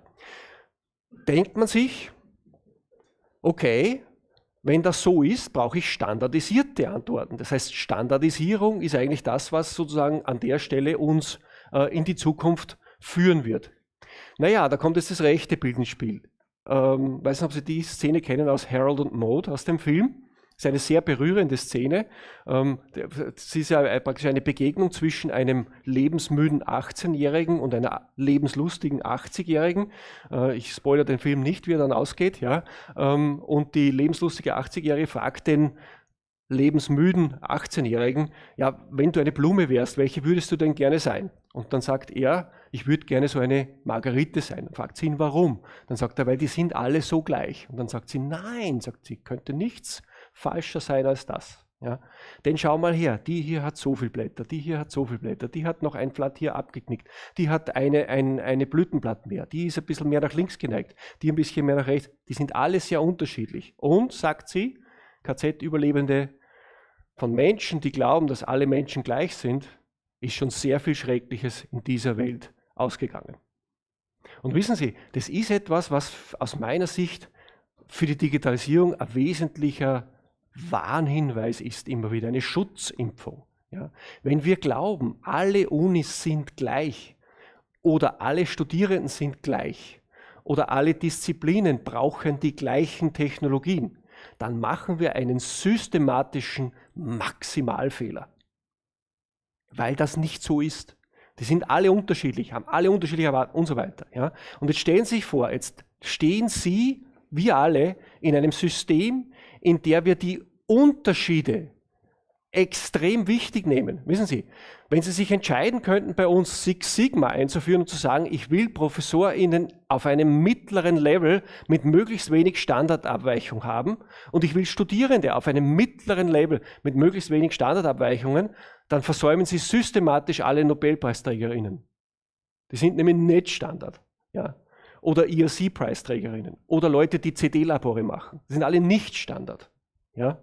Oder Leute, die mit Unternehmen gut kooperieren können. Oder Leute, die neue Unternehmen gründen. Oder Leute, die die Lehre revolutionieren. Oder. Ja, was auch immer. Oder Leute, die in der Personaladministration dafür sorgen, dass die Einstellung viel leichter wird an den Unis. Ist völlig egal, wo Sie sitzen in der Universität. Sie brauchen außergewöhnliche Leute. Ja, jetzt wollen Sie außergewöhnlichen Menschen gewöhnliche Tools zur Verfügung stellen. Wie soll das gehen? Das heißt, die Leute brauchen sehr viel Freiraum und in der Digitalisierung zieht aber alles Richtung Economies of Scale. Je größer die Plattform, je mehr Nutzer, ja, desto besser. Das heißt, es stellt sich schon die Frage, wie gehen wir systematisch mit diesem Thema, beinahe unmöglich, enorm viele Stimmen um. Und der dritte Punkt hier, iterative Entwicklung, das ist die Antwort. Und man müsste auch schreiben, iterative gemeinsame Entwicklung. Das heißt, wir bewegen uns sukzessive in selbstverpflichteten, committeden Schleifen nach vorne. Und wie tun wir das? Indem wir das alte System einmal analysiert haben. Wie sieht das aus? Eine schwache Verhandlungsposition einzelner Institutionen, und zwar allem gegenüber. Völlig egal, ob sie Markt sagen dazu, ob sie Partner sagen dazu, ob sie wie auch immer, ja, in jede Richtung eine schwache Verhandlungsposition im Vergleich. Jetzt müssen Sie sich vorstellen, jetzt ist man aber da so von der eigenen Chutzpe, sagt man ja, wir sind doch die Größten hier in der Region. Ja, TU Graz, der Flagship-Institution, die Uni Innsbruck. Ja, wir sind natürlich im Westen Österreichs unwidersprochen die beste und schönste Uni. Uni Wien, die größte in ganz Österreich, ja, und so weiter. Das sind ja die Erzählungen, ja. Die sind ja auch für sich betrachtet richtig. Ja. In einer Kundinnenhierarchie von Microsoft sind wir Stufe 7. Ja. Und als österreichisches Hochschulsystem immerhin 5. Aber nicht 2 oder 1. Ja. Das ist unsere Verhandlungsposition gegenüber Plattformherstellern, die eben nicht so wie wir bis zu 100.000 NutzerInnen haben, das ist die Uni Wien, ja, sondern die halt 2 Milliarden NutzerInnen haben oder 500 Millionen. Also wir stehen da gegenüber und verstehen Sie, und da an der Stelle, wenn wir von der Seite aus hier auf die Unis in Österreich schauen, dann sind die Größenunterschiede plötzlich überhaupt nicht mehr wichtig. Ja, das ist alles das Gleiche, ja, aus der Entfernung betrachtet. Das heißt, es geht nur noch dann, dass man hier überhaupt ernsthaft ins Gespräch kommt, indem wir uns gemeinsam organisieren. Und das tun wir. So, das ist ein Punkt. Jede Universität verhandelt alleine. Dann haben wir auch noch sozusagen die tolle Ambition, mit einer Digitalisierungsausschreibung, die ist damals auch 2019 gemacht worden und hat auch wirklich, der war enorm wichtig, weil an der Stelle Menschen eingestellt wurden für das Thema Digitalisierung, die dann in der Lage, ausreichend sozusagen organisatorischen Slack auch hatten, an der Stelle Covid zu bewältigen. Das muss man sagen, das war die hauptpositive Wirkung von den Digitalisierungsprojekten, ohne die es gar nicht gegangen oder viel schlechter gegangen wäre, war die. Ja? Aber die Projekte waren 70 Projektanträge, glaube ich, in der Größenordnung, 34 wurden selektiert, die wurden dann wettbewerbsorientiert, wurden abgewickelt, ja, untereinander, und es ist viel Gutes entstanden. Don't get me wrong.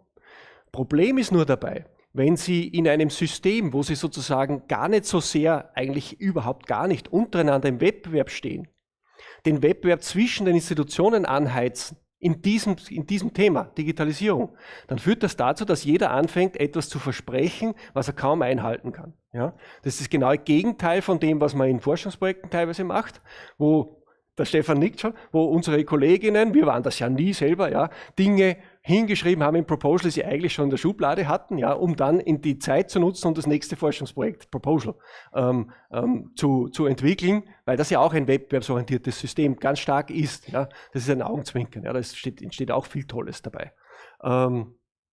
Hier führt das dazu, dass man Dinge verspricht, die man dann in der Konzeption durchdringt, aber sie kommen nicht wirklich, oder sagen wir so, es ist unendlich aufwendig, diese Dinge in die Umsetzung zu bringen, schon an den Universitäten, die direkt im Projekt beteiligt sind und noch gar bei den Universitäten, die nicht im Projekt beteiligt sind, ja, weil bei denen ja so das Know-how auch gar nicht mitentwickelt wird, ja, weil die kommen dann irgendwann dazu, etc. Das sind die Schwierigkeiten mit diesem System. Ja. Man bekommt für sich tolle Projekte, aber es ist unendlich schwer, sagen, wirklich am Ende des Tages Services zu realisieren. Damit haben wir uns als Forum Digitalisierung die ersten Jahre gekümmert. Wir haben diese 34 Projekte betreut. Sehr stark, und haben wirklich unseres dazu beigetragen, dass sie miteinander reden, dass sie koordiniert sich entwickeln, dass sie einen Teil ihrer Ergebnisse als Open Educational Resources zur Verfügung stellen, dass sie MOOC-Kurse in iMOOCs veröffentlichen, die viel mehr geworden sind über diesen Zeitraum hinweg, dass sie darüber nachdenken, wie sie Services verstetigen können, dass sie über gemeinsame Betriebsmodelle nachdenken. Das sind alles Digitalisierungsthemen, die an sich agnostisch sind, zu was auch immer das Projekt eigentlich beinhaltet. Ob das jetzt ein Forschungsdatenmanagementprojekt ist, ein Lehreprojekt oder ein Administrationsprojekt, die brauchen alle diese Themen, ja, um in die Umsetzung zu kommen. Und das haben wir praktisch innerhalb dieser Projektwelle entwickelt. Ja. Genau. Der neue Ansatz, dadurch, dass wir uns jetzt zusammenschließen, steigt sukzessive die Marktmacht und Verhandlungsposition der gesamten Gruppe. Ja. Jetzt werden Hersteller, Partner etc. aufmerksam darauf, dass es da tatsächlich einen Ansprechpartner gibt. Erinnern Sie sich dann an dieses Bonmot, if I want to call Europe, whom am I calling? Ja. If I want to call the Austrian University System, whom am I calling? Ja.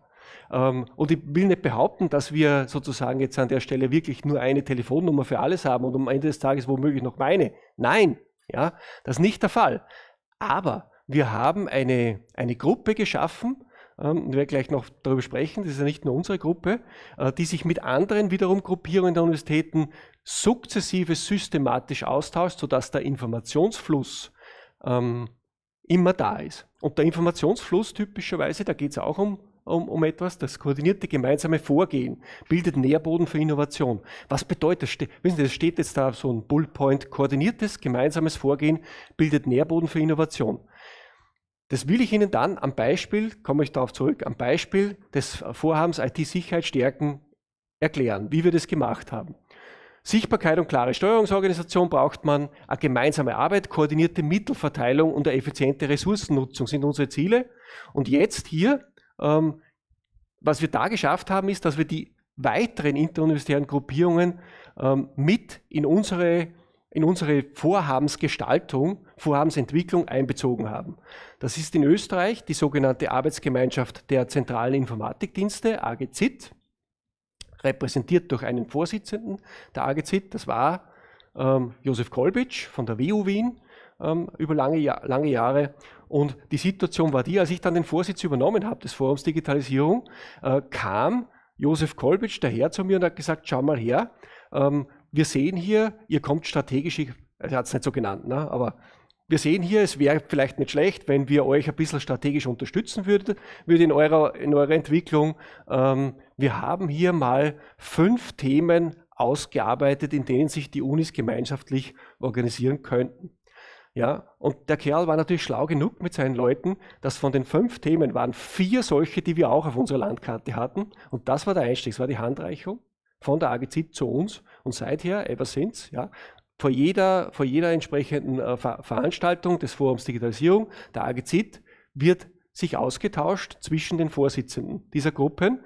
Und wir sagen untereinander, stimmen ab und tauschen aus, bis hin zum Narrativ, welche Themen wir gerade setzen. Und zwar sowohl auf der Ebene der Universitätsleitung, Forum Digitalisierung, als auch auf der Ebene der ZIT-Leitungen. Weil es tatsächlich so ist, dass die ZITs, die zentralen Informatikdienste, Digitalisierung strategisch nicht voranbringen können an Universitäten alleine. Und die Universitätsleitungen auch nicht. Ja, die brauchen sich untereinander. Botschaft an Sie. Ja. Arbeiten am Hochschulsystem heißt, man muss sich sozusagen einen Regelkreis schaffen, der kontinuierlich, konsequent diese beiden Player abstimmt. Und dann haben wir noch einen dritten dazu genommen, nämlich die Gruppen der fachlichen Expertinnen. Das war am Beispiel IT-Sicherheit stärken, war das die Gruppe der Information Security Professionals. Das heißt, wir hatten da auch eine Gruppierung über alle Universitäten hinweg, auch durch einen Vertreter, einen Speaker, einen Sprecher repräsentiert, ja, die entsprechend bei diesem Vorhaben, Sicherheitsvorhaben, mitgearbeitet haben. Und zur Installierung, das braucht man in jedem großen Thema. Das braucht man in AI, das braucht man in Security, das braucht man im E-Learning.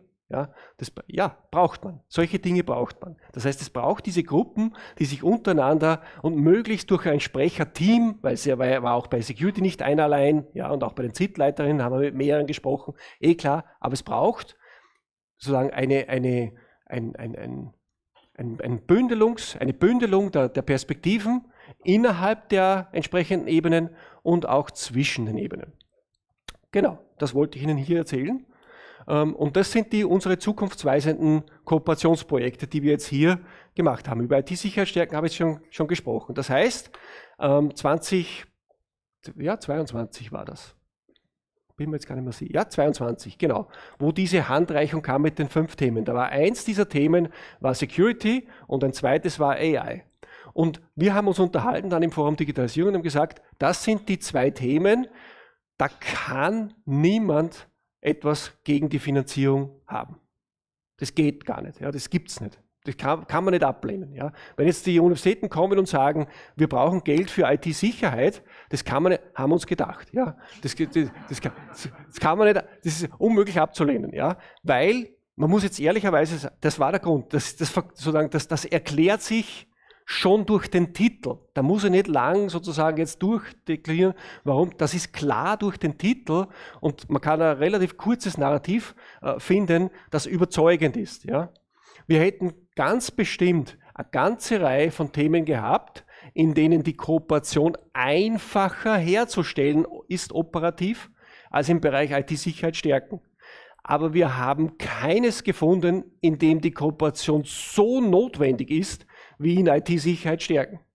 Ja, also verstehen Sie, das war in der Matrix Notwendigkeit, Einfachheit, die Kooperation herzustellen, war das praktisch hier oben. Es war nicht hier oben, ja, sondern hier. War nicht so einfach, die Kooperation herzustellen. Und wie haben wir es gemacht? Wir haben dann, Sie müssen sich vorstellen, typischerweise ist es so, die ZITs haben ja ein gewisses Budget, die können freigeben, die beauftragen dann gewisse Projekte. Bei uns bei ACO Market heißt das, Switch in der Schweiz zum Beispiel, ja, beauftragen dann gewisse Projekte, zahlen 5.000 Euro ein oder 3.000 oder sowas, ja, Größenordnung 10.000 bis zu, und dann laufen diese Projekte los. Keines dieser Projekte hat jemals 22 Unis hinter sich versammelt. Das waren mal 12, mal 3, mal 7, mal 14, mal 17. Unser Anspruch war es, diesmal wollen wir 22 haben. Ja. Und ich kann Ihnen sagen, das ist eine ganz andere Nummer als 17. 22 zu bekommen. Ja, ich habe das mühselig gelernt. Das war wirklich, wir sind wirklich gelaufen. Und wir haben damals mit dem Ministerium gesprochen und wirklich und gesagt, liebe Leute, wir brauchen in der nächsten LV-Periode wirklich viele Mittel, wie gehen wir das an? Und da wurde für uns vom Ministerium, das war eigentlich auch wirklich sehr sagen, wohlwollend und aber auch sehr, sehr richtungsweisend. Nämlich es wurde gesagt, das können wir tun in der Leistungsvereinbarungsperiode 25 bis 27. Bis dahin müsst ihr aus euren Mitteln leben. Ja. So. Das war aber 2022, ja, das heißt, das ist, oder 23 war das dann, glaube ich, 23, wo wir dann wirklich so weit waren, das Projekt so weit beschrieben zu haben, dass wir zum Ministerium gehen konnten, ja, 23. Dann haben wir gesagt, okay, das heißt, wir müssen uns jetzt selbst verpflichten. Und kann Ihnen sagen, das ist viel schwerer, dass die Unis dann wirklich 22 Unis sich selbst in die Tasche greifen, put skin in the game und 22 mal 10.000 Euro in dem Fall oder sowas war das. Das war mehr sogar, 22.000 Euro. Wir haben gesagt, es muss ein bisschen mehr Commitment sein. Das haben wir versucht. Wie haben wir das geschafft? Dadurch, dass wir wirklich kontinuierlich diese 3 Gruppen zusammengebracht haben, das Projekt, in dem Fall ein Vorprojekt, bis Ende 2024 gemeinsam entwickelt haben, dieses Vorprojekt dann im Plenum der UNICO den RektorInnen vorgestellt haben und darüber am Ende des Tages diese 22.000 Euro zu sichern. Ich kann Ihnen sagen, kontrastierend 2 UNICO-Pläne. Das erste, wo ich das Projekt vorgestellt habe, das sieht so aus, man kommt als Forumvorsitzender zum Mittagessen dazu, Nachmittag stellt man dann seine Themen vor. Beim Mittagessen kamen die Rektoren daher, die Einzelnen, der fürs Budget verantwortlich ist. Herr Meier, wie kommen Sie dazu? Das kann doch überhaupt gar nicht sein und jetzt sollen alle Unis das Gleiche zahlen. Mir sagen die kleinen Unis, wir wollen viel weniger zahlen, etc. Der zweite kam daher und sagte, aber die Med-Unis, wir sind doch viel wichtiger als alle anderen, ja, wir müssten eigentlich an der Stelle komplett separat nur die Med-Unis gehen. Der dritte kam und sagte bei den technischen Unis, wir haben ganz besondere Bedarfe, aber auch ganz besondere Kapazitäten, ja, wir sind ganz anders, ja, Harold und Maud. Okay, ich habe Harold und Maud gespielt hier und habe gesagt, ja, ist alles recht und schön etc., aber die tatsächliche Wahrheit ist ja dann das Hauptprojekt, jetzt müssen wir mal zeigen, dass wir das Commitment herstellen können und das Vorprojekt sichern. So, dann waren Zweifel. Ich weiß noch, der Herr Wittuch war der Präsident, der hat das dann praktisch an den Ende der Tagesordnung gestellt, ja, um wirklich sicherzustellen, dass es nicht total versinkt. Ja. Wir hatten dann eine halbe Stunde Diskussion unter geringeren Rängen, ja, damit es ein bisschen mit. So. Und natürlich war keine Entscheidung da, ne, logischerweise am Schluss. Ja. Schon gar keine positive. Ja. So, und dann haben wir gesagt, so, jetzt müssen wir wirklich die extra Meile gehen, und zwar alle. Ja. Haben wir im Forum Digitalisierung gesagt, der ZIT-Leiter das Gleiche. Ihr müsst eure Leute überzeugen, das geht so nicht. Ja. Dann haben wir das nochmal umgestellt, auch nach den Inputs natürlich, die Inputs eingearbeitet. Beim zweiten Mal kam ich hin zum Mittagessen wieder, ja, ich habe das zweite Mal nicht Mittag gegessen, weil ja die Gespräche viel wichtiger waren. Ja. Kam der Erste zu mir und gesagt, toll, wie ihr das jetzt aufgesetzt habt, wunderbar. Zweite kam und sagt, finde ich total klasse, ja, dass euch das gelungen ist.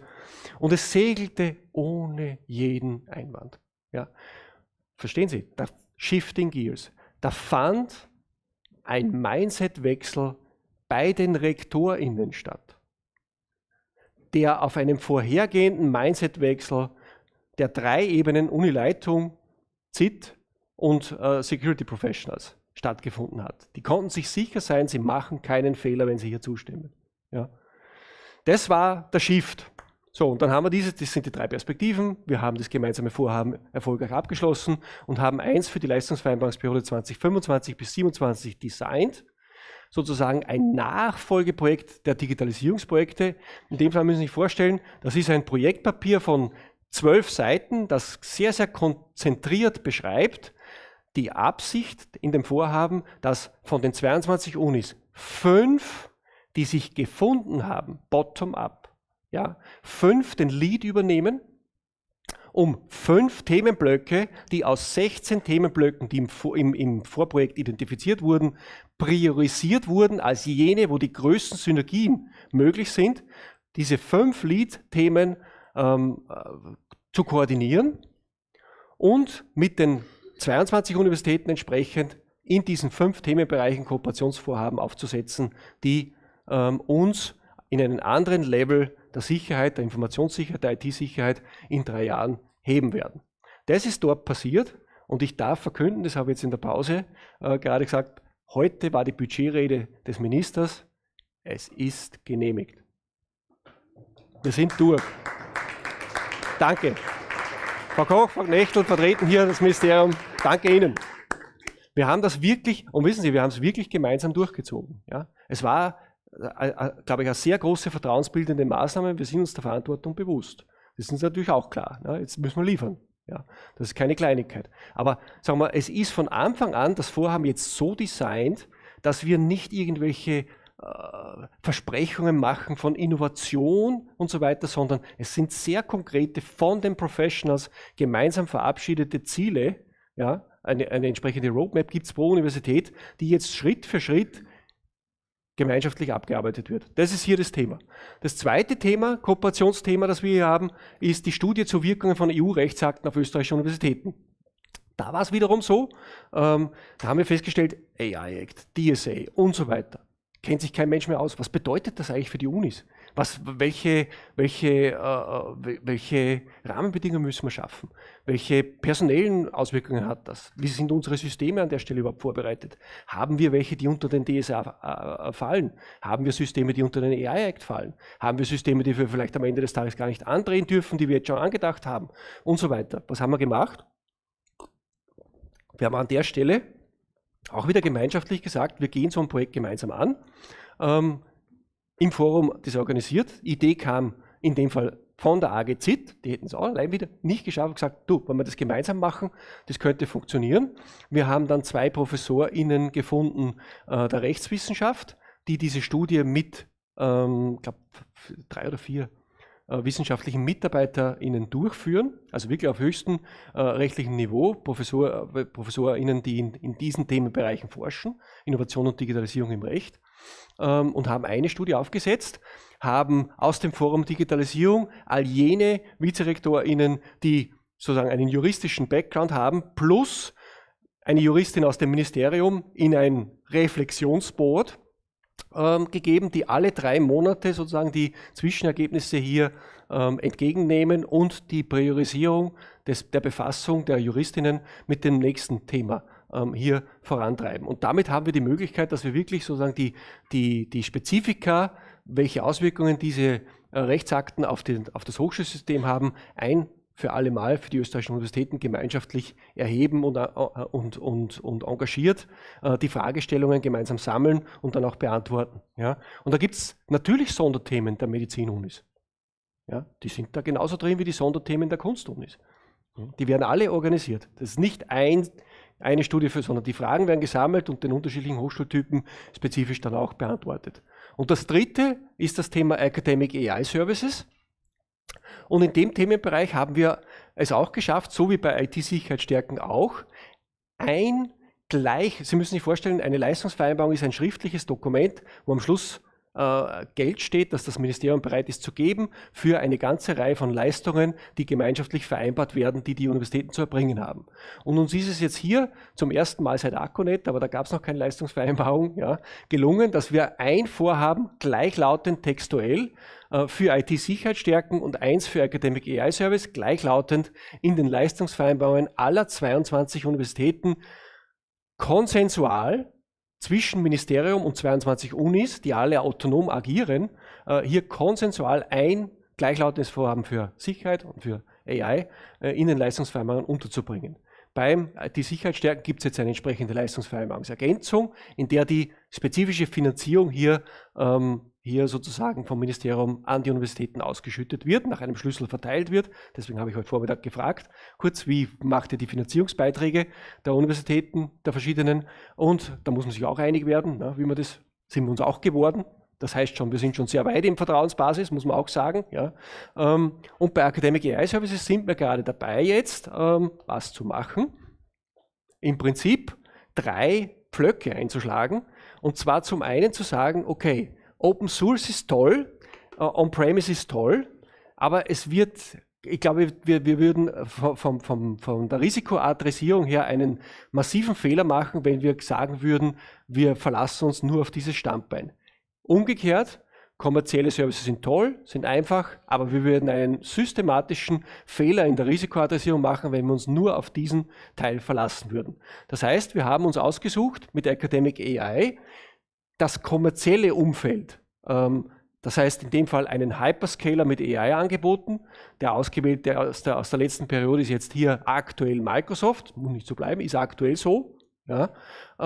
Und wir haben in der letzten LV einen Proof of Concept, nicht mehr, aber auch nicht weniger, geschaffen, dass wir technisch und rechtlich abgesichert einen konfigurierten Zugang zu AI-Services auf der Plattform eines Hyperscalers, Microsoft-Plattform, für alle Universitäten, Klammer auf und darüber hinaus auch die Fachhochschulen, zur Verfügung zu stellen.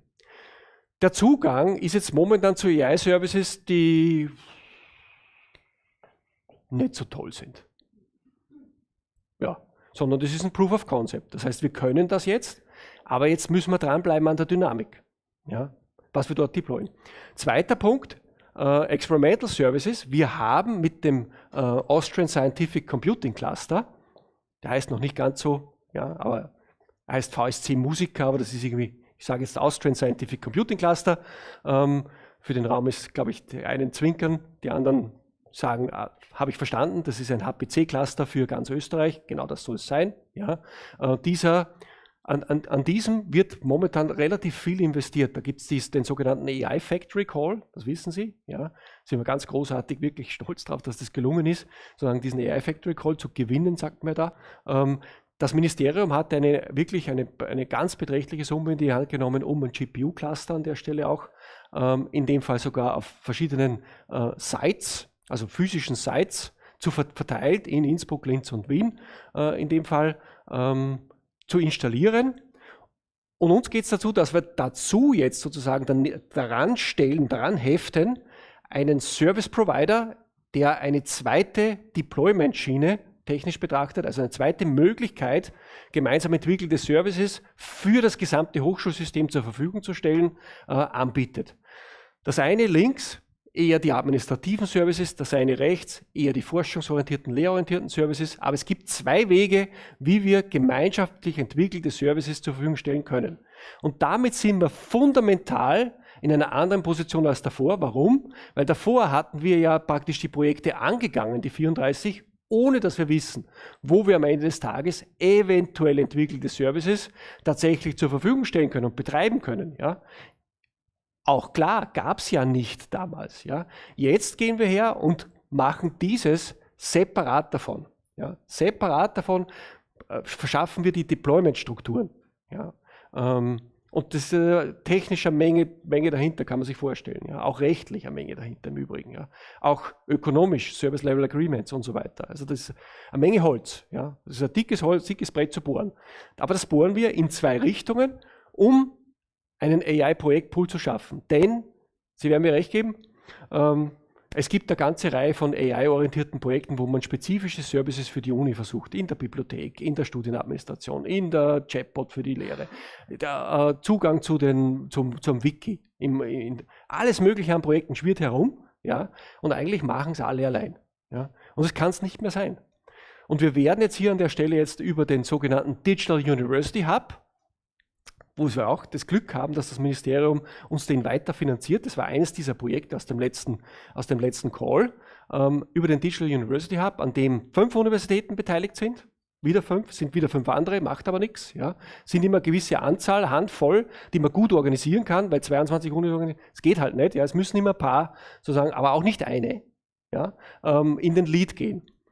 Damit wird keiner irgendwie, wissen Sie, so ganz unitär und elitär. Das wollen wir komplett vermeiden, sondern wir wollen alle profitieren davon, von diesen Entwicklungen, dass man sich nicht jede Uni auf alles konzentrieren muss.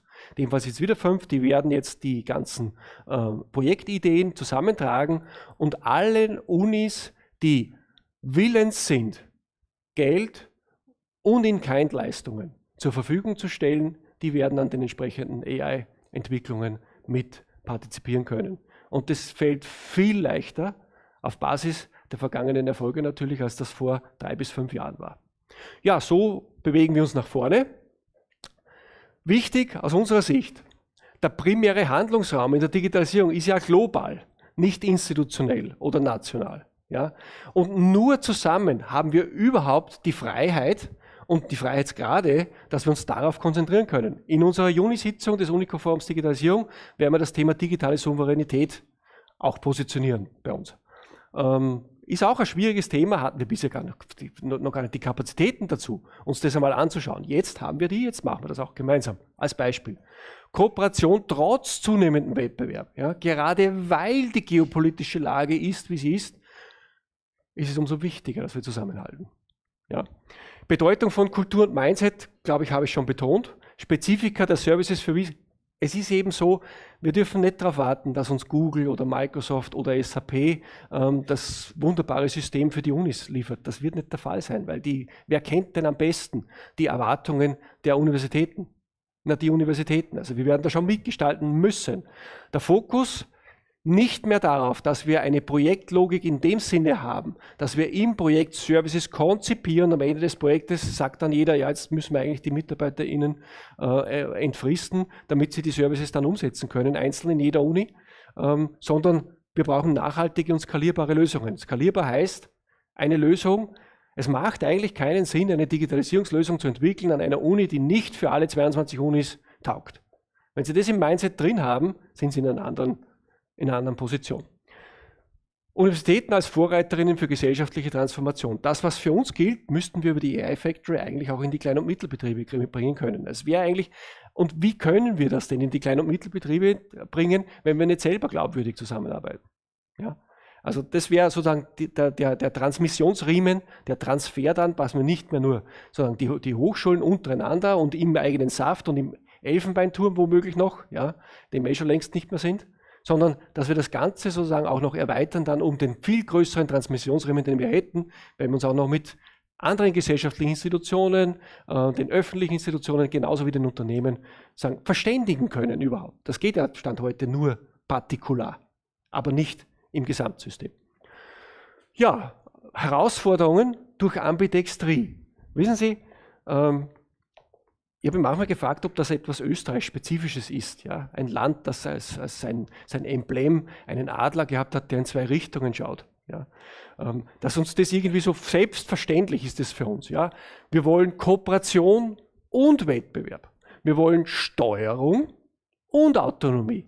Wir wollen Dynamik und Sicherheit. Wir wollen Praktiken der Institutionen, der einzelnen Institutionen, also die Uni sagt dies, und eine Deutungsmacht der Wissenschaftsdisziplinen. Wir wollen eine organisatorische Komplexität einerseits, die wir haben, ja, die wir irgendwie adressieren müssen, und individuelle Erwartungen. Das eine geht aber nicht ohne das andere. Ja. Interne und externe Servicebereitstellung, Open Science, und es soll aber Wissen valorisiert werden. Und wir haben Open Source und kommerzielle Services und wir haben Tradition, die Beständigkeitserzählung, das sind Universitäten, die schon sehr lange etc., das ist ein richtiger Vorteil im Übrigen, auf Tradition aufbauen zu können. Und Disruption. Ja. Und eigentlich ist jetzt die Frage, wie geht man denn mit dieser Ambidextrie um? Ja. Und die Antwort, die wir liefern, ist, wir gehen damit um, indem wir uns unterhaken, indem wir die Verantwortung für Entwicklungen verteilen, indem wir damit eine größere Geschwindigkeit, Dynamik erzielen, die uns tatsächlich erlaubt, nicht nur am Ende des Tages in einem Ende landen zu müssen. Denn die Ambidextrie ist ja an sich für uns und unsere Werte wichtig. Die ist ja wichtig. Und wenn Sie digitale Souveränität sagen, wenn Sie autonome Strategiefähigkeit, habe ich heute gehört, wenn Sie Strategiefähigkeit sagen, dann sind Sie natürlich viel resilienter, wenn Sie die Möglichkeit haben, unterschiedliche Pfade gehen zu können. Und damit meine ich nicht Technologieoffenheit im I-Motorensinne, das meine ich nicht. Sondern wenn Sie die Möglichkeit haben, sozusagen sich nicht einem übermächtigen Partner gegenüber unterwerfen zu müssen. Das ist das Problem, ja, was wir vermeiden wollen. Oder einem übermächtigen Paradigma unterwerfen zu müssen. Das wollen wir nicht. Ja. Das ist die positiv verstandene Autonomie aus meiner Sicht. Wo sind wir jetzt? Warten Sie mal, da habe ich jetzt sicher was über... Nein, habe ich nichts, genau. Der Spruch hat mir ganz gut gefallen zum Thema Disruption. The electric light did not come from the continuous improvement of candles.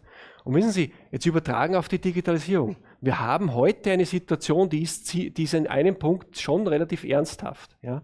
Wir verwenden Systeme, die ein bisschen den Kerzen gleichen. Ja. Und die Leute, die diese Systeme entwickelt haben, die sind in den letzten Jahren in Ruhestand gegangen. Ja. Das heißt, die Kerzenentwickler sind weg, wir haben die Kerzen. Gibt aber auch Glühbirnen. Ja. Das ist übrigens kein unispezifisches Thema. Ja, gar kein unispezifisches Thema. Okay, vielen Dank.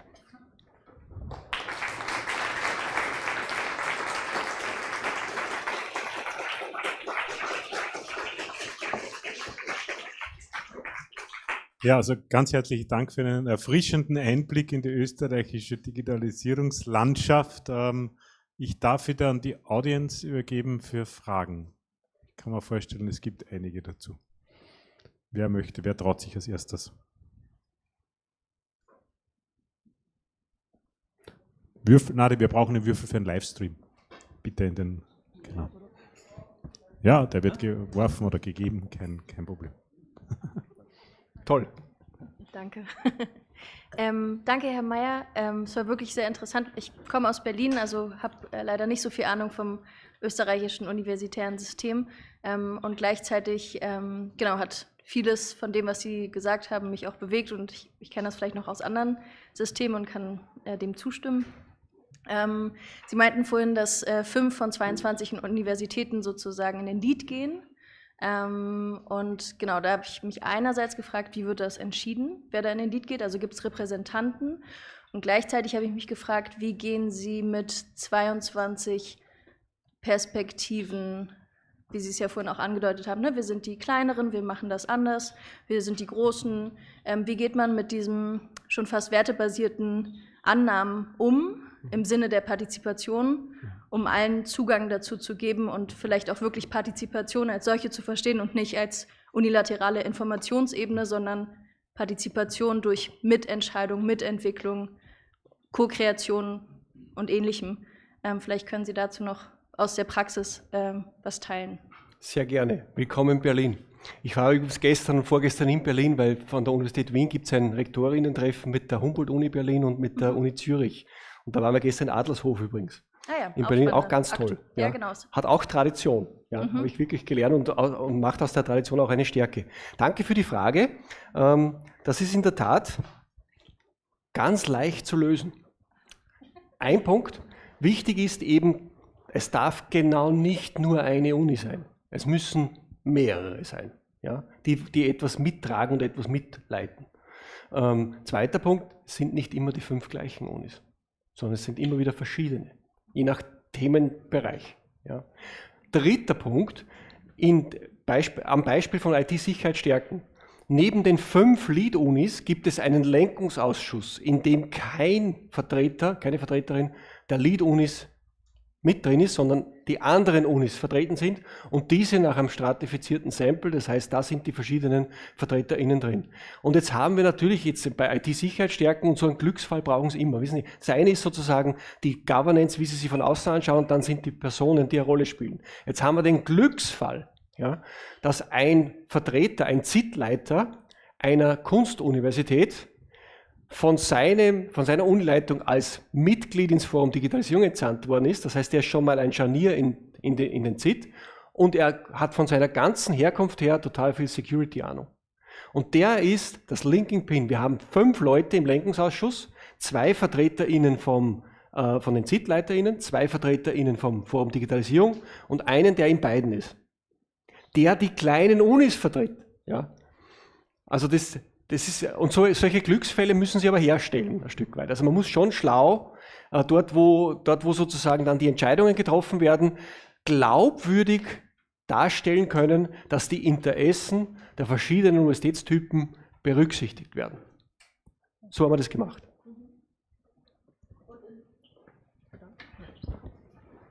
Dankeschön. Und im Sinne der Partizipation, also werden Vorschläge gemacht, werden die Vorschläge zusammen entwickelt, werden die dann abgesegnet? Also wie macht man diese Co-Kreation, wie geht man damit um? Genau.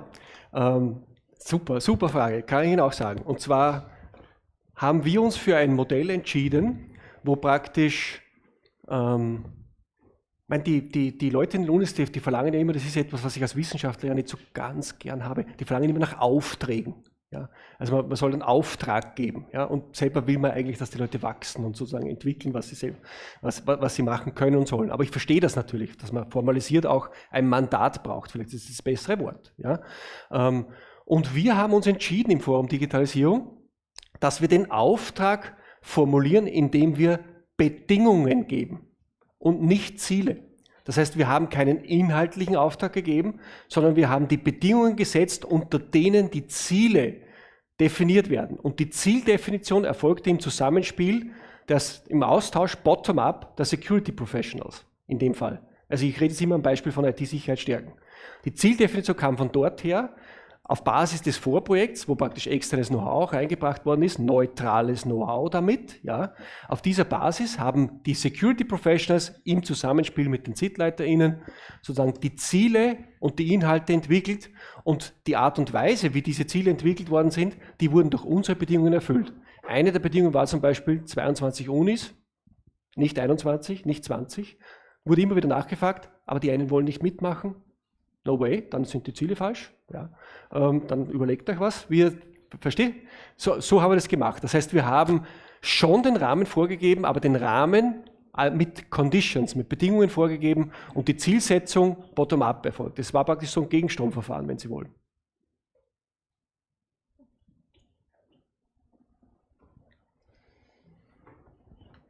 Danke sehr. Ich schaue weiter in die Runde. Online gibt es keine Frage, ne? Dann offline. Lehre. Vielen Dank, Vizerektor Meyer, für diesen Vortrag. Wie werden diese Themen identifiziert oder die Prioritäten? Gibt es eine Roadmap innerhalb von Forum Digitalisierung? Oder wie können wir zum Beispiel als Forschungsdatenmanagement Community unsere Themen positionieren? Also ganz ehrlich, diese Themenidentifikation habe ich wirklich das Gefühl, dass da the wisdom of the crowds am Arbeiten ist. Ja, weil interessanterweise es ist ziemlich egal, mit wem man redet, es sind immer die 5 plus minus 2 Themen, die uns bewegen. Forschungsdatenmanagement ist eines von den 5. Ja, also die uns die ganze Zeit beschäftigt. Ja, muss man auch sagen. Das ist eines von den 5 Themen. Also ich habe schon den Eindruck, dass man sich sozusagen, was die Themen betrifft, die großen Themenblöcke, relativ einig ist. Ja. Ist mein Eindruck, das kann widersprochen werden.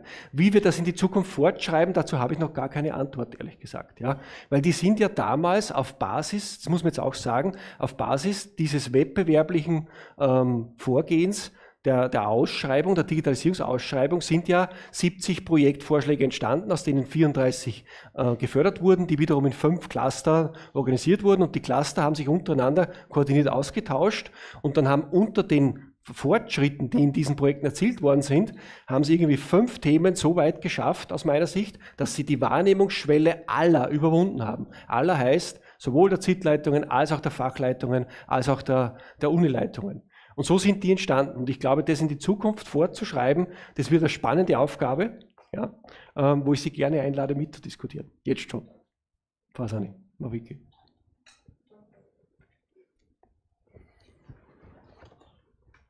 Genau, das war auch eine Frage, die ich gehabt hätte. Wie können die Experten und Expertinnen, die da jetzt alle sitzen, dazu beitragen, dass da was passiert und auf den Boden gebracht wird? Ne? Das ist genau das Thema. Ich glaube, die Ideen sind groß. Also ich glaube gar nicht, dass wir alle an Kerzen denken, sondern schon viel weiter sind. Aber die Frage ist halt, wie lange braucht es, bis man es dann tatsächlich da hinbringt, dass es strategisch behandelt wird und auch umgesetzt werden kann.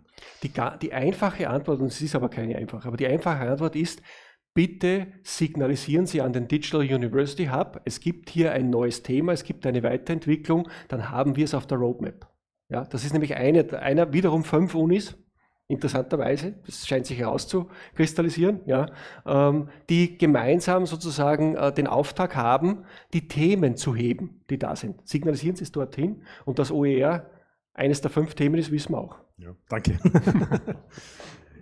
Ja, danke sehr. Das war ein gutes Schlusswort für mich. Ja. Also OER ist eines der wichtigen Themen. Danke sehr. Ich habe auch für dich ein kleines Geschenk, ein Andenken an dieses Festival mit Stolz da hinauf.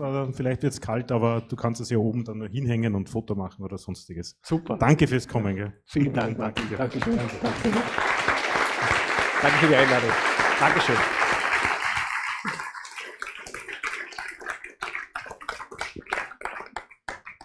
So, ja, wir dürfen wieder weitermachen. Der Livestream wird quasi gerade beendet. Zum Ansagen habe ich noch, also es gibt noch die Workshops, die parallel laufen und es sind immer noch ein paar wenige Restplätze frei. Also wenn jemand noch Lust verspürt hat, zu einem Workshop zu gehen, die Möglichkeit besteht. Die beginnen dann nach der Kaffeepause wieder und wir starten hier wieder um 15:05 Uhr mit Gong kurz davor. Eine schöne Kaffeepause.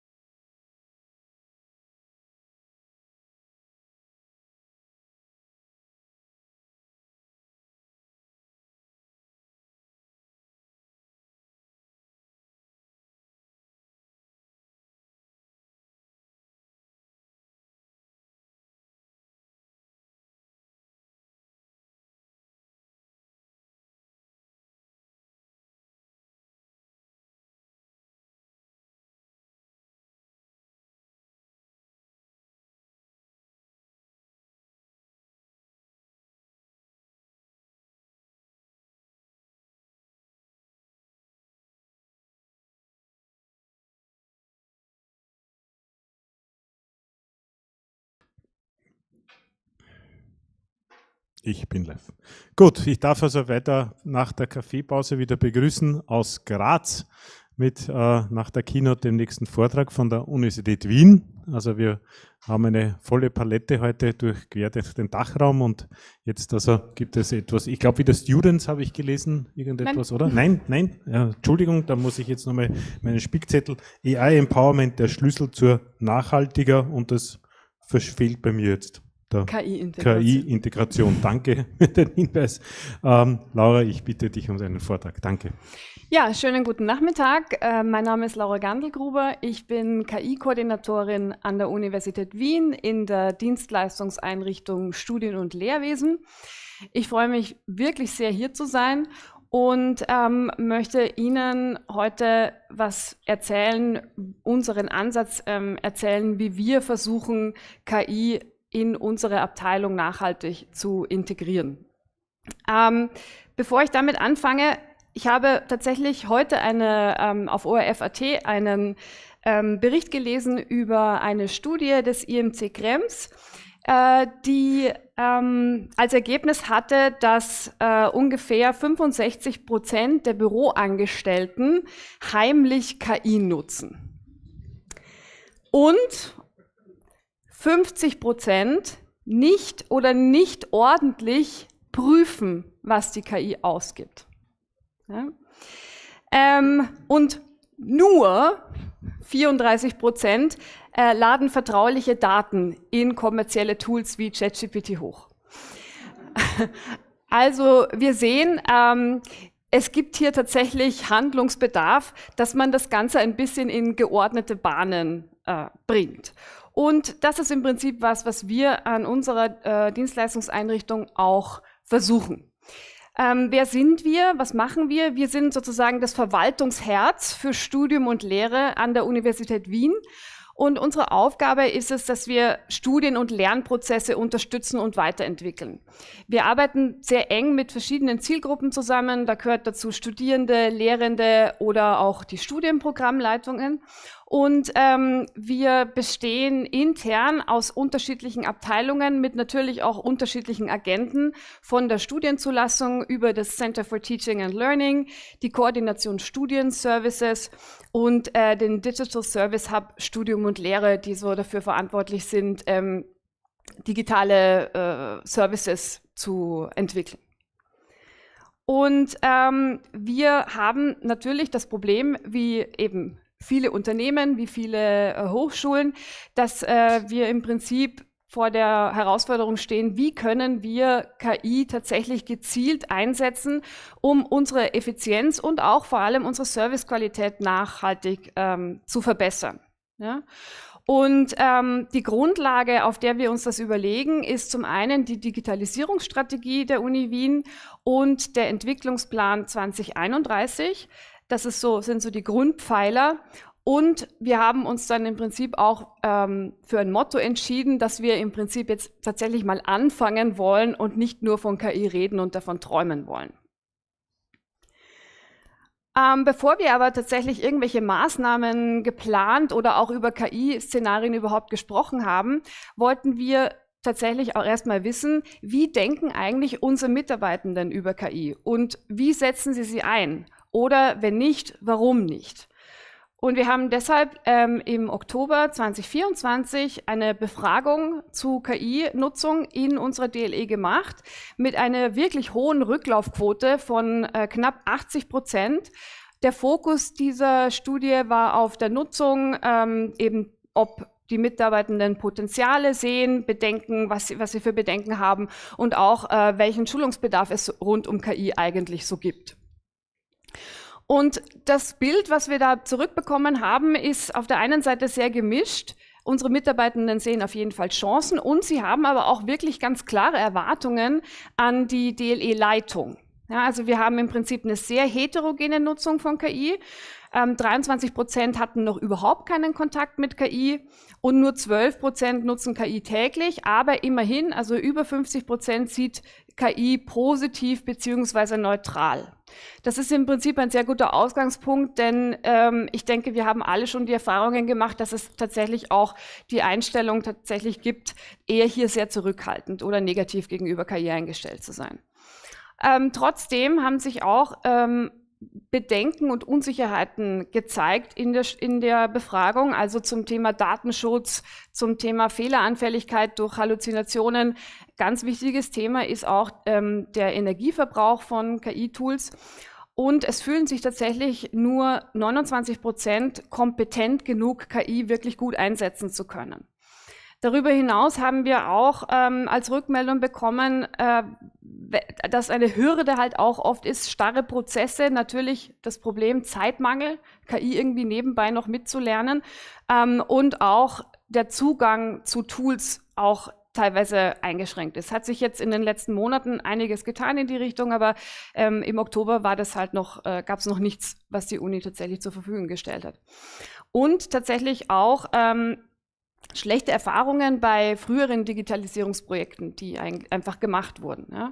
Und die Erwartungen, die ganz klar kommuniziert wurden durch diese Befragung, ist, dass sich die Mitarbeitenden wünschen, KI vor allem einzusetzen, um Routineaufgaben zu automatisieren, aber gleichzeitig es eben auch erwartet wird, dass es entsprechende Tools zur Verfügung gestellt werden für die Mitarbeitenden und natürlich auch entsprechende Schulungsmaßnahmen stattfinden. Und auch ganz klar wurde formuliert, die Mitarbeitenden erwarten einen Plan, ja, also eine Strategie, die auch transparent gemacht wird.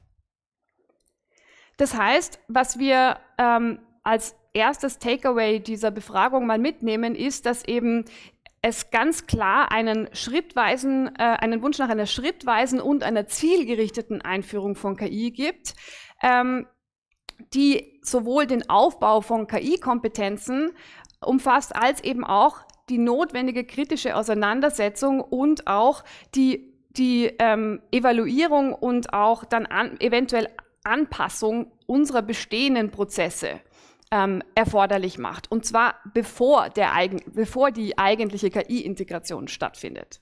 Ja? Und das zeigt im Prinzip ganz klar auch, dass wir es mit unterschiedlichen Personentypen auch zu tun haben. Wir haben gerade im vorherigen Vortrag gehört, es gibt nicht eine Uni, es gibt nicht einen Bedarf etc. Und das zeigt sich bei uns in der Abteilung auch ganz klar. Und zwar, wir haben auch die Mitarbeitenden gebeten, sich als ein Typ von KI-Held selbst zu identifizieren. Ja, also es war halt natürlich so ein bisschen humoristische Selbsteinschätzung. Und die Typologie, die wir da entwickelt haben, waren von KI-Gemütlichen, die KI einfach sehr pragmatisch nutzen wollen. Wenn es hilft, dann ist es gut. Wenn nicht, dann ist es auch kein Drama. Dann gibt es KI-Enthusiastinnen, also Personen, die gerne das aktiv mitgestalten wollen, auch mutig neue Tools testen und auch eben das volle Potenzial der KI ausnutzen möchten. Ein weiterer Typ ist die KI-Optimistin, die wirklich voll setzt auf KI als hilfreiches Werkzeug für sinnvolle und verantwortungsvolle Anwendungen. Dann haben wir so einen Typ, der prinzipiell positiv gegenüber KI eingestellt ist, aber schon etwas skeptisch ist und KI auf jeden Fall zuerst mal verstehen will und auch nur bei einem klaren Mehrwert tatsächlich auch einsetzt.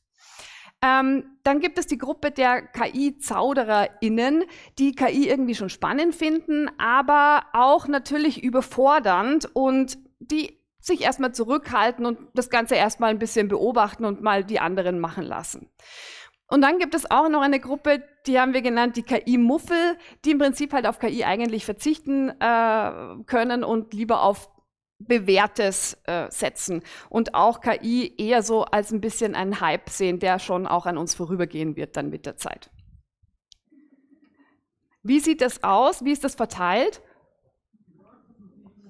Also wir sehen, die Hälfte unserer Mitarbeitenden sind die KI-Gemütlichen, die aber im Prinzip schon positiv eingestellt sind. Ja. Wir haben eine ganz kleine Gruppe, ungefähr 4% von wirklichen KI-EnthusiastInnen. Dann gibt es die KI-Gescheitlinge mit 20% und KI-Optimistinnen und KI-Muffel mit jeweils knapp 11%, die eine gleich große Gruppe sind. Und dann gibt es eben die noch ein bisschen Abstand halten von dem Ganzen mit knapp unter 3%. Was haben wir daraus gelernt aus dieser Typologisierung?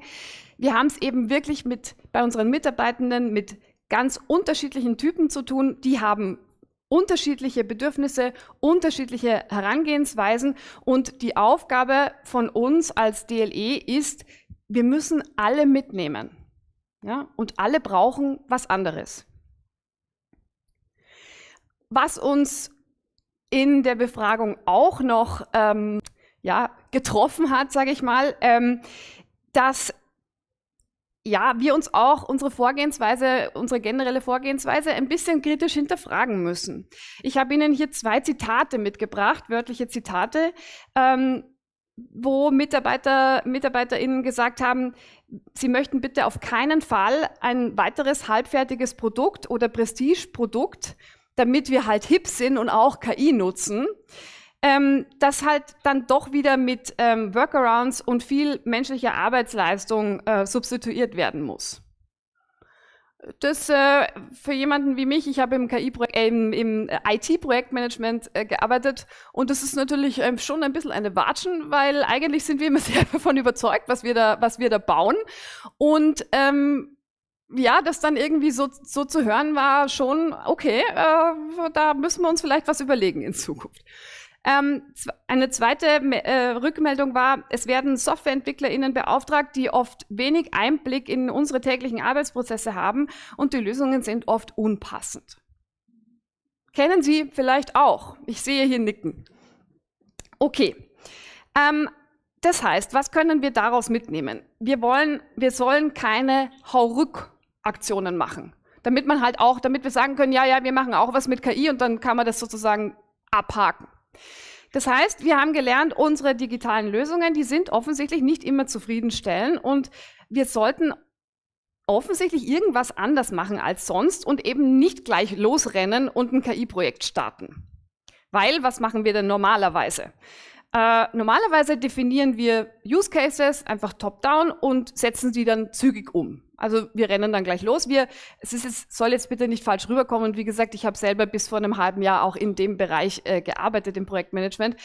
Wir binden schon unsere StakeholderInnen ein. Ja, wir machen da Anforderungsworkshops etc. pp. Aber offensichtlich haben wir die AnwenderInnen-Perspektive nicht genug berücksichtigt. Ja, und haben offensichtlich immer mal wieder Tools auch rausgebracht und auf Produktion gebracht, die irgendwelche Workarounds notwendig machen und manchmal sogar Mehrarbeit verursachen. Und das sollte es ja eigentlich nicht sein, weil wir wollen ja eigentlich mit unseren digitalen Tools uns das Leben leichter machen.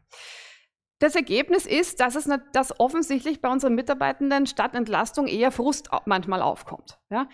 Nicht immer, nicht alle Projekte, aber das ist offensichtlich was unsere Mitarbeitenden uns auch kommunizieren wollten. Deswegen haben wir uns überlegt, dieses Mal machen wir es anders. Wir wollen, dass die Ideen für ein KI-Projekt von denen kommen, die ihre Prozesse wirklich kennen, nämlich von unseren Mitarbeitenden. Aber damit das überhaupt möglich ist, müssen wir unseren Mitarbeitenden erstmal das notwendige Wissen über KI mitgeben, damit sie in der Lage sind, die Potenziale von diesen Tools auch zu erkennen und auch aktiv mitzugestalten.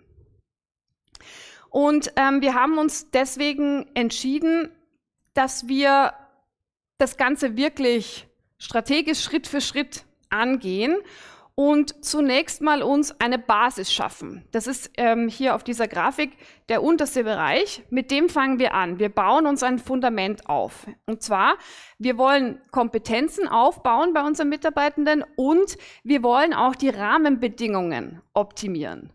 In der Umfrage kam raus, dass zum Beispiel die KI-Richtlinien, die wir für unsere DLE haben, nicht praxisnah sind. Ja, und nicht, man kann das offensichtlich nicht auf den Kontext, auf den eigenen Arbeitskontext teilweise übertragen. Ja? Das heißt, wir haben uns vorgenommen, dass wir die KI-Richtlinien praxistauglich einfach überarbeiten.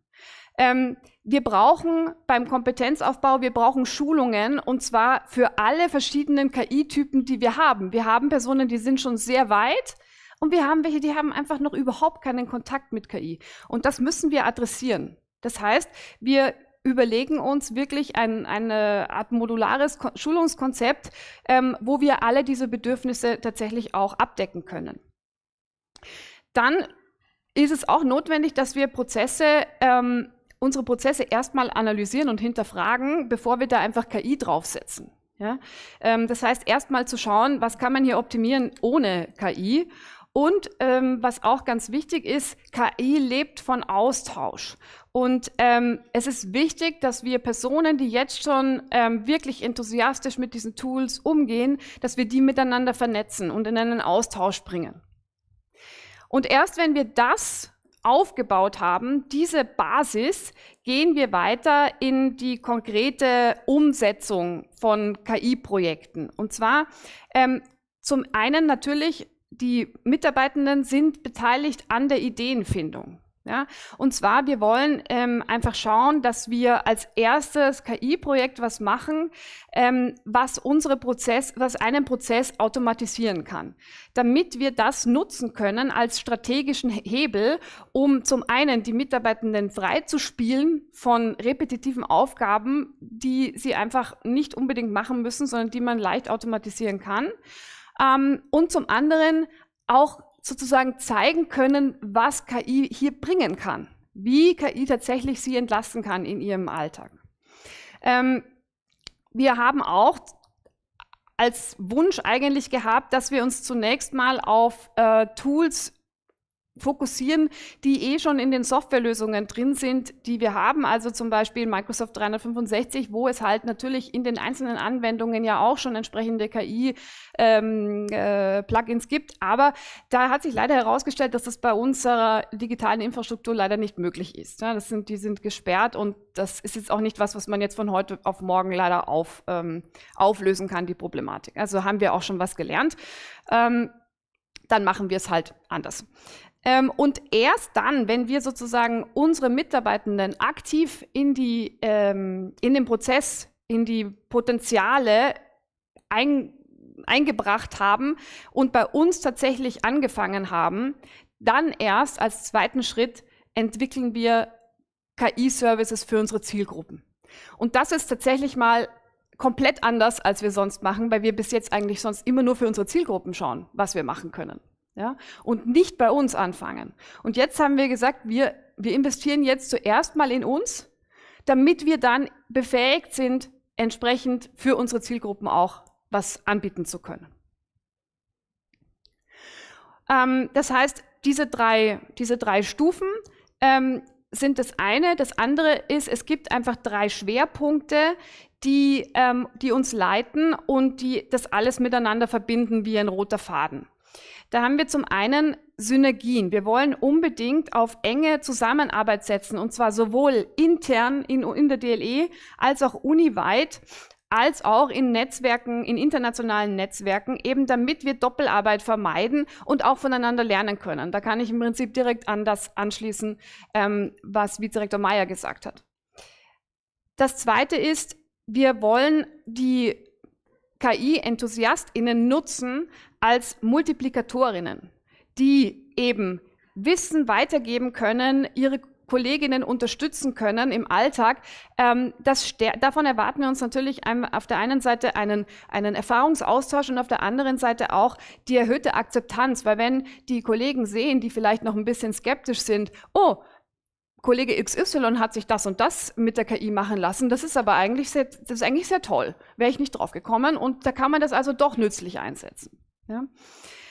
Und das dritte Thema, was für unsere Mitarbeitenden tatsächlich sehr wichtig ist, ist das Thema Nachhaltigkeit.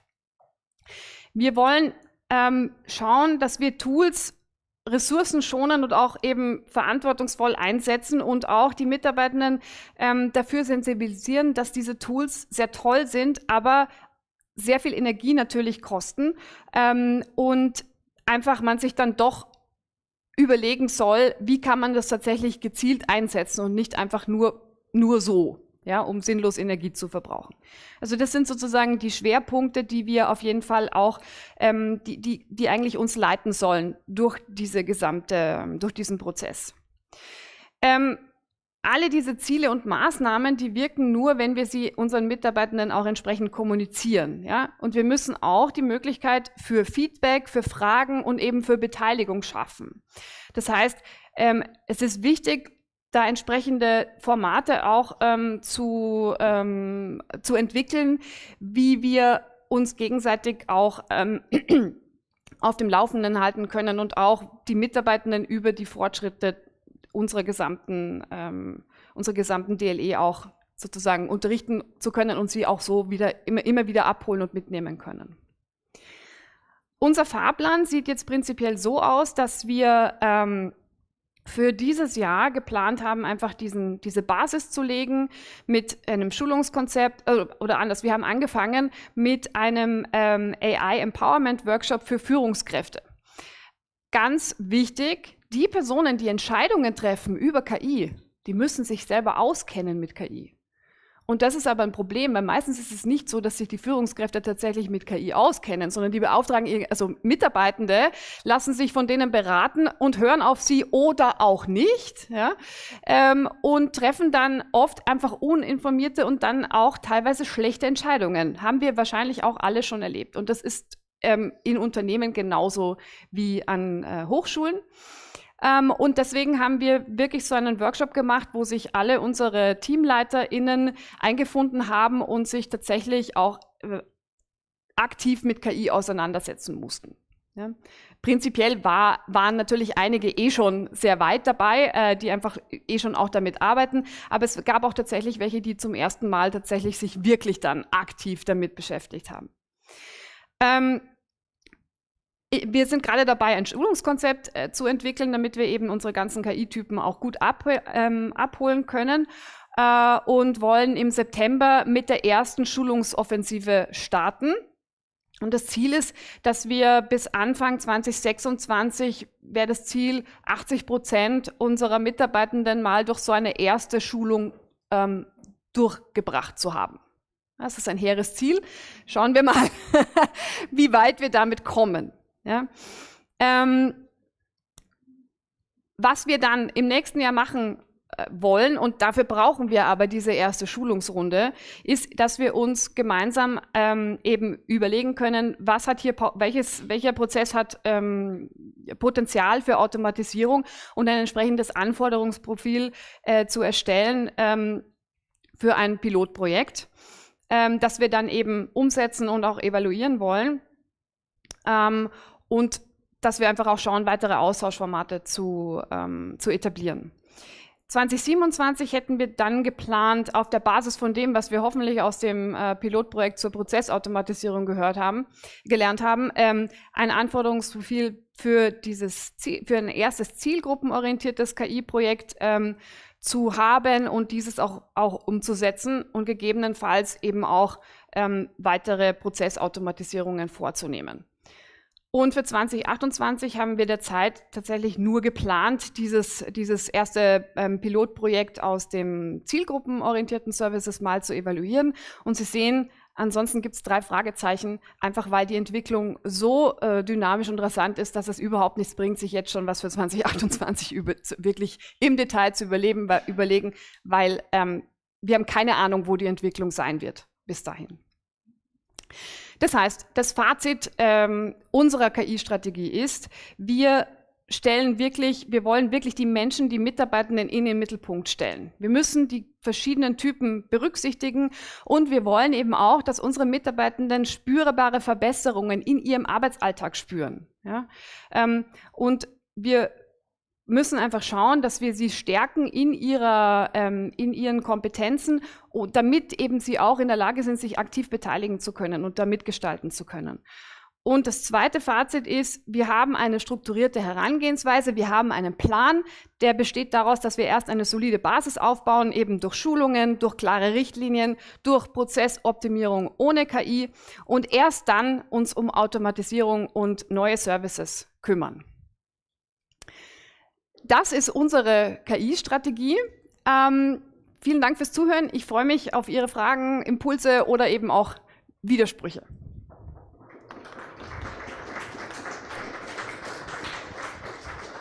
Ja, danke für die Einblicke an der Universität Wien. Gibt es Fragen dazu? Der Würfel kommt. Gleichzeitig würde ich die Online-Community aufrufen, da schauen 80, 90 Leute zu, also es passiert schon was, aber Fragen sind nur sehr schlecht online. Bitte. Du hast gesagt, ihr wollt bis nächstes Jahr 80% der Mitarbeitenden dazu bringen, Schulungen zu machen. Sind die Schulungen freiwillig und wenn ja, wie macht ihr das dann oder sind die auch teilweise verpflichtend? Also der Plan ist, unsere Mitarbeitenden nachdrücklich dazu aufzufordern, da teilzunehmen. Den Eindruck, den ich so habe, ist, dass es, glaube ich, nicht notwendig sein wird, da entsprechende Daumenschrauben anzulegen. Wir haben gesehen in der Umfrage, dass wirklich die Mitarbeitenden großteils sehr positiv eingestellt sind. Und generell habe ich schon das Gefühl, dass es bei uns in der DLE ein Mindset gibt, wo einfach solche Sachen, dass das irgendwie, auch wenn man sich am Anfang ein bisschen wehrt und so, doch letztendlich dann auch offen ist, für sich da entsprechend auch schulen zu lassen.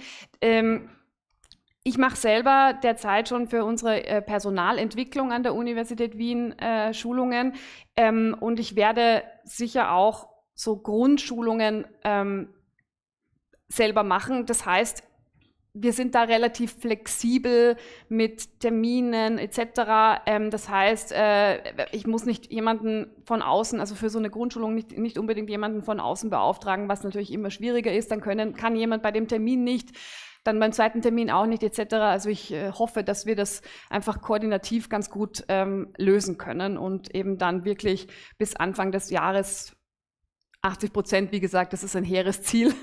Schauen wir mal, wie weit wir kommen. Aber also ich glaube daran, dass das schaffbar sein könnte. Danke. So, aber jetzt ein Experiment. Super. Vielen Dank für den inspirierenden Vortrag. Eine kurze Frage zum Thema KI-Strategie. Wer ist bei euch an der Entwicklung dieser Strategie involviert? Wer macht die? Von wem kommt die? Die habe tatsächlich ich jetzt entwickelt, im Auftrag von unserer DLE-Leitung. Also ich bin seit September im Prinzip vom Projektmanagement in den Aufgabenbereich gekommen, weil bei uns klar war, wir können das nicht so nebenbei machen. Es hat sich gerade gut ergeben, dass es für mich neue Aufgaben gebraucht hat und ich mich ja eben schon viel mit KI beschäftigt habe. Ich habe auch einen Lehrauftrag, deswegen war ich schon gezwungen, mich da entsprechend damit auseinanderzusetzen und habe da einfach schon Erfahrung gehabt und meine Einstiegsaufgabe war, mir da was zu überlegen, was ich natürlich dann entsprechend mit der Leitung abgestimmt habe. Wir haben das dann mit unseren Teamleitungen unserer Unterabteilungen vorgestellt und auch eben abgestimmt. Und ja, also prinzipiell das Grundsätzliche, die Struktur ist mal jetzt eben von mir gekommen und aber eben in enger Abstimmung natürlich mit dem Leitungsteam. Danke. Eine letzte Frage haben wir da ganz hinten, ja. So, müssen wir noch hinbringen. Sehr gut, danke. Ja, hallo. Ich habe mal noch eine Frage und zwar bezüglich der Umfrage. Ich fand es sehr anschaulich, wie diese Differenzierung der Typen dann irgendwie gelungen ist. Die macht es wirklich greifbar. Habt ihr jetzt in Folge eurer Schulungen vor, diese Umfrage in gewisser Maße auch zu institutionalisieren, also mal zu schauen, wie ändert sich denn dieses Typenportfolio jetzt eigentlich im Laufe eurer Schulungen? Das wäre auch sicherlich interessant zu beobachten, zu begleiten. Ja, also geplant ist auf jeden Fall, dass wir eben das schon eben weiterhin immer mal wieder evaluieren, wie wir uns weiterentwickeln, weil sonst können wir das auch nicht messen. Also das heißt, prinzipiell geplant wäre das auf jeden Fall, das wieder abzufragen, ob sich da und auch zu vergleichen, ob wir hoffentlich weniger KI-Muffel und mehr KI-EnthusiastInnen dann auch haben. Cool, danke. Ja, dann ganz lieben Dank noch einmal, Laura, für die spannenden Einblicke. Danke für die Fragen. Kriegst du noch einmal einen Abschiedsapplaus? Dankeschön.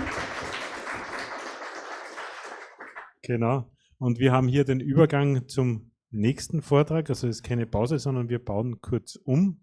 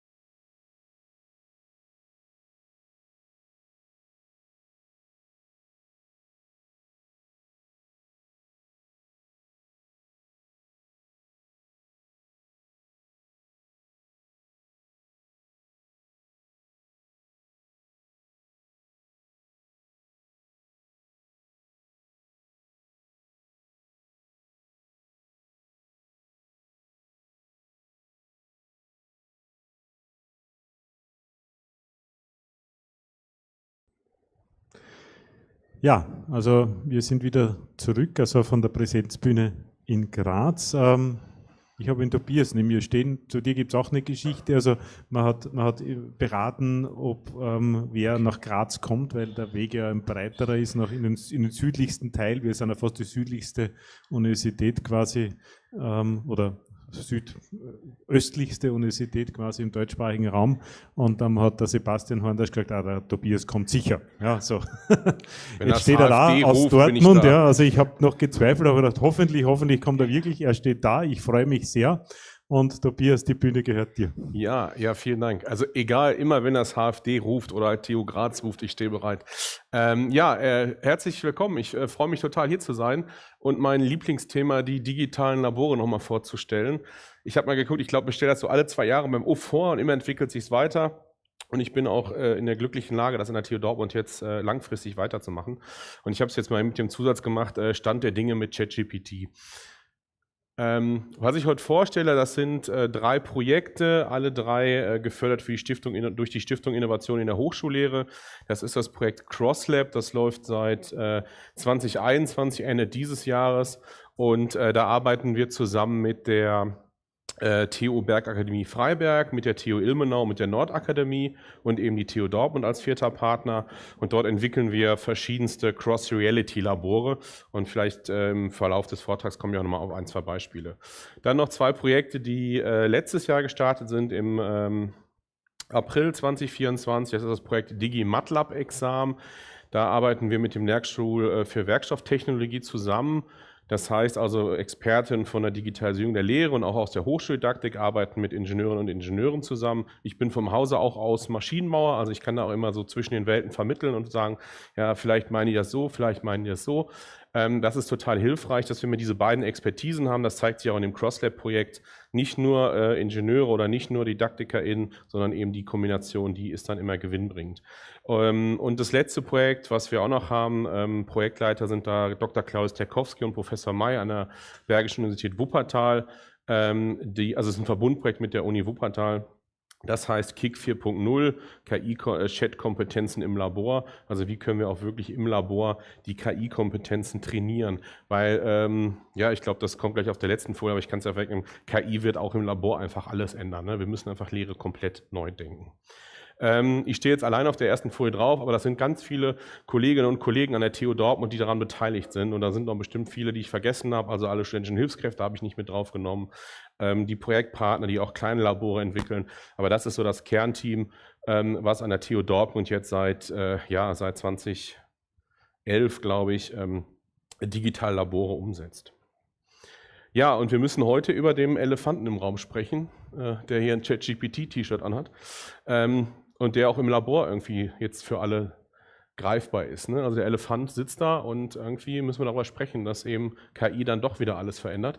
Und ich habe das Bild letzte Woche erstellt und dann kam der Kollege, der mehr im Chemielabor unterwegs hat, gesagt, ja, das Bild ist super, aber das ist wieder ein doofes KI-Bild. Wem fällt das denn direkt auf? Wo ist das Problem bei diesem Bild? Er kann nicht tippen, okay, das ist mir noch gar nicht aufgefallen.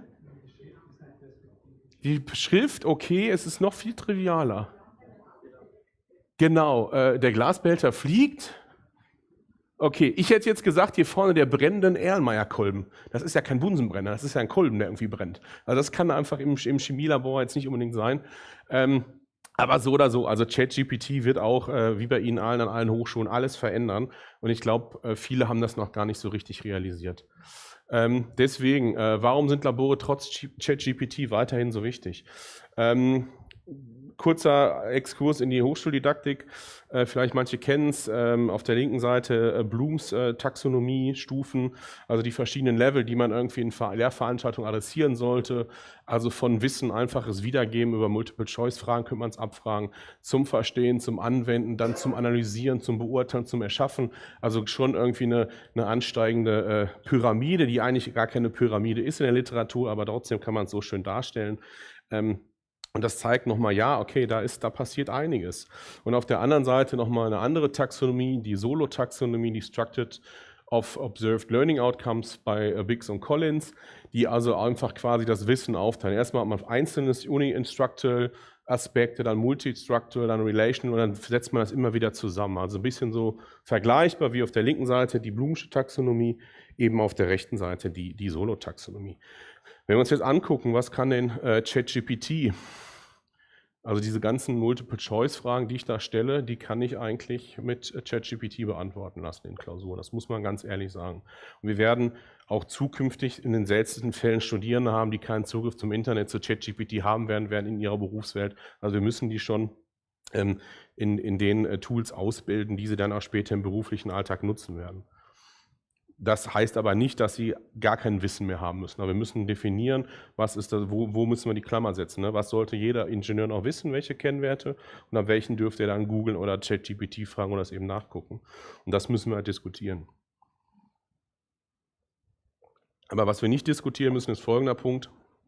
Studierende müssen Dinge tun, um zu lernen. Das ist ein ganz wichtiger Aspekt.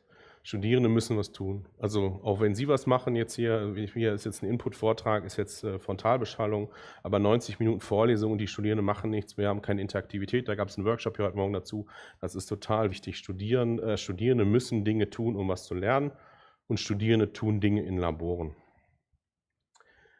Aber welche Lernziele werden denn durch Labore adressiert? Warum müssen denn angehende MINT-Wissenschaftlerinnen und MINT-Wissenschaftler durch ein Labor? Warum machen wir das immer noch so? Warum müssen die das Labor durchführen? Welche Lernziele werden dadurch adressiert? Das ist eine Auflistung von 13 fundamentalen Lernzielen nach Feisel und Rosa.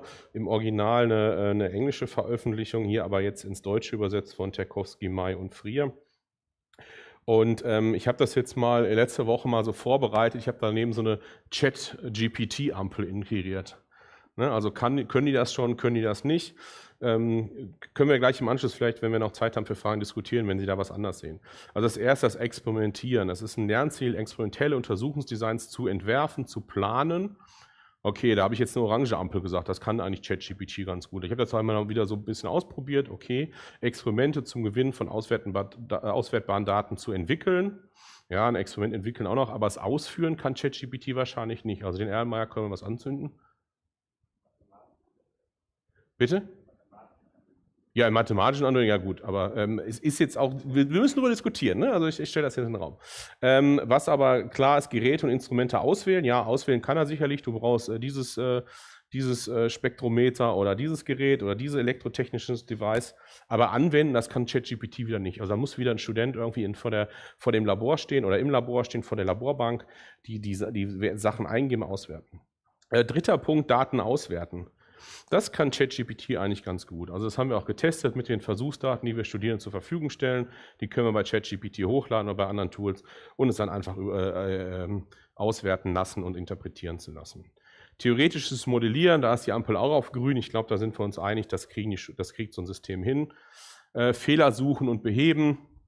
Kann man auch diskutieren, also irgendwie einen Fehler finden. Das ist natürlich schwierig, wenn in einer elektrischen Schaltung irgendwie ein Kabelbruch ist. Das wird ChatGPT nicht hinkriegen. Er könnte nur sagen, überprüft die Kabelverbindung. Deswegen ist es auch wieder auf Orange und Rot. Und ingenieurgemäß konstruieren, ja, das ist, glaube ich, auf Grün. Das sind gewisse Algorithmen, die man da anwenden kann, gewisse Normen, die umzusetzen sind. Das kann man über eine KI lösen. Frei und kreativ denken, das habe ich jetzt mal auf Orange gesetzt. Und sicher und verantwortungsvoll handeln, das habe ich auf Rot-Gelb gesetzt. Also dass man dann eben Gesetze und Richtlinien befolgt, da muss man ja dann wieder, wenn man es durchführt, wieder die Person muss dann die handelnden Aktionen übernehmen. Ergebnisse präsentieren, diskutieren, ja, ich glaube, da geht es von grün bis rot, also mündlichen Vortrag kann ChatGPT noch nicht halten, das ist ja unser Glück an den Hochschulen, dass wir irgendwie jetzt die Hausarbeiten, das kann es irgendwie, aber vielleicht können wir es noch mal ein bisschen in einem mündlichen Vortrag retten, bis man dann wie Martin mit dem Knopf rumläuft und dann einfach sich alles erzählen lässt, was man jetzt als nächstes sagen muss. Aber das ist, glaube ich, so von Rot bis Grün einzuteilen.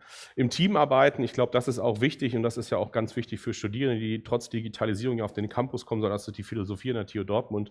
Wir sind eine Präsenzuniversität, wir wollen, dass unsere Studierenden auf dem Campus kommen, sich miteinander austauschen und nicht nur in virtuellen Teams arbeiten.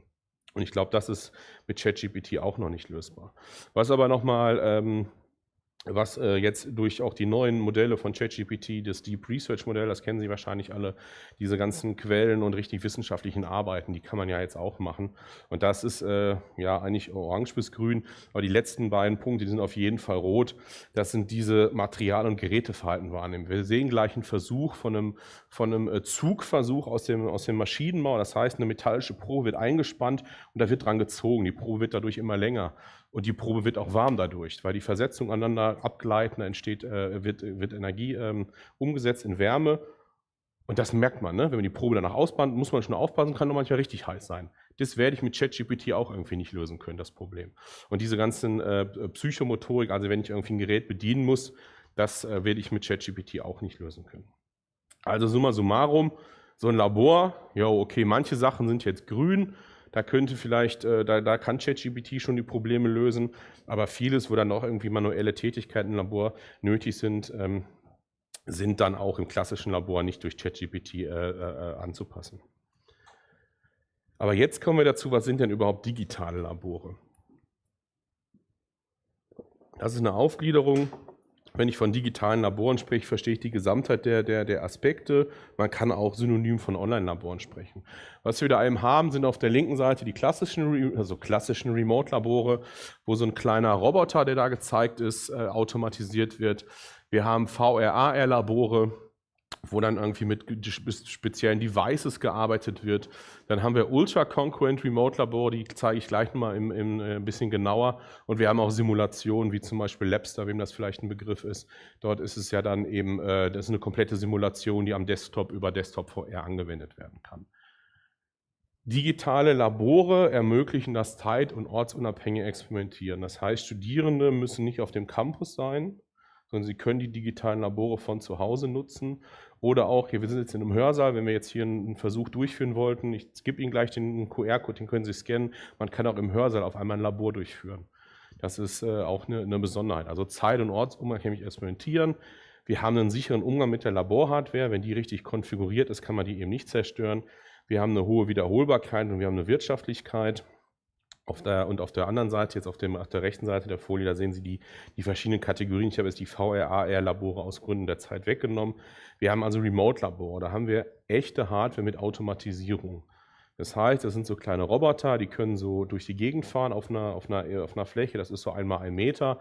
Und die müssen halt programmiert werden, dass sie so eine Linienerkennung haben.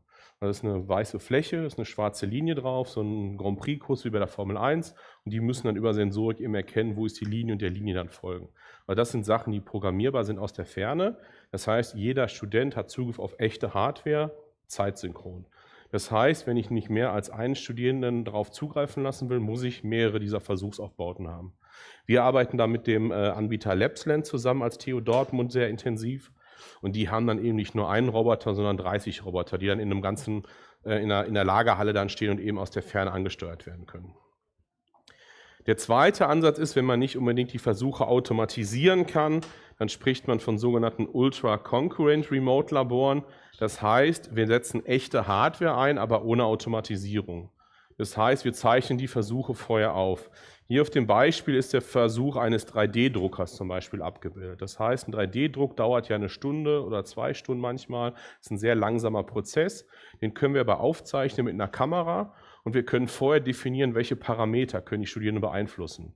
Also die könnten zum Beispiel sagen, mit welcher Temperatur der 3D-Druck durchgeführt wird, mit welchem Material und könnte man Stützstrukturen einbauen oder ausbauen. Das sind also am Anfang an klar definierbare Parameter, die man ändern kann. Und innerhalb diesen Parameterraums kann man dann eben die Versuche durchführen. Und das ist auch das Beispiel, was ich gleich also ein Beispiel zeige ich gleich zum Ultra-Concurrent Remote Labor, was eben vorab aufgezeichnet wird und dann asynchron den Studierenden zur Verfügung steht. Und dadurch ist es auch skalierbar. Dann ist es egal, ob eine Person zugreift oder x Personen auf die Cloud zugreifen, die Daten dann eben im richtigen Moment abgreifen. Es ist trotzdem ein ganz großer Unterschied, als würden wir das nur per YouTube-Video zur Verfügung stellen. Das haben wir evaluiert. Die Studierenden können eben ihr eigenes Experiment konfigurieren und haben wirklich die Immersion, sie würden gerade was durchführen. Und der letzte Punkt, mit dem wir an der TU Dortmund auch viel arbeiten, das sind Simulationen. Vor allen Dingen im Bereich der Strömungsmechanik machen wir da ganz viel, wo wir über Desktop VR, also in Rohre zum Beispiel blicken können. Also Strömungsmechanik ist ja ein Problem, man kann die Strömungslinie nicht darstellen, weil wenn man da reinguckt, sieht das Strömungsfeld wieder anders aus. Und mit der Virtual Reality kann man eben wirklich in diese Rohrleitungen hier reingucken und sieht dann, wie dann die Strömungen aussehen. Und jetzt kommt das Video, was ich eben schon angesprochen habe. Und das ist ein Video das ist das digitale Labor, was wir im Projekt DigiMATLAB Exam entwickelt haben. Das heißt, das machen wir ja mit dem Maschinenbau, mit dem Lehrstuhl für Werkstofftechnologie. Und da müssen Studierende in einer Prüfungsaufgabe, die wir uns gleich anschauen werden, auswählen, aus welchem Material die Bauteile fertigen wollen. Und das ist jetzt hier in dem Video, ich lasse es jetzt mal starten. Sehen, ist jetzt erhöhte Geschwindigkeit, also es ist jetzt eben so, das war jetzt ein bisschen sehr schnell, dass man eben auswählen kann, ob man Stahl, Kupfer oder Aluminium machen will. Was Sie jetzt sehen, ist eben diese Zugmaschine eingespannt. Das haben wir aufgezeichnet vorab. Der Student hat jetzt eine Konfiguration ausgewählt. Der hat also gesagt, er möchte Stahl, das möchte noch die Vorbehandlung haben. Und dann kann der Student eben diesen Versuch jetzt sehen. Und das ist jetzt eine Maschine, unten und oben sind Klemmbacken und da wird jetzt mit mehreren Tonnen an dieser Probe gezogen. Man kann den Versuch jetzt starten und sieht dann hier unten auch wirklich, als wäre es in Echtzeit, also jetzt mit überholter Geschwindigkeit, wie diese Kraft dann steigt. Wenn man sich das vorstellt, man zieht an irgendwas, dann steigt die Kraft langsam an, der Weg steigt. Und wir haben jetzt hier dieses Diagramm, wir haben jetzt eine Kraft-Weg-Kurve und die Probe ist auch gerissen. Man hat danach auch die Möglichkeit, sich die Daten anzugucken, also man kann eine CSV runterladen oder eben den nächsten Versuch durchführen. Das ist jetzt wirklich sehr schnell, aber ich hätte aus Zeitgründen das so schnell gemacht. Das ist ein Kerbschlag-Biegehammer, da stoppe ich einmal kurz. Das muss man sich vorstellen, das ist ein großer Hammer, den schwinge ich auf eine bestimmte Position, der fällt hier runter und schlägt dann in der Mitte auf die Probe ein. Da ist die Probe eingespannt, eine metallische Probe, und die wird dann zerschlagen. Und auf dem Diagramm oder auf diesem Panel View, wie es heißt im Englischen, sieht man dann eben, wie weit der Hammer auf der anderen Seite wieder hochschwingt und kann dann eben aus Berechnungen dann ableiten, wie viel Energie verbraucht wurde. Also der Hammer schlägt die Probe kaputt. Und auf der rechten Seite können die dann jetzt wieder die Entschlüsse ziehen. Hier ganz kurz sagen wir das Bruchbild, und jetzt gehen wir nochmal auf die Härtemessung. Das ist auch ein Ultra-Concurrent Remote Labor. Das ist also eine Probe, mit der jetzt auf dem Prüfkörper drückt auf diese Probe jetzt ein. Und man kann jetzt unter dem Mikroskop quasi die Eindrucktiefe messen und kann damit dann entsprechende Kenntnisse berechnen, welche Härte zum Beispiel vorliegt. Und als letztes haben wir noch ein digitales Mikroskop von Lapsland integriert. Da kann man jetzt die Probe sich nochmal anschauen, muss da ein bisschen scharf stellen und nochmal die Beleuchtung anpassen. Und irgendwann sieht man dann hoffentlich das Material, wie es denn aussieht. Dann können Studierende wirklich dann in der Übung oder in der Vorbereitung sich das angucken. Okay, die Probe sieht jetzt so raus, ich sehe diese schwarzen Punkte, ich sehe ein bisschen braune Punkte, ich sehe ein bisschen graue Punkte. Das ist eigentlich am Display noch ganz gut zu erkennen und kann dann sagen, okay, deswegen sieht das Material hat jetzt die und die Eigenschaften, weil ich das da und daraus ableiten kann. Und dann können die Studierenden eben diese Versuche durchführen. Und Sie können es anschließend auch. Ich gebe Ihnen nachher einen QR-Code, den Sie scannen können, und dann können Sie dann die Versuche selber durchführen. Das sind einige Aussagen von Studierenden, die dieses Labor in diesem Digi-MATLAB-Examen genutzt haben. Also es wurde dann gefragt, falls es Schwierigkeiten gab, falls Sie Schwierigkeiten identifizieren konnten, was genau war schwierig an den oben genannten Themen. Ich fand es schwierig, in der Vorlesung nachzuvollziehen. Allerdings haben die Übungen sehr geholfen, die Lücken zu füllen. Das heißt, wir haben das digitale Labor in den Übungen eingesetzt, im Hörsaal und später auch zur Vorbereitung zu Hause. Lapsland war großartig, um zu Hause die ganzen Prüfverfahren und Versuche zu üben. Ich hoffe, dass genau das für die nächsten Jahrgänge beibehalten wird. Vielen Dank. Die Übung und AI. Also wir haben dann auch da gefragt, also da kann dann auch die AI-Themen, also viele haben dann auch wirklich ChatGPT genutzt, um sich auch damit nochmal die Vorlesungsunterlagen aufzubereiten. Wie bewerten Sie insgesamt den Einsatz des digitalen Labors in der Lehrveranstaltung der Prüfung? Als jemand, der den Kurs von vorherigen Jahren kennt, ist es auf jeden Fall besser als das alte Format. Also wir haben in diesem Projekt uns das angeguckt, wie wir halt mehr Interaktivität in diesen Kurs integrieren können. Das digitale Labor hat mir das Verständnis im Umgang mit Werkstoffen vereinfacht und hat mir sowohl die Übung als auch die Klausurvorbereitung vereinfacht. Das digitale Labor hat einen positiven Einfluss auf das Verständnis. Das digitale Labor war eine Bereicherung beim Lernen, weil man praxisnahe Forschung selbst ausprobieren konnte, mit echten Daten ausprobieren konnte. Ich habe natürlich jetzt die besonders tollen Statements hier ausgewählt, aber die meisten waren wirklich richtig gut. Also es waren 2, 3 kritische Stimmen, die gesagt haben, das hat nicht funktioniert. Beim iPad hatten wir ein Problem, das war technisch, das müssen wir halt lösen. Aber ansonsten hat das sehr gut geklappt und wir haben eben dieses digitale Labor auch in der Prüfung eingesetzt. Wir haben es in der Prüfung eingesetzt, wir haben einen E-Prüfungsraum in der TU Dortmund, da können 75 Leute gleichzeitig geprüft werden. Und die konnten dann eben diesen Durchlauf hier durchgehen. Ne? Die haben eine Aufgabe bekommen und konnten dann einen Werkstoff auswählen. Also die mussten sagen, also diese Anforderungen, wir müssen den Werkstoff auswählen. Dann konnten die das Prüfverfahren wählen, wie eben im Video gesehen. Dann haben die Bewertung gemacht und dann konnten die aber auch nochmal reflektieren. War das am Anfang der richtige Werkstoff oder müssen wir vielleicht nochmal zurückgehen? Und das haben wir ein bisschen gesperrt. Also die konnten jetzt nicht wie bei einer Papierklausur nach vorne blättern und den richtigen dann auswählen, wenn sie merken, ich habe den falschen vorhin ausgewählt, sondern es war eingeloggt, das konnte nicht mehr geändert werden. Und dann konnten sie es aber nochmal bewerten. Also die konnten sagen, okay, ich habe mich da falsch entschlossen für den Werkstoff, ich habe jetzt die Versuche durchgeführt und sehe, okay, der andere wäre doch passender gewesen. Aber auch das haben wir uns mal angeguckt. Das ist eine typische Klausuraufgabe. Sie sind Ingenieurin in einem Maschinenbauunternehmen und müssen eine Antriebswelle für ein mechanisches System entwerfen. Die Welle darf bei plötzlichen Lastwechsel oder Stößen nicht spröde brechen und sollte daher eine passende Zähigkeit bei Raumtemperatur aufweisen. Das war also die Aufgabenstellung. Da mussten es ist nicht so eine klassische Aufgabenstellung, wo du sagst, okay, das ist direkt die Antwort, sondern ich muss ein bisschen nachdenken, ich muss ein bisschen prüfen. Und dann habe ich mir jetzt in der Vorbereitung mal die Frage gestellt, kann ChatGPT das denn überhaupt lösen? Und da kriegt man eine erstaunlich gute Antwort eigentlich raus. Also wir müssen es jetzt nicht vorlesen, das ist jetzt sehr maschinenbaulastig, aber genau die richtigen Buzzwords werden genannt, also Anforderungen an den Werkstoff, hohe Zähigkeit bei Raumtemperatur, ausreichend Festigkeit zur Kraftübertragung und so weiter und so fort. Es wird sogar der richtige Versuch genannt, der Kerbschlag-Biegeversuch, also genau den Versuch mit dem Hammer, den ich eben erklärt habe. Das wäre ein Versuch, mit dem man eben dieses Element testen kann.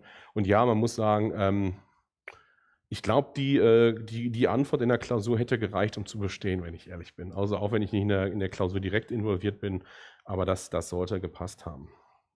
Also ChatGPT kann auch solche Fragestellungen beantworten. Und da müssen wir uns jetzt überlegen, als Hochschulen oder als Leute, die sich damit herumtreiben, wie gehen wir damit um? Und wir ziehen jetzt an der TU Dortmund, wie gesagt, 2 Konsequenzen. Zum einen haben wir auf der linken Seite den Prüfungsraum, den ich gerade schon beschrieben habe. Und da können wir das Internet einfach ausstellen. Da können wir kein ChatGPT drin haben. Also quasi eine bisschen bessere Schreibmaschine können wir denen zur Verfügung stellen. Ist, glaube ich, nicht die Lösung. Ne? Also das ist erstmal so wie der Affe da irgendwie Augen zu, das wird schon irgendwie funktionieren. Aber ich glaube nicht, dass das die zielführende Lösung ist, weil wir müssen dann gucken, wenn wir jetzt wieder zurückgehen auf die Taxonomiestufen, dass wir auf die höheren Taxonomiestufen da die Prüfung durchführen. Dass wir eben nicht nur einfache Multiple-Choice-Wissen abfragen, sondern wirklich anwendungsorientierte Fragestellungen haben. Auf der rechten Seite ein Beispiel aus dem Projekt KIK 4.0, KI-Chat-Kompetenz im Labor.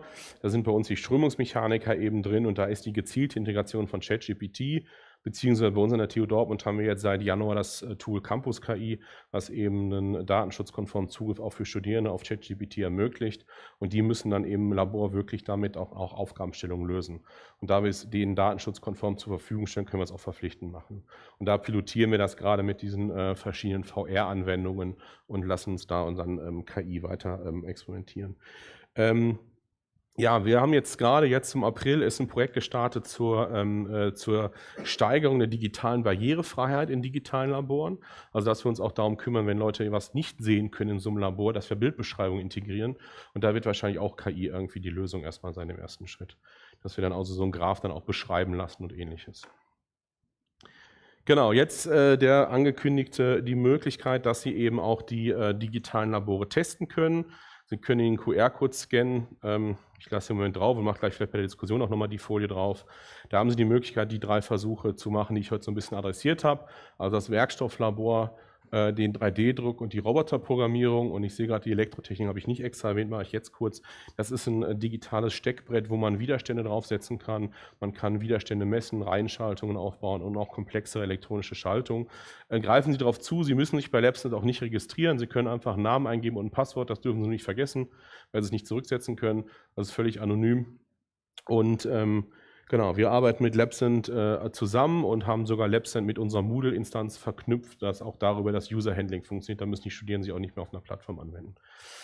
Ja, und das ist nochmal das Schlusswort. Also ChatGPT bzw. KI ändert alles. Wir müssen Laborlehre neu denken. Und wir müssen eigentlich Lehre komplett neu denken, weil das ändert nochmal alles. Und das ist jetzt nicht nur die Sau, die das Dorf getrieben wird, das ist die ein bisschen mehr Input. Ja, und nachdem ich mal gemerkt habe, dass ich meinen Vortrag nach dem Album von Herbert Grönemeyer genannt habe, Stand der Dinge, das letzte vielleicht, Herbert Grönemeyer hat mal ein Lied geschrieben, bleibt alles anders. Und vielleicht ist das so das Motto, Stillstand ist der Tod, geht voran, bleibt alles anders. Und auch das werden die Hochschulen überleben, aber ich glaube, es muss sich einiges ändern. Das sind meine Kontaktdaten und ich stehe jetzt gerne für Rückfragen zur Verfügung.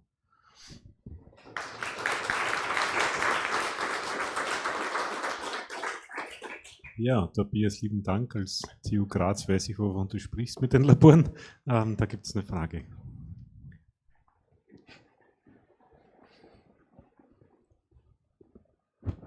Guten Tag, Lasmin von Technischen. Ich hätte eine Frage bezüglich diesen Prüfungssaal, den Sie da haben. Wir haben momentan extrem viele Probleme mit, ja, sagen wir mal, Unterschleif. Und was ist Unterschleif? Schummeln. Okay, ja, ich komme aus Deutschland, sorry, habe ich noch nie gehört. Ich komme auch aus Deutschland. Ah. Und wie gehen Sie damit um? Haben Sie das im Keller, sodass dann auch keine Handy-Connection da ist? oder Ähnliches? Also, wir haben da keinen Personenscanner wie am Flughafen, dass wir die Leute das filzen oder so. Wir haben aber eine Policy, das sind Rechner, die müssen nicht da einloggen, die müssen ihre Handys aber abgeben. Die sind alle daneben sind 75 Spinde, wo die Sachen reinkommen. Wir hatten diesen Test mit 350 Studierenden genau an dem Tag, da war bei uns so ein Warntag. Da war also eine Warnmeldung, alle Handys haben geklingelt. Und wir so, ey, ihr müsst eure Handys alle ausschalten, weil es klingelt um 11 Uhr, ist hier Sirene, voller Alarm. Ja, machen wir. Und trotzdem haben 5 Handys geklingelt. Wir setzen da jetzt aber keine Jammer ein, also dass wir irgendwie Mobilfunk unterbinden oder so. Das ist ein eigenes Netz, ein Firewall-geschütztes Netz, also nach außen kommen sie nicht. Und wir prüfen jetzt gerade auch, ob wir den Safe-Exam-Browser auch nutzen werden, aber dass wir die Leute irgendwie kontrollieren, machen wir nicht. Also das haben wir ja früher auch nicht gemacht, wenn die auf Toiletten gehen. Also da kann auch das Buch liegen, klar, die können jetzt ChatGPT fragen, aber da hätte auch trotzdem der Kollege stehen können, der auch alles wusste. Also das machen wir nicht. Also möchte ich auch gar nicht in meiner Rolle als Koordinator das irgendwie vorantreiben. Danke. Vielleicht ergänzen dazu, die TU Graz verwendet zum Teil einen Safe-Exam-Browser, hat halt dann technische Schwierigkeiten. Also es ist auch nicht alles so gerade. Ne? Also wenn ich entscheiden dürfte, würde ich denen sagen, ey, ihr dürft das Internet auch benutzen. Weil, also die sitzen später nicht in der Kiste und dürfen nichts benutzen. Also das ist halt so. Ne? Danke. Wenigstens eine Person teilt meine Meinung. Ja, online gibt es, glaube ich, keine Anmerkung. Ja, da gibt es da hinten noch eine Frage, ja. Klaus? Vielen Dank. Ich habe den Eindruck, es gibt also jenseits der digitalen Labore hier und da ähnliche Versuche herauszufinden, auch für welche Aufgabenfelder, Standardaufgaben sozusagen KI besser und weniger gut geeignet ist. Wo stehen wir denn in 3 oder 5 Jahren, wenn man das Gleiche nochmal versuchen würde, nach so einem Ampelsystem zu bewerten, welche Aufgaben KI-gestützt dann gut bearbeitet werden können oder nicht? Wird sich das massiv nochmal verschieben? Wenn nicht Musk irgendwann die Roboter rausbringt, dass irgendwie alle im Labor diese Roboter haben, die was machen, also das werden wir auch in 5 Jahren noch machen. Aber ich glaube, Daten auswerten, konfigurieren und sowas alles, da können wir die Ampeln, glaube ich, auf grün stellen. Diese ganzen Sachen, wo noch händische Sachen dabei sind, die werden wir nicht automatisieren können erstmal. Ne, also Fliesenleger zum Beispiel, jetzt nichts in Hochschulkontext, aber ich glaube, das wird ein Job der Zukunft. Das wird KI erstmal nicht lösen. Oder auch ein Roboter. Daniel vorne war auch noch eine. Daniel, Diana, glaube ich, hat noch eine Frage gehabt. Da, ja, ich muss es werfen. Aufregend. Danke. Meine Frage wäre ganz kurz nämlich auch in eine ähnliche Richtung gegangen. Ich finde es total hilfreich, einfach diese Übersicht gerade jetzt als Nicht-MINT-Person, die ich bin, einfach diese Einschätzung mal zu sehen. Werdet ihr das weiterverfolgen? Habt ihr das veröffentlicht? Das werden wir bestimmt noch irgendwann mal veröffentlichen, aber das müssen wir noch ein bisschen abklären, noch mal ein bisschen Literatur hintermachen. Das war erstmal so, da haben wir jetzt letzte Woche zusammengesessen, haben uns noch mal so einen Daumen angeguckt, was war mit der Gruppe. Aber ich glaube, da geht's hin. Und wir sind auch dabei, die Lernziele gerade zu aktualisieren. Die sind auch jetzt schon ein paar Jahre alt. Die haben wir im Cross-Lab-Projekt auf 16 Lernziele hochgepäppelt. Aber ich habe jetzt erstmal die 13 genommen. Aber das können wir im Kontakt bleiben, ja. Ja, super. Freue mich drauf. Weil die sich natürlich durch KI auch noch mal geändert haben. Ne? Also die ändern sich halt ständig. Ja, danke sehr. Damit sind wir am Ende der Zeit auch angekommen. Danke nochmal für deinen Vortrag. Danke. Wir haben jetzt noch einmal 15 Minuten Kaffeepause bis zur Abschlusssession. Ich, wie gesagt, wechsle kurz in den Raum und werde mich remote in Berlin dazuschalten und hoffe, ich bin auch pünktlich zurück.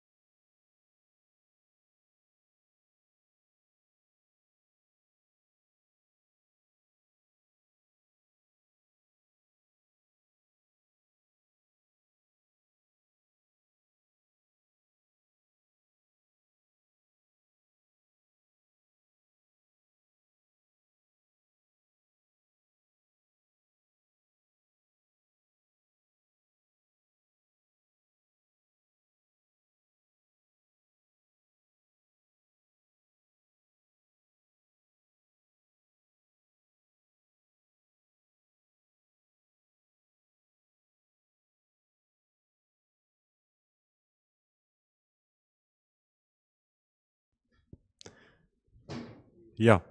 Ja, also nochmal herzlich willkommen von der Präsenzbühne in Graz. Gerade war ich noch in Berlin, jetzt bin ich wieder hier da in Graz.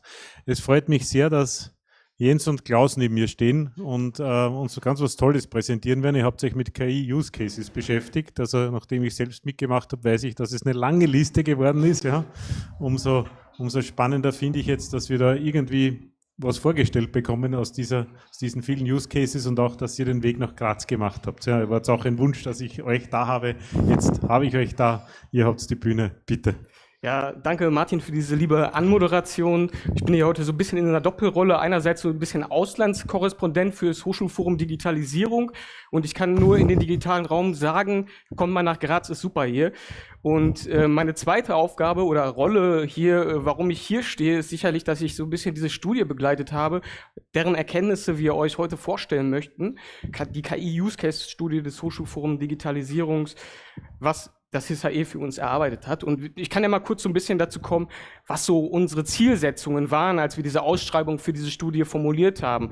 Das ist natürlich, kriegen wir in der Arbeit im Hochschulforum Digitalisierung immer mit, inwiefern InnovatorInnen in der Hochschullehre wirklich die Sachen voranbringen, neue Ideen entwickeln. Und seit 2022, Ende 2022, spielt eine große Rolle generative KI, um den didaktischen Möglichkeitsraum da mal so richtig auszuschöpfen an vielen Stellen. Und das haben wir mitbekommen und unsere Idee war 2024, da ist doch bestimmt schon einiges zusammengekommen, lass uns das doch mal in der Breite ein bisschen systematisieren, kategorisieren. Irgendwer müsste sich da mal darum kümmern, auch die Anlässe und Problemstellungen, die der KI-Einsatz denn bearbeitet, auch mal so ein bisschen zu erfassen.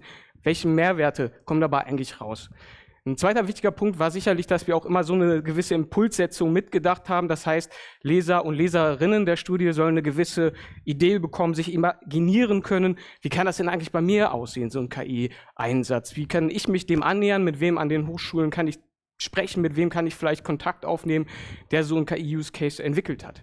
Ein zweiter Aspekt der Studie ist sicherlich auch nochmal die Frage nach den Rahmen- und Gelingensbedingungen. Also wir wollten dann auch wissen, was sind denn innovationsförderliche Rahmenbedingungen, die diese Entwicklung der KI-Einsätze, Cases bedingt. Was gibt es da denn eigentlich so? Das ist vielleicht so ein bisschen ein anderer Impuls, ein Impuls des Organisierens, der vielleicht eben nicht nur die Lehrenden, die Studierenden, die KI-Use-Cases entwickeln, adressiert, sondern vor allem diejenigen, die für diese Rahmenbedingungen eben verantwortlich sind. Supporteinrichtungen, Hochschulleitungen, all die und jene.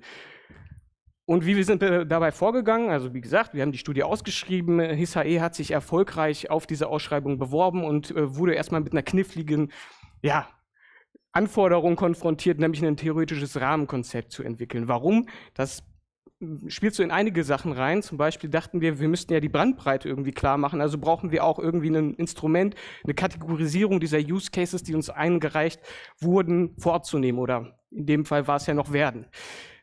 Weiter war dieses theoretische Rahmenkonzept auch wichtig, um sozusagen die Umfragemaske zu entwickeln, weil auch da wir schon mitgedacht haben, wir müssen diese Cases, die uns eingereicht werden, natürlich irgendwie zu einem gewissen Detailgrad auch zugereicht bekommen, damit wir eine Bewertung auch anstellen können. Warum Bewertung, erzähle ich euch gleich. Jedenfalls haben wir dann einen Call for Cases angesetzt im Herbst letzten Jahres. HISAE hat vor allem die Fachgesellschaften adressiert. Wir haben unsere Hochschulforum Digitalisierung Community adressiert und somit wurde uns dann zum Ende des Jahres 77 KI-Use-Cases tatsächlich übermittelt, was uns sehr froh gemacht hat auf jeden Fall. Und das war für uns aber auch eine große Arbeit, das war auch noch ein Teil der Ausschreibung, 9 Use-Cases zu identifizieren. Warum genau 9? Fragt mich nicht, aber wir mussten das Ganze ein bisschen runterbrechen, denn die Idee war, diese 9 Use Cases nochmal in einem Deep Dive näher darzustellen, sodass man dieses Imaginieren, also dass man in diese neuen Use Cases so ein bisschen reinfällt oder beziehungsweise die nachspüren kann, was ist da eigentlich passiert. Dafür hat HISAE dann eben Leitfaden-Interviews mit diesen neuen Use Case-GeberInnen geführt, Einblick in die Anlässe, einen Einblick in die Vorgehensweise, welche Herausforderungen und Empfehlungen lassen sich aus dieser Entwicklung, aus der Durchführung, vielleicht sogar schon der Evaluation denn eben ableiten. Und das führte dann in die Formulierung von eben 9 Steckbriefen dieser 9 Use Cases, die das eben ermöglichen sollten, das Eintauchen in diese Cases. Ihr fragt euch sicherlich, ja, was mit den ganzen anderen Use Cases? Wir haben das Ganze in den OER-Katalog übersetzt, denn es waren doch viele andere und weitere KI-Use-Cases dabei, die vielversprechend waren, die innovativ waren, die auch übertragbar sind auf andere Szenarien und Lehr-Settings. Auch in der Studie sind noch weitere Referenzcases eingearbeitet worden, sodass wir da auch versucht haben, möglichst diese Breite der eingereichten Cases darzustellen. Eine Sache möchte ich noch darauf hinweisen, das ist erstmal der QR-Code zu dem, wie gesagt, KI-Use-Case-Katalog, so haben wir es mal genannt. Und dort könnt ihr auch Filtermöglichkeiten vornehmen, zum Beispiel nach dem KI-Tool-Typ, nach der primären NutzerInnengruppe, aber vor allem auch eigene Beiträge einreichen. Also wir würden uns freuen, wenn diese Ressource eine lebendige Ressource ist, die sich erweitert. Und wir haben natürlich auch die Möglichkeit, zum Beispiel die Erweiterungen nochmal separat in einem Blogbeitrag zu highlighten von uns beim Hochschulforum Digitalisierung. Jetzt genug dieser Worte. Wir steigen jetzt mal richtig ein in die Ergebnispräsentation und Klaus wird starten mit den Tendenzen der KI-Nutzung. Ja, vielen Dank, Jens. Da geht es direkt weiter. Wie du schon berichtet hattest, haben wir es dann tatsächlich am Ende mit insgesamt 77 Cases im Dezember, also vor noch nicht langer Zeit, zu tun gehabt. Sehr eindrucksvolle Sammlung, 77 Juwelen, wenn man so will. Alle ein klein wenig unterschiedlich. Sie unterschieden sich natürlich nach Farbe, nach Reinheit, nach Schliff, nach Fluoreszenz. Manche waren schon ein klein bisschen weiterentwickelt, sozusagen, nach Brillantschliff entwickelt. Andere waren deutlich über den Rohzustand hinausgekommen, aber noch nicht so weit, dass man sagen könnte, sie sind schon sozusagen über mehrere Semester intensiv erprobt worden letztlich. Und dann ist die Frage, wie stellte sich das dann im Einzelnen näher dar. Wir haben die Aufgabe gehabt, zunächst erst einmal zu differenzieren und dort eine Unterscheidung sozusagen nach Anwendungsfeldern auch vorzunehmen, um das so ein klein bisschen zu strukturieren auch. Wir haben festgestellt, dass in der gesamten Sammlung von 77 Use Cases eine ganze Reihe von Fällen waren, die sich insbesondere mit innovativen Lehrszenarien sozusagen befasst haben. Wir haben heute schon verschiedene Beispiele auch kennengelernt, wo der KI-Einsatz der Entwicklung von neuen Lehrformaten gedient hat, ganz häufig auch vor dem Hintergrund, dass es darum ging, berufliche Kompetenzen mit KI-Bezug dann letztlich zu vermitteln. Es gab eine Reihe von Fällen, die sich bezogen haben auf das fachspezifische wissenschaftliche Arbeiten, auf die sozusagen Weiterentwicklung von wissenschaftlichen Arbeitsmethoden, wo jetzt dann KI-Anwendungen mit hinzugenommen werden sollten oder ausprobiert werden sollte, wie gut KI-Tools sich eignen, um bestimmte Anforderungen zu erfüllen. Es gab eine ganze Reihe von Cases, die sich auf den Bereich Lernbegleitung und Prüfungsvorbereitung konzentriert haben. Ein Feld, das aus Sicht von manchen Studierenden tatsächlich ganz besonders attraktiv ist bei der KI-Anwendung, wo sich dann letztlich zeigt, dass gerade sozusagen in den letzten Semesterwochen vor der Prüfungsphase das eine sehr, sehr schöne Möglichkeit ist, mit einem KI-Sparringspartner sich dann auf entsprechende Prüfungen vorzubereiten. Es gab daneben weitere Cases, die sich grundsätzlich so auf die Förderung von KI-Kompetenzen fokussiert haben, sei es, dass KI dort explizit der Lehrgegenstand in diesen Veranstaltungen beispielsweise war oder dass es darum ging, eher in informellen Settings sozusagen nebenher auch solche Kompetenzen sich dann anzueignen. Last but not least gab es dann Fälle, in denen es um den Bereich Studienberatung ging, also die sich jenseits sozusagen von Lehrveranstaltungen selbst dann bewegten, wo es darum ging, Unterstützung im Studienverlauf letztlich auch bereitzustellen. Wir hatten die Aufgabe, dann für diese neuen Cases nochmal näher zu schauen, welche dann mit aufgenommen werden sollten. Das war eine außerordentlich herausfordernde Aufgabe. Uns ging es dabei unter anderem auch darum, eine möglichst breite Varianz von Fällen auch mit abbilden zu können, um die Vielfalt der Möglichkeiten auch ein klein bisschen dort mit aufzuzeigen. Durch Referenzcases haben wir dann letztlich im Anhang des Berichtes auch versucht aufzuzeigen, dass es da noch eine Fülle von weiteren sehr, sehr spannenden Fällen auch letztlich gab.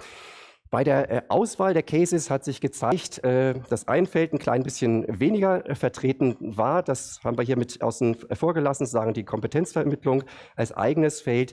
Die 9 Cases, die wir ausgewählt hatten, bewegten sich in diesen 4 Bereichen, also dem Bereich Lehren mit KI, wo KI-Anwendungen letztlich eingesetzt werden für die Entwicklung innovativer Lernformate, Bereich Lernen mit und über KI im Fach. Da gab es eine ganze Reihe sehr spannender Anwendungen aus unterschiedlichen Disziplinen, die schon erwähnte Lernbegleitung mit KI und letztlich den Support mit KI.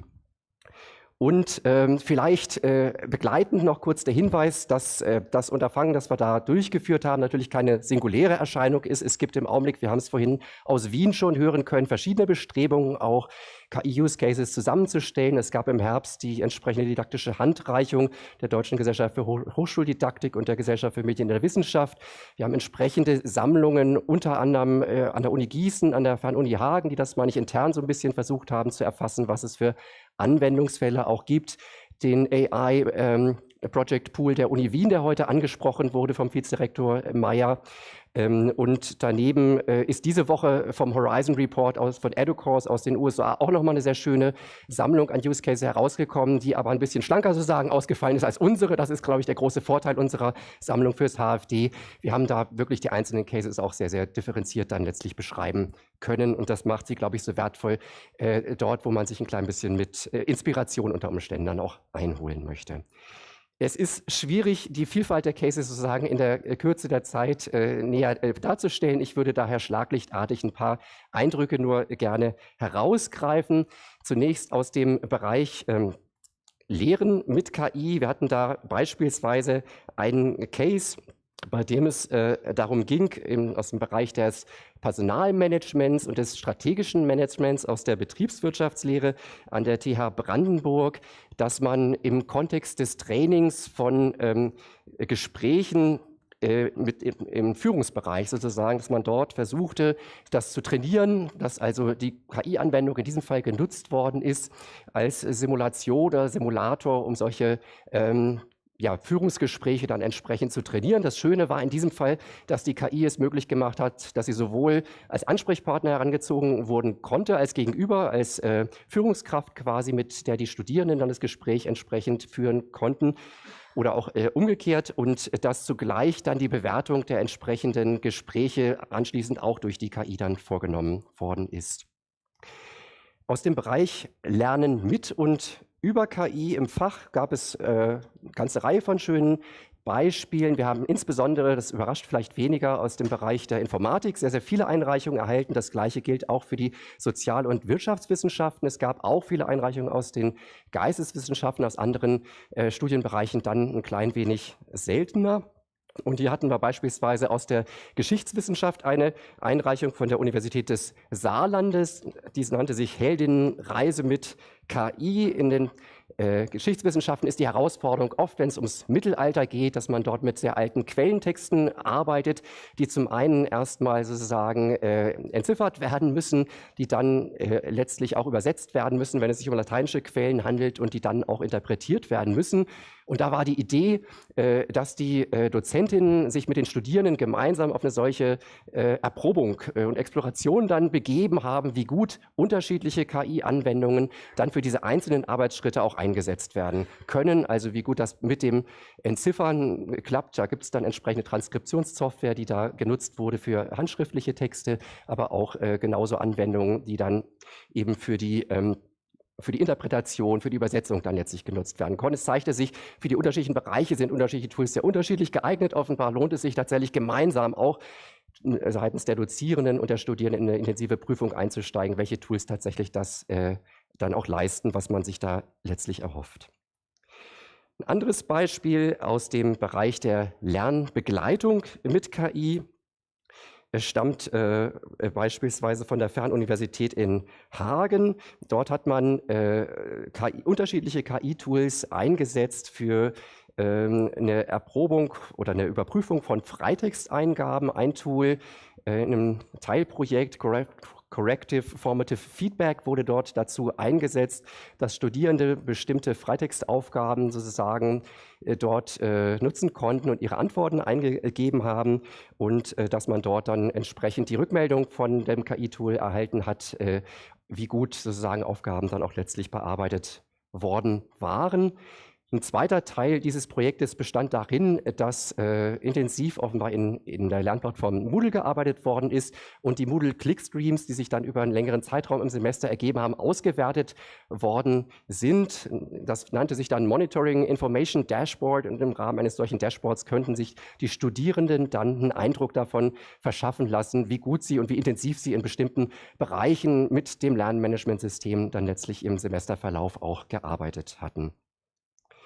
Ein anderes Beispiel aus dem Bereich Lernbegleitung und Prüfungsvorbereitung stammt von der Hochschule Hof. Dort hat man ein eigenes KI-Tool sozusagen gehostet auf dem Server der Hochschule, um dort ein hohes datenschutzrechtliches Niveau auch letztlich gewährleisten zu können. Diese Anwendung nennt sich LISA dort. Es ging um personalisierte Übungsaufgaben, die dort in das Tool dann eingegeben werden können. Das wird insbesondere auch zur Prüfungsvorbereitung rege genutzt von den Studierenden und dort gibt es dann entsprechend auch die Rückmeldung des LISA-Tools dazu, wie gut dann und wie zielgenau auf die jeweiligen potenziellen Prüfungsfragen geantwortet worden ist. Dann vielleicht noch ein kurzer Eindruck aus dem Bereich Support mit KI. Auch da tut sich ganz offensichtlich sehr, sehr viel. Ein Beispiel von der Hochschule München war, dass es dort jedes Jahr eine Art Studierendenbefragung gibt am Semesterende. Es nennt sich das Studibarometer.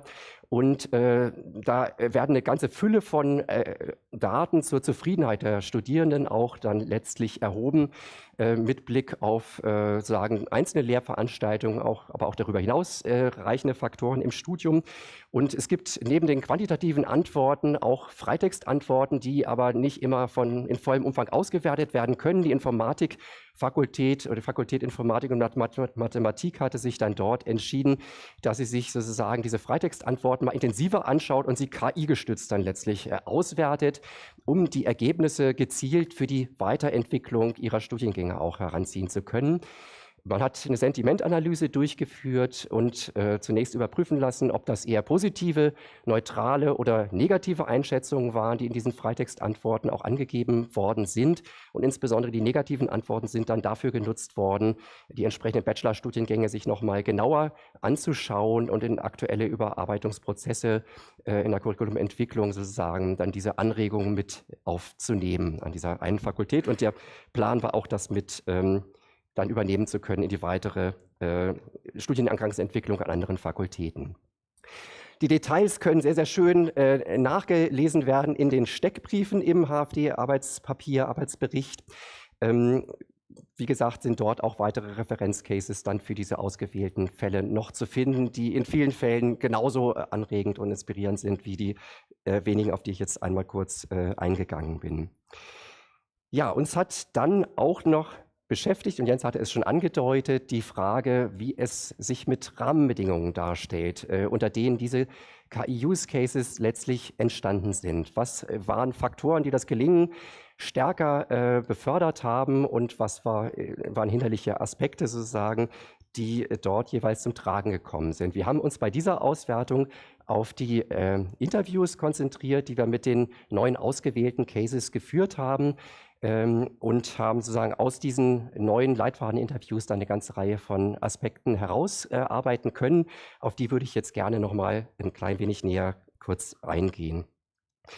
Mit Blick auf die Herausforderungen hat sich aus unserer Sicht dort insbesondere gezeigt, dass der Einrichtungs- und Implementierungsaufwand aus Sicht vieler Use-Case-Geber und Geberinnen tatsächlich ein großes Problem darstellen kann. Die Konfiguration der entsprechenden Modelle, wir hatten schon sagen auch gehört, an einer ganzen Reihe von Hochschulen werden diese KI-Anwendungen auf dem eigenen Server betrieben und dort angepasst für ganz spezifische fachliche Anwendungen. Das kann sozusagen technisch im Einzelfall auch herausfordernd sein, aber auch Aspekte wie die Anpassung von Prompts und das Training mit Studierenden, wie Prompts möglichst zielgenau so eingesetzt werden können, dass man auch wirklich die Ergebnisse dann erzielt, die man sich da versprochen hat, kann da ein wichtiger Faktor sein. Infrastruktur und Zugangsbarrieren waren ein weiterer Faktor, der manchmal eine Herausforderung dargestellt hat. Es wurden häufiger beispielsweise wurde darauf hingewiesen, dass man da mit freien Versionen der gängigen KI-Tools auch gearbeitet hat und dass es dann limitierte Zugangsmöglichkeiten entsprechend gegeben hat, dass man plötzlich sozusagen das Tool erstmal nicht hat weiter nutzen können und man dort dann prüfen musste, eine bessere Lösung beispielsweise auch zu finden. In diesem Bereich wurde kürzlich vorgeschlagen, jetzt beim Horizon Report beispielsweise, dass man darüber nachdenken könnte, einen entsprechenden AI Resource Hub an den Hochschulen auch einzurichten, an der eigenen Hochschule, der für solche Fälle dann entsprechende Beratungsangebote bereitstellt oder als Ansprechpartner dann auch zentral innerhalb der Hochschule zur Verfügung steht, um da weiterführende Lösungen zu finden. Die Output-Qualität und die Grenzen der KI waren so ein weiterer kritischer Faktor. Natürlich gibt es manchmal einen Bias, noch immer sozusagen Verzerrungen bei bestimmten Aufgabenstellungen, die man KI-gestützt dann bearbeiten lässt oder fehlerhafte Reaktionen, die dann dort auftreten. Auch das wurde immer wieder als ein Aspekt benannt, wo im Gespräch mit den Studierenden sozusagen intensiv auch zu reflektieren war, wie das dann letztlich mit berücksichtigt und abgefedert werden kann. Der Datenschutz und die rechtlichen Herausforderungen sind ein weiteres wichtiges Feld. Die großen KI-Anwendungen stammen ja doch relativ häufig aus den Vereinigten Staaten, auch mit anderen datenschutzrechtlichen Grundlagen, sodass da auch genau zu prüfen ist seitens der einzelnen Hochschulen, welche Lösung dann vor Ort jeweils die passendste sein kann. Und ein letzter Faktor wäre noch die KI-Kompetenz und Akzeptanz. Es wurde heute, glaube ich, schon mehrfach auch darauf hingewiesen, dass es da sehr unterschiedliches Vorwissen gibt seitens der Lehrenden, aber auch der Studierenden. Und da haben uns die Lehrenden mehrfach auch berichtet, dass es sehr, sehr wichtig ist, vielleicht zu Beginn von entsprechenden KI-basierten Lehrveranstaltungen nochmal sicherzustellen, sofern möglich, dass man da ein ähnliches Ausgangsniveau bei den Studierenden erreicht, aber auch sozusagen mit ethischen oder ökologischen Vorbehalten, die bei manchen Studierenden auch gegen eine KI-Nutzung vorhanden sind, dann dort umzugehen. In diesem Zusammenhang ist aus unserer Sicht auch immer zu überlegen, ob man innerhalb der Hochschule vielleicht darauf hinarbeiten kann, so eine Art Community of Practice zu schaffen, dass es also vielleicht auch sinnvoll sein kann, dort unter den Lehrenden, die in diesem Feld aktiv sind, dann so einen Austausch aktiv auch anzuregen. Wir hatten jetzt in den vorhandenen Cases da kein entsprechendes Beispiel dafür gefunden. Ich bin mir aber sicher, dass es das auch häufiger an den Hochschulen heute schon gibt. Ein ganz kurzer Eindruck auch noch von den förderlichen Faktoren. Aus den Cases, die wir intensiver angeschaut haben, zeigte sich, dass es aus unserer Sicht zumindest ein komplexes Zusammenspiel ganz unterschiedlicher Aspekte ist, individueller, technischer, institutioneller Art auch, die dort begünstigend wirken können auf den KI-Einsatz. Besonders stark wurde aus unserer Sicht immer wieder auch darauf verwiesen, dass ein persönliches Engagement der Lehrenden eine ganz zentrale Rolle spielt, also Engagement sowohl für die Weiterentwicklung der Lehre oder auch für die Verbesserung der Studien- und Servicequalität beispielsweise, oder aber, dass es dort ein ausgeprägtes Interesse an diesen neuen Tools im KI-Bereich gibt und man da sozusagen diese technische Expertise aufwies und deshalb sozusagen auch Interesse hatte, einfach mal auszuprobieren, wie das in der Lehrveranstaltung dann im Einzelnen auch nützlich werden kann. Daneben wurde auf die Ressourcenfrage verwiesen, vielleicht weniger überraschend, sozusagen die ausreichenden zeitlichen und personellen Ressourcen spielen eine zentrale Rolle. In vielen Fällen hat es sozusagen ja auch Förderprogramme gegeben staatlicherseits, um Hochschulen in diesem Feld ein wenig zu unterstützen. Beispiel wurde heute auch ja letztlich schon mit angesprochen. Das ist längst nicht immer der Fall. Wenn Lehrende das sozusagen komplett in Eigenregie mit Bordmitteln dann bestreiten müssen, ist das sicherlich schwieriger, als wenn dort nochmal eine entsprechende Fördermaßnahme im Hintergrund zusätzliche Ressourcen beispielsweise dann frei macht. Ja, schließlich wurde dann auf Unterstützung seitens der Hochschulleitung als weiterer Faktor auch verwiesen, ein innovationsfreundliches Klima an den jeweiligen Hochschulen. Auch eine Förderung durch die Hochschulleitung kann sich da sehr, sehr hilfreich auswirken. Im Horizon Report ist gerade diese Woche zu lesen, dass es sich sehr lohnen kann, darüber nachzudenken, ob es vielleicht auch so eine Art Institutional AI Governance bedarf, durch die man sozusagen dort auch die Rahmenbedingungen sozusagen schafft und bestimmte Anregungen vielleicht in die Hochschule hinein auch kommuniziert, wie mit KI in Studium und Lehre dann am besten, also nicht nur im Prüfungsbereich, sondern auch in Lehrveranstaltungen umgegangen werden kann. Letzter Faktor wäre die Sicherung der Qualität der KI-generierten Ergebnisse. Da ja letztlich sozusagen KI-Tools durchaus immer wieder auch mal zu fehlerhaften Ergebnissen führen können, ist es sicherlich sinnvoll, dass die Lehrenden im Idealfall im intensiven Austausch mit den Studierenden zusammen auf sozusagen Ergebnisse draufschauen und gegebenenfalls dann nochmal Nachbesserungen auch anregen. Das sind sozusagen aus unserer Sicht einige der Kernfaktoren, die sich aus den Gesprächen mit den Lehrenden ergeben haben. Dann würde ich gerne noch mal eine kurze Zusammenfassung vornehmen dessen, was sich aus unserer Sicht sozusagen insgesamt gezeigt hat. Wie schon erwähnt, haben wir es bei den ermittelten Use Cases damit zu tun, dass sehr vielfältige Einsatzmöglichkeiten sich dort zeigen für Lehre, für Lernen, für die Lernbegleitung, aber auch für die Unterstützung der Studienberatung, um dort auch eine Reduktion von Kapazitäten sozusagen zu erreichen, dass die Personen, die in diesem Bereich aktiv sind, in der Studienberatung beispielsweise, weniger intensiv durch eine Vielzahl von Anfragen beispielsweise zu Semesterbeginn auch gefordert und manchmal vielleicht auch überlastet sind. Wir haben gesehen, dass es eben tatsächlich Anwendungsfälle aus sehr, sehr vielen unterschiedlichen Disziplinen bereits gibt, mit einem deutlichen Fokus aber auch in der Informatik, in den Sozial- und Wirtschaftswissenschaften zurzeit noch. Ein Punkt, der in sehr, sehr vielen der eingereichten Anwendungsfälle eine Rolle spielte, war, dass oft diese Tools eingesetzt worden sind, die KI-Tools, um sozusagen Gaps, um so Leerstellen beim Angebot, dass Lehrende, aber auch Mitarbeiter zentraler Einrichtungen dort nicht gewährleisten können in der Hochschule, dass man mit KI-Anwendungen versucht, dort neue Lösungen bereitzustellen. Also da, wo die personellen Kapazitäten nicht reichen, in der Regel beispielsweise, um in einer Massenvorlesung mit 400 Teilnehmenden dann individuelle Rückmeldungen geben zu können, dass man da versucht, sozusagen einen Schritt weiterzukommen. Und dass das offensichtlich aus Sicht mancher Lehrender eine spannende Möglichkeit ist, mit KI-Tools dort neue Services bereitzustellen und ein klein bisschen weiterzukommen, als es in der Regel zurzeit der Fall ist bei den klassischen Formen der Lehre und der Beratung dann letztlich. Die von Jens schon angesprochenen didaktischen Mehrwerte zeigen sich aus unserer Sicht in vielfältiger Hinsicht. Wir haben ein paar Faktoren hier einmal herausgegriffen. Es geht dabei in vielen Fällen darum, so eine aktivierende Vermittlung anspruchsvoller Lehrinhalte beispielsweise auch zu gewährleisten in Lehrveranstaltungen, die schon erwähnten Gesprächsstrategien zu trainieren. Man muss nicht alles sozusagen mit menschlichen Gegenüber dann dort trainieren, sondern kann vorbereitend schon mal mit der KI als Sparringspartner in entsprechende Trainingssituationen einsteigen, bei den erwähnten Training von Kompetenzen sozusagen, bei der Führung von Führungsgesprächen etwa. Es geht in manchen Fällen dann dort auch um die Erprobung unterschiedlicher Typen von Tools für die Bearbeitung fachspezifischer Anwendungen. Ich hatte das Beispiel aus dem Bereich der Geschichtswissenschaft dort einmal herausgegriffen. Und ein weiterer didaktischer Mehrwert ist aus unserer Sicht insbesondere dort auch erkennbar, wo es um eine Förderung der Lernwirksamkeit geht, in Vorbereitung auf die Prüfungen beispielsweise oder durch ein Feedback zu individuellen Lehraktivitäten dann letztlich auch. Ja, auf die Gelingensbedingungen bin ich eben kurz schon eingegangen, auf die würde ich vielleicht daher nicht nochmal zurückkommen wollen. Es ist ganz deutlich geworden, dass sich sehr viel in den vergangenen Jahren getan hat, seit 2022, seit damals die ersten Tools sozusagen breit verfügbar waren.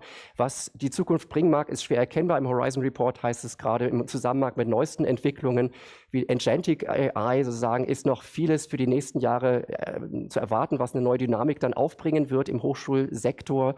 Bei Tools, die sozusagen ohne menschliche Intervention automatisiert entsprechende Entscheidungen dann letztlich auch vornehmen können, wo sozusagen dann zu erwarten ist, dass nicht nur die Informatiker im Bereich Softwareentwicklung neue Dinge ausprobieren, sondern dass auch im Bereich der Chatbots oder der Entwicklung von Lehr-Lernmaterialien vielleicht nochmal neue Möglichkeiten entstehen, die aber sicherlich auch sozusagen unwägbar sind und wo heute schwer abzuschätzen ist, wohin die Reise dann führen wird. Letzter kurzer Hinweis, die aktuelle Erhebung, wie KI Studium und Lehre verändert, knüpft an eine frühere Untersuchung von 2021, kurz vor der Veröffentlichung von ChatGPT. Man kann da wirklich sehr, sehr schön diesen Quantensprung nochmal nachvollziehen, was plötzlich alles möglich ist. Manches gab es natürlich auch vor 2022 schon, intelligente tutorielle Systeme und Ähnliches, aber es ist massiv in die Breite getragen worden, was sozusagen seitdem stattgefunden hat. Und damit würden wir sozusagen erstmal schließen wollen. Danke sehr. Dankeschön. Stimmt, ihr habt ja 2021, das habe ich ganz vergessen, ja. Ja, ihr wart jetzt die Ersten, die die Zeit komplett ausgereizt haben, aber ich nehme eine schnelle Frage mit, wenn jemand eine hat. Jetzt gibt es eine Frage zu den Use Cases. Gar nichts, also das Telefon läutet. Gut, wir haben also wie gesagt die Zeit ausgereizt. Also ansonsten, Klaus und Jens sind ja noch da, nachher ein bisschen, wenn jemand noch eine Frage hat. Und ich sage noch einmal danke für euren Vortrag und auch für das viele Sammeln dieser 77 Use Cases und konsolidieren auf 9 ist auch nicht so einfach. Und wir würden quasi wechseln in den nächsten und auch letzten Punkt, den wir heute haben. Danke euch noch einmal von der Bühne. Danke auch. Dankeschön. Danke auch.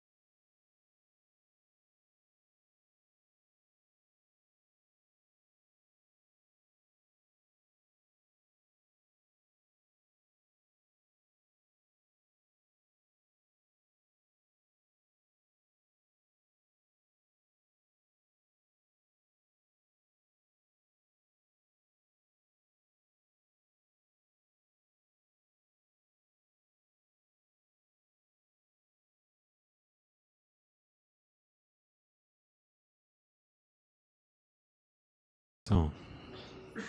Ja, wir sind also wieder live mit nicht last but not least oder something ähnlichen. FH Technikum Wien, Lars und Isabel, werden also eine Fikt oder Fiktion, habe ich gelesen, also auch natürlich rund um das Thema AI uns hier präsentieren, und ich darf euch die Bühne übergeben. Ja, vielen Dank. Freut uns natürlich sehr, dass doch noch einige da geblieben zu so später Stunde. Wir haben heute sehr viele spannende Vorträge zum Thema KI gehört und ja gerade eben auch sehr viele interessante Use Cases, wie KI in der Hochschulbildung tatsächlich schon eingesetzt wird. Dazu möchten wir noch einen weiteren Aspekt beleuchten, nämlich Fakt oder Fiktion. Ist alles nur Hype oder was steckt da jetzt eigentlich tatsächlich dahinter, hinter der KI? Das heißt, und uns da es ist ein recht großes Framework, das schauen wir uns am Schluss noch an, aber 2 Punkte konkret herausnehmen, nämlich kausale Inferenz und erklärbare KI und wie kann das konkret ausschauen an Beispielen. Ja. Ich darf anfangen und dann werde ich an den Lars übergeben. Das heißt, die Agenda für unsere halbe Stunde ist aktuelle Entwicklungen und Herausforderungen. Das kann ich mir eigentlich gleich sparen, weil der Vorgängervortrag war perfekt passend dazu, welche Use Cases, wo ist KI überhaupt schon drin. Das heißt, ich brauche Sie eigentlich gar nicht mehr davon überzeugen, dass KI in vielen Bereichen auch in der Hochschulbildung schon angekommen ist. Und darauf aufbauen, schauen wir uns aber jetzt an unter dem Titel Fakt oder Fiktion, einerseits erklärbare KI, was versteht man darunter, und auch ein Praxisbeispiel dazu und dasselbe für kausale Inferenz. Und am Schluss würde ich Sie gerne noch zu einer aktiven Diskussion einladen. Das heißt, genau, eigentlich zusammengefasst die halbe Stunde von gerade eben, KI in der Hochschulbildung findet in vielen Bereichen statt, wenn es einerseits um die Lehre oder auch das Lernen geht. Ja. Wir haben sehr viel gehört von Individualisierung, von individualisiertes Tutoring für jeden Studenten angepasst, personalisiertes Feedback, Grading, wenn ich große Klassenräume mit 400 Studenten habe, wie kann ich trotzdem für jeden Einzelnen noch ein individualisiertes Feedback geben? Da kann KI tatsächlich unterstützen und es wurden auch Use Cases eingereicht, wo das schon umgesetzt wird. Aber auch beim Curriculum Design, also wenn man jetzt die Lektoren anschaut, die können sich durch KI unterstützen lassen, wenn es darum zum Beispiel geht, zum Analysieren von Daten aus der Industrie, Trends, wie halte ich mein Curriculum mit aktuellen Beispielen up-to-date und reflektiere quasi in meiner Ausbildung das, was tatsächlich relevant ist gerade. Kann da also in Echtzeit darauf reagieren. Unter diesem Stichpunkt auch Learning Analytics, ja, wenn ich mir zum Beispiel die eigenen Logdaten, wir schauen uns da zum Beispiel an von wir sind alle sehr auf diesen Learning Management Plattformen unterwegs, ja, wie zum Beispiel Moodle und Co. Da passieren sehr viele Logdaten, das kann man auch im Endeffekt dann analysieren. Das heißt, wie bewegen sich Studierende durch diese digitalen Plattformen und kann ich daraus ableiten, etwas, was mir jetzt für meine Lehre hilft, für mein Curriculum Design zum Beispiel. Also KI steckt in allen möglichen Aspekten drin, wenn es um Lehre und Lernen geht an der Hochschule. Die Frage ist jetzt, alles schön und gut, was steckt dahinter? Ja? Kann ich das jetzt so glauben und mitnehmen, wie es ist? Ist es Fakt oder ist es Fiktion?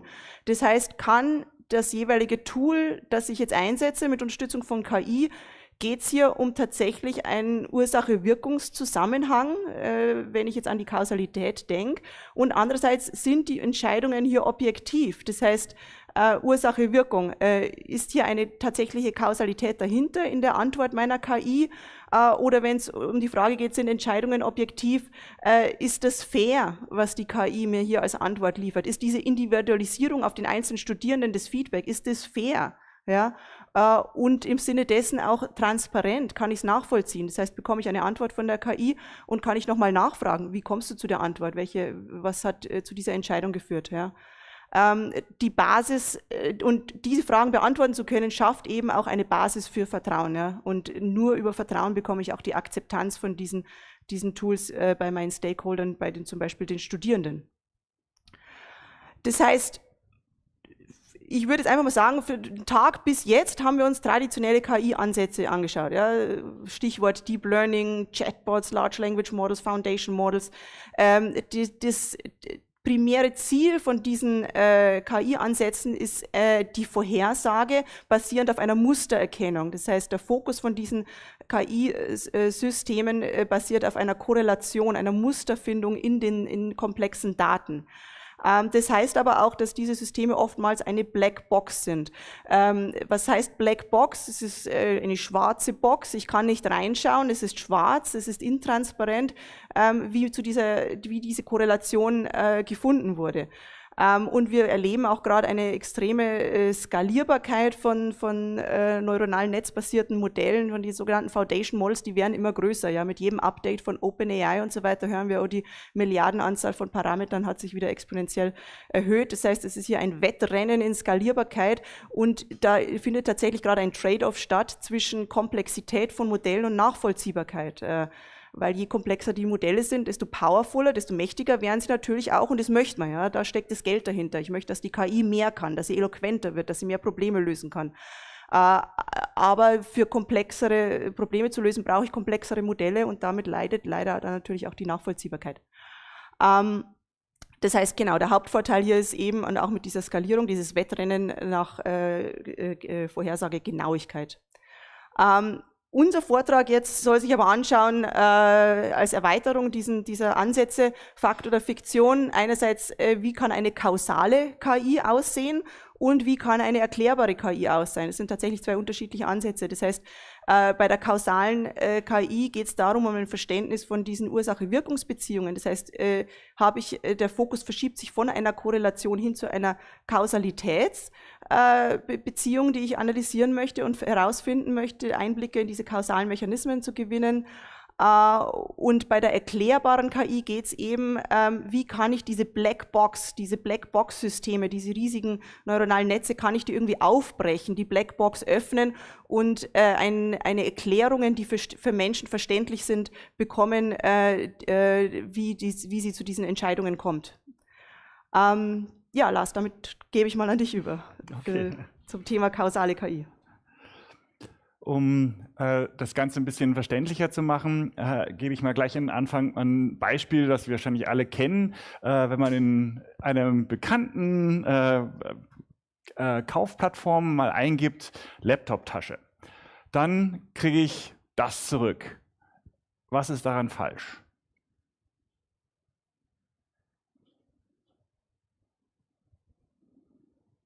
Das habe ich de facto letzten Monat gemacht, ungefähr. Ja? Genau. Upsi, sorry, das ist, geht zurück, ja. Das ist genau richtig. Das bedeutet, wenn ich Laptoptasche habe, der Grund, warum ich die Laptoptasche kaufe, ist nicht, ist der Rechner und nicht umgekehrt.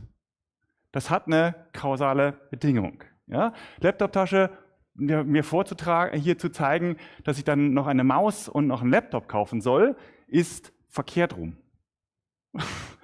Und das passiert relativ häufig. Kann man zu Hause ausprobieren, funktioniert interessanterweise seit 14 Tagen besser, aber immer noch nicht gut. Das ist immer noch einigermaßen falsch. So, warum ist das jetzt wichtig? Weil wenn wir als Entscheidungsträger Entscheidungen treffen müssen, hat das Konsequenzen und Gründe, warum ich diese Entscheidung getroffen habe. Und wenn diese Richtung nicht akzeptiert bzw. nicht vorhanden ist, dann ist die eigentlich wertlos.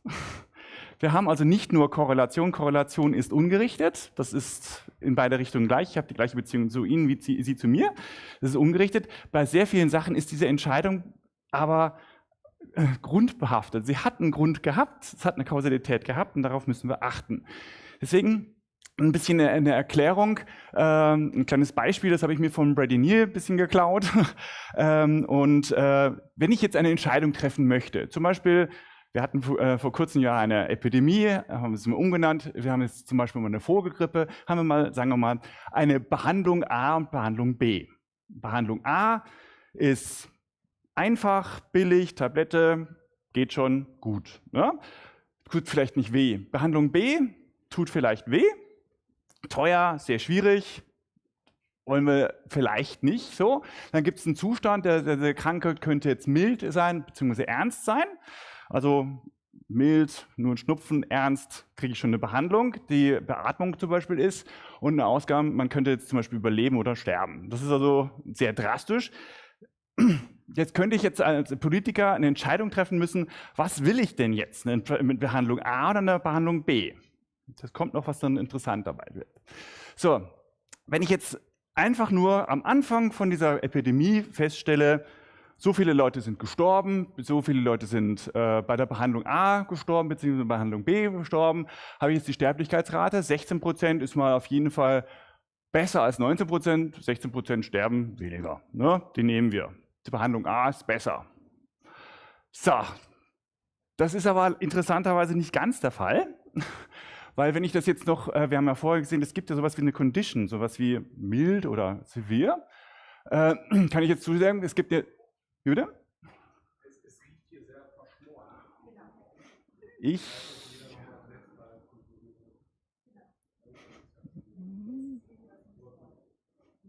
meine Laptop hoffentlich nicht. Wenn es raucht, wird hoffentlich nicht die Alarmanlage so schnell losgehen. Okay. So, also wir haben jetzt wieder die Behandlung A und wir haben die Behandlung B. Wenn ich jetzt den Zustand mit betrachte, dass wir jetzt hier im milden bzw. den starken, den wirklich echt eher heftigeren Zustand verstehe, sehe ich, dass auf einmal hier 10 und 20 gegenübergestellt wird von 15 und 30. Das ist ein ganz klassisches Ding, das nennt sich dann Simpson-Paradox. In diesem Falle würde ich auf jeden Fall immer Behandlung B verwenden. Aufpassen, das sind die gleichen Zahlen. Das sind immer 210 plus 30 sind 140. 5 plus 105 sind 5 plus 100 sind 105. Das sind exakt die gleichen Zahlen. Das scheint sich zu widersprechen. Das Interessante dabei ist, wenn das die KI so lernt, wird es keine Entscheidung treffen können. Was ist A oder was ist B? Was ist besser? Hier ist interessant, dass wir die Frage nach dem Warum stellen müssen. Sonst können wir diese Entscheidung nicht treffen. Wir müssen also die KI dazu befähigen, auch über Zählen. Im Prinzip, was unsere KI momentan gerade macht, ist Mittelwertbildung. Also über Zählen müsste es tatsächlich diese Entscheidung auch treffen können. Und das kann sie nicht, weil es Korrelationsverfahren sind. Das ist unmöglich. So, interessant dabei ist, wenn ich hier nach den Kausalitäten ein bisschen nachforsche, kann ich danach zum Beispiel schauen, okay, hier, wenn der Grund die Condition ist, also bei einer milden Verlauf kriegt er die Behandlung A und beim ernsten Verlauf kriegt er die Behandlung B. Was ist jetzt besser und warum?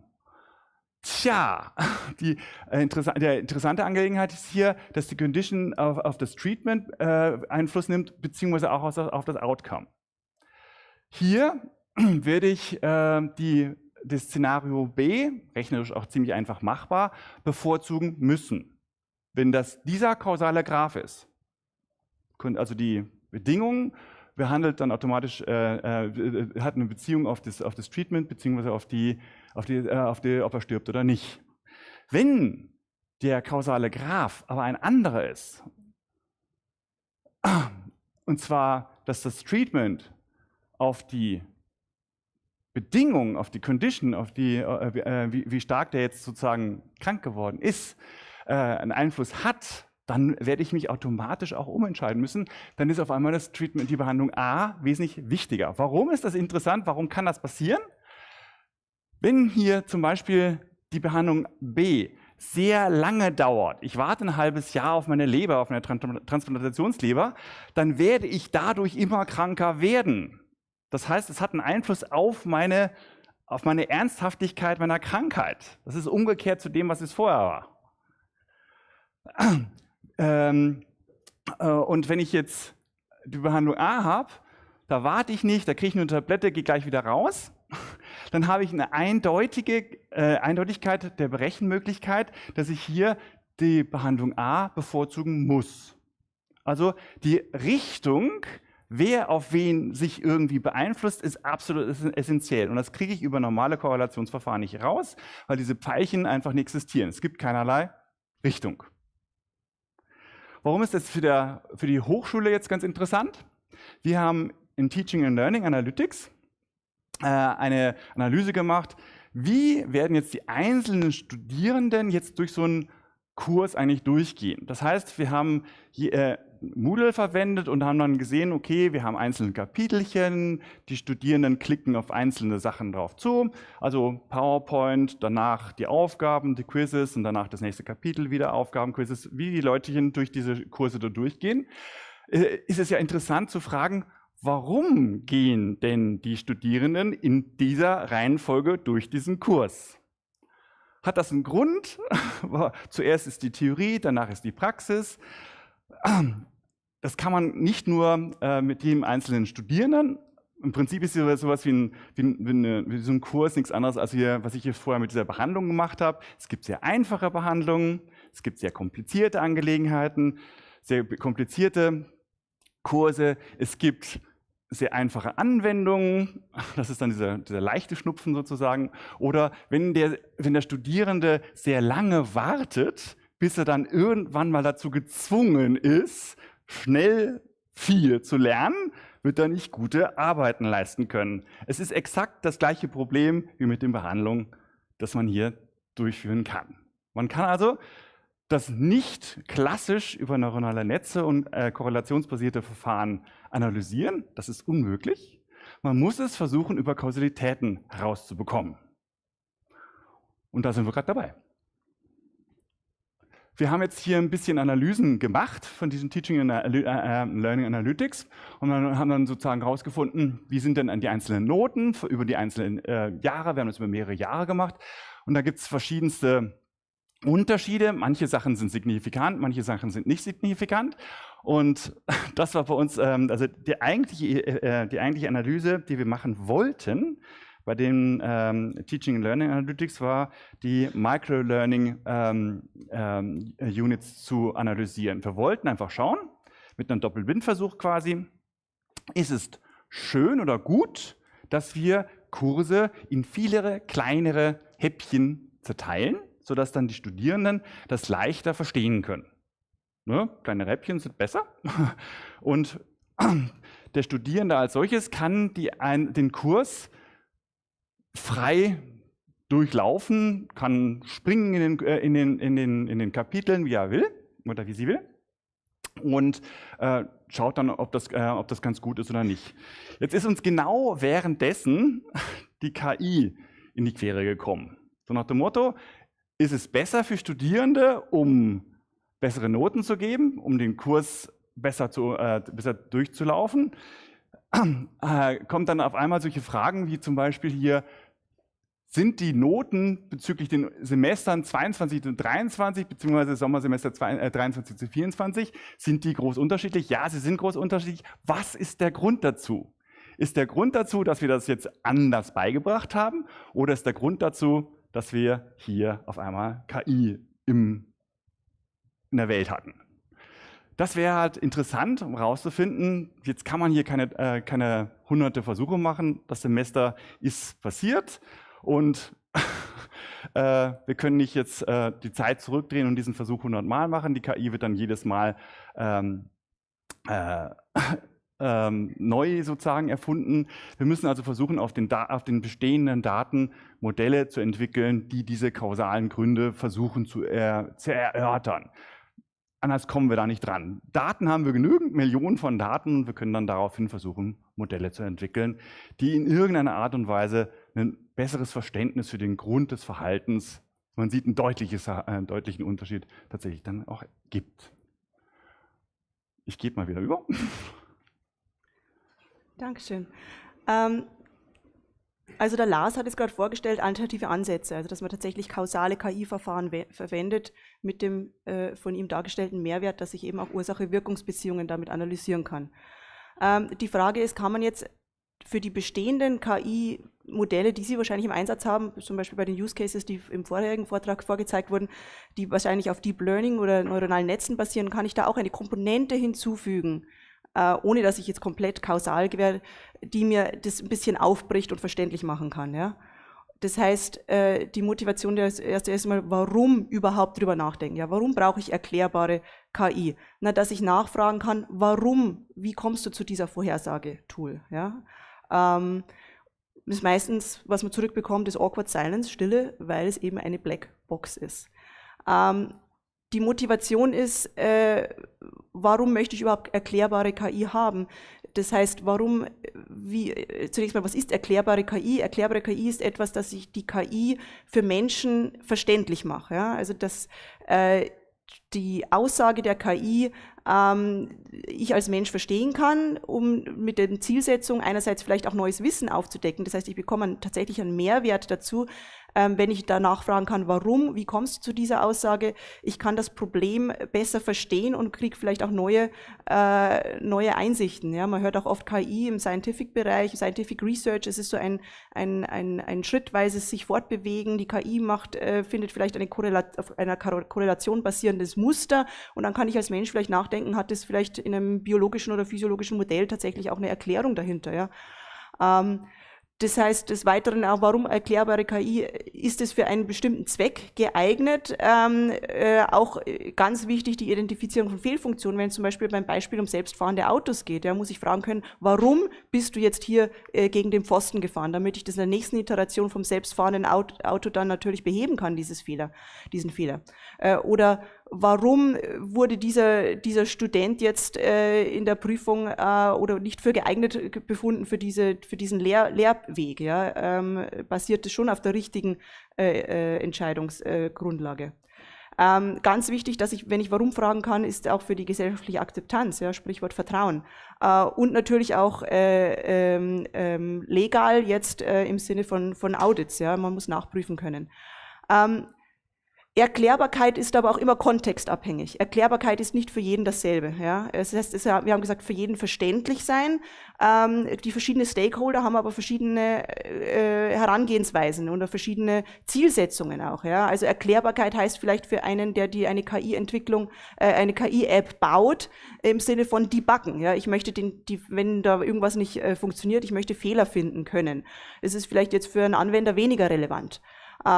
Für Anwender ist eher oder für Verbraucher ist eher Fairness relevant. Ja? Das heißt, hat die KI jetzt diese Entscheidung für mich getroffen, weil ich jetzt vielleicht in der Matheprüfung davor die eine Antwort tatsächlich vielleicht ein bisschen missverständlich formuliert habe, unglücklich formuliert habe, oder empfiehlt er mir jetzt kein Mathestudium mehr, weil ich eine Frau bin und kein Mann. Ja? Also worauf basiert diese Entscheidung, ist für mich als Nutzer im Sinne der Fairness wichtig, diese Nachvollziehbarkeit und Erklärbarkeit.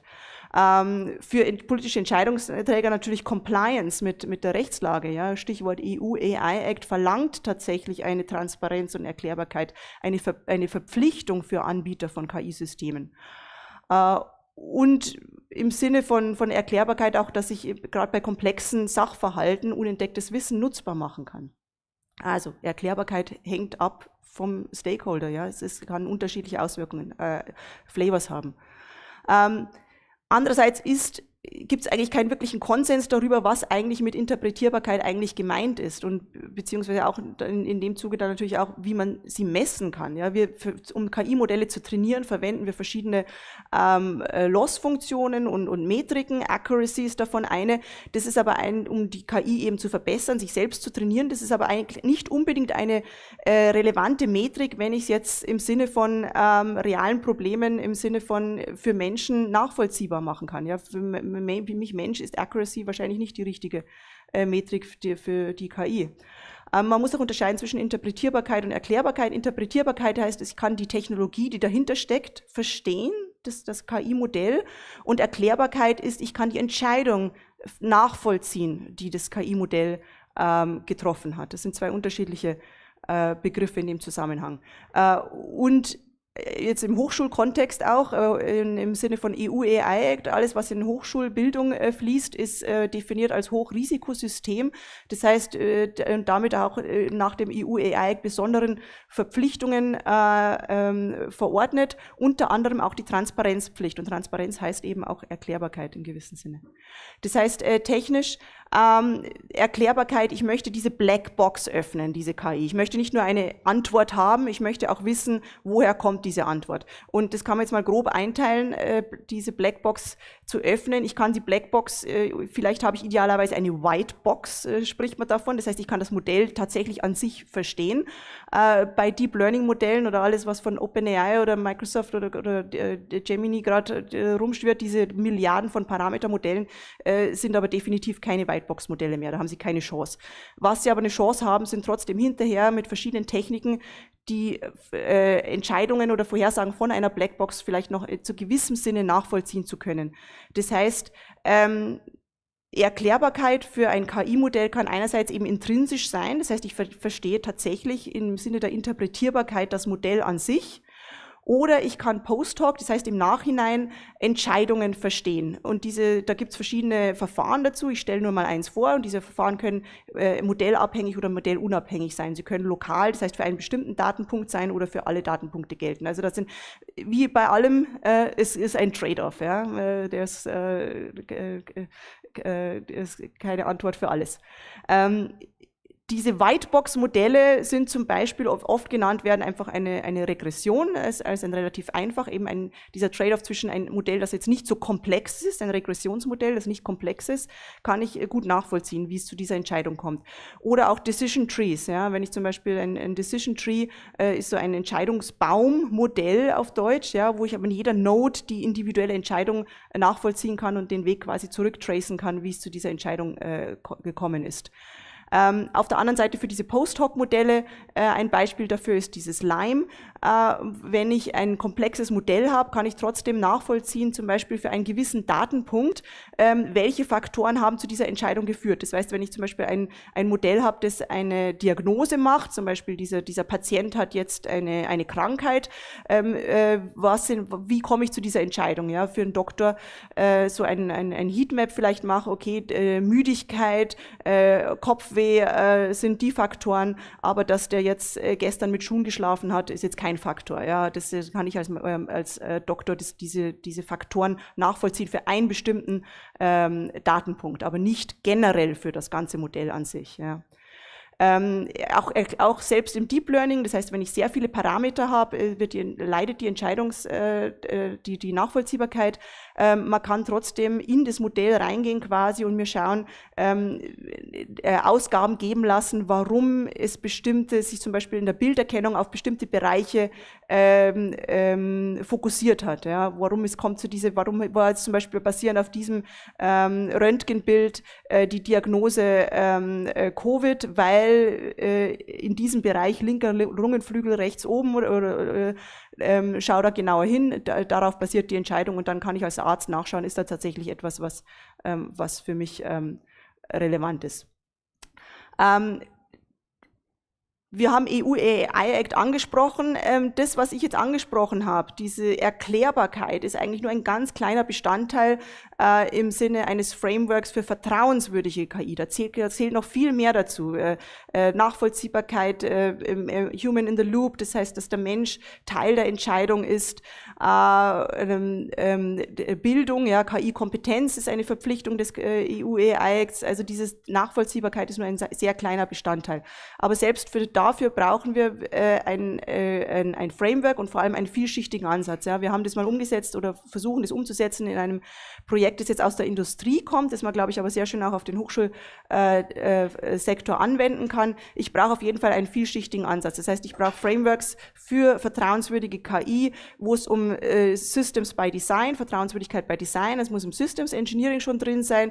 Diese Tools, die ich gerade angesprochen habe, Lime und Saliency Maps und so, sind eher technische Bestandteile des Ganzen, aber nur ein ganz kleiner Bestandteil dieses großen Frameworks und dieser vielen Bestandteile, die dann zu einer vertrauenswürdigen KI dazugehören. Ja. Das heißt, ich brauche einerseits diese Best Practices, diese Framework-Modelle und auf der anderen Seite diese ganz grüne Box auf der ganz linken Seite einzelne Use Cases. Ja. In diesem industriellen Kontext haben wir zum Beispiel ein sehr großes österreichisches Industrieunternehmen dabei, das einen Use Case hat, wo wir uns diese einzelnen Komponenten für Vertrauenswürdigkeit durcharbeiten. Dann haben wir auch ein Beratungsunternehmen für neue Energiesysteme, eine sehr kleine Firma, ja, die hat wieder ganz andere Herausforderungen. Also das Stichwort Kontextabhängigkeit auf den Use Cases basierend, das ist in dem Zusammenhang auch ganz wichtig. Das heißt, zusammenfassend, wir haben uns angeschaut, Korrelation ist nicht gleich Kausalität. Erklärbare KI ist eine weitere Komponente als Erweiterung zu den KI-Verfahren, die wir heute gehört haben, die sehr wichtig ist aber nur ein Teil eines sehr großen Frameworks für vertrauenswürdige KI. Vielen Dank für die Aufmerksamkeit. Danke sehr. Wir haben keine Fragenzeit mehr. Danke, wir nehmen mit, es geht weiter. In vielen Facetten. Gibt es ad hoc eine Frage dazu?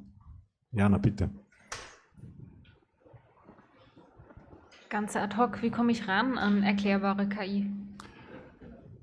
Wie gesagt, da gibt es verschiedenste Methoden. Eine, die relativ modern und neu ist, ist der Do-Why-Kalkulus vom Julia Pearl.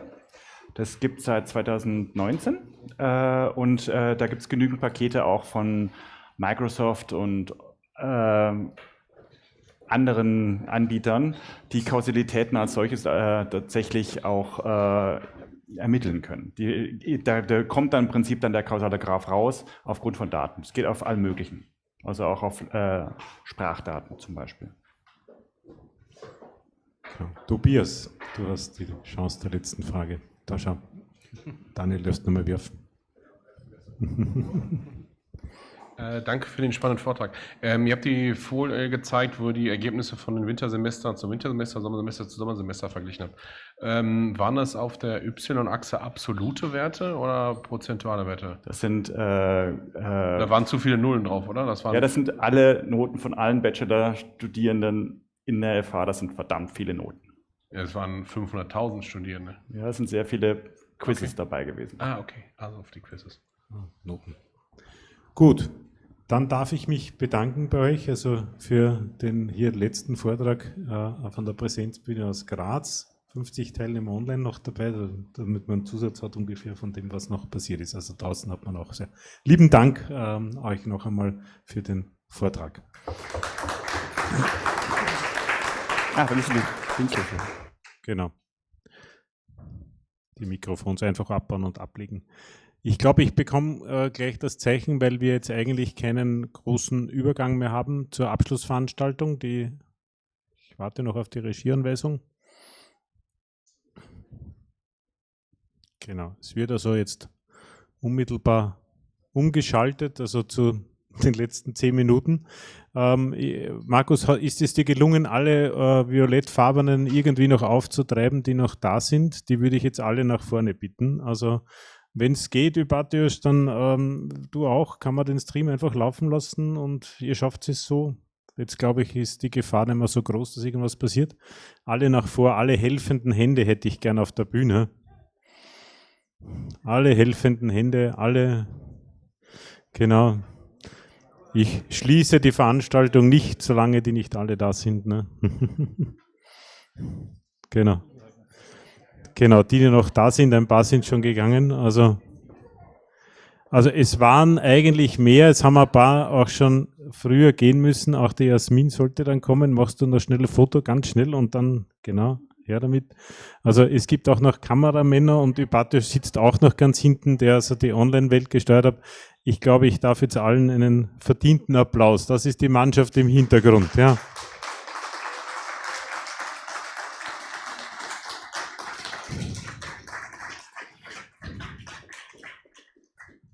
Danke sehr. Wir haben seit März intensiv daran gearbeitet, damit alles funktioniert und wie gesagt, also auch Kameraführung und Livestreams und so weiter, alles gibt es dann noch zum Nachschauen.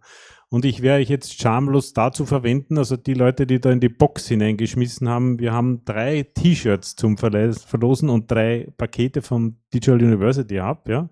Ihr dürft jetzt auch noch Glücksengel spielen und wenn die Person da ist, gewinnt sie, wenn sie nicht da ist, dann wird die nächste gezogen. Wir sind so, genau. Ja, wer noch möchte, kann noch reinwerfen, sein Namenskattel bitte. Genau, genau. So.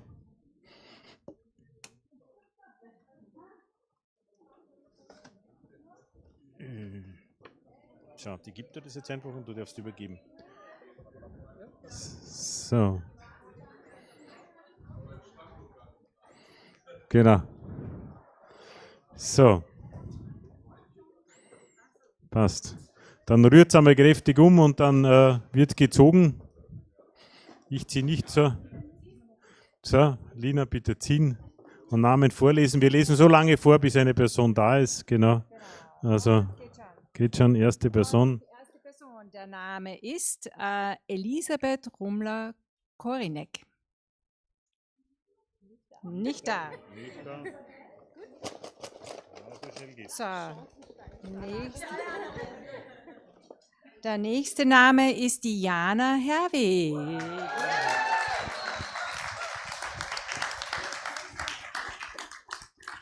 So. Einmal bei der Digital University Hub etwas gewonnen. Da dann. Nein, Oh ja, nein. war das gestern, was ich gewonnen habe? Oh ja, nein, das war die Kollegin. Das war die Kollegin. Genau, dann trifft es ja die richtige, genau. So, du musst noch einmal da hinein lächeln, schau lächeln, dass du musst schon den Gewinn nehmen, natürlich. Also der Gewinn ist ein Future Skills Set und unser neues Magazin, was wir zuletzt herausgebracht haben zum Thema Future Skills, auch was KI-Skills betrifft. Und Goodies. Genau, danke sehr. So, jetzt nehmen wir wieder ein T-Shirt.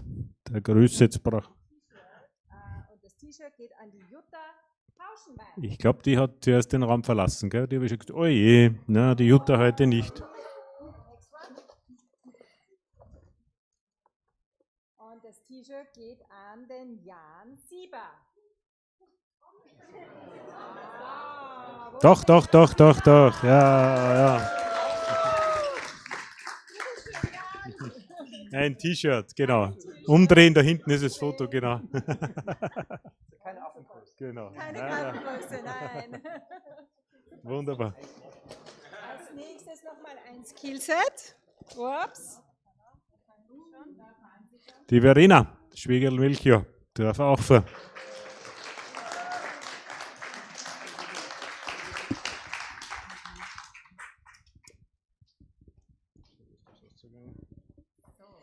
So, schau.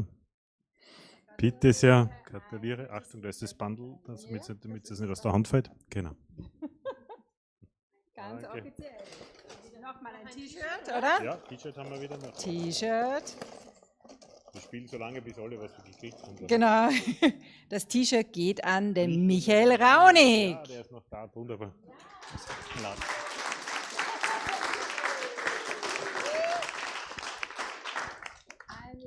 So, bitte sehr. Freilich, gell? Das passt schon.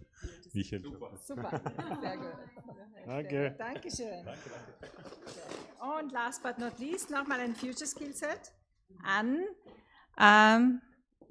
Oje. Katharina Ratina. Ekaterina Ratina. Ja.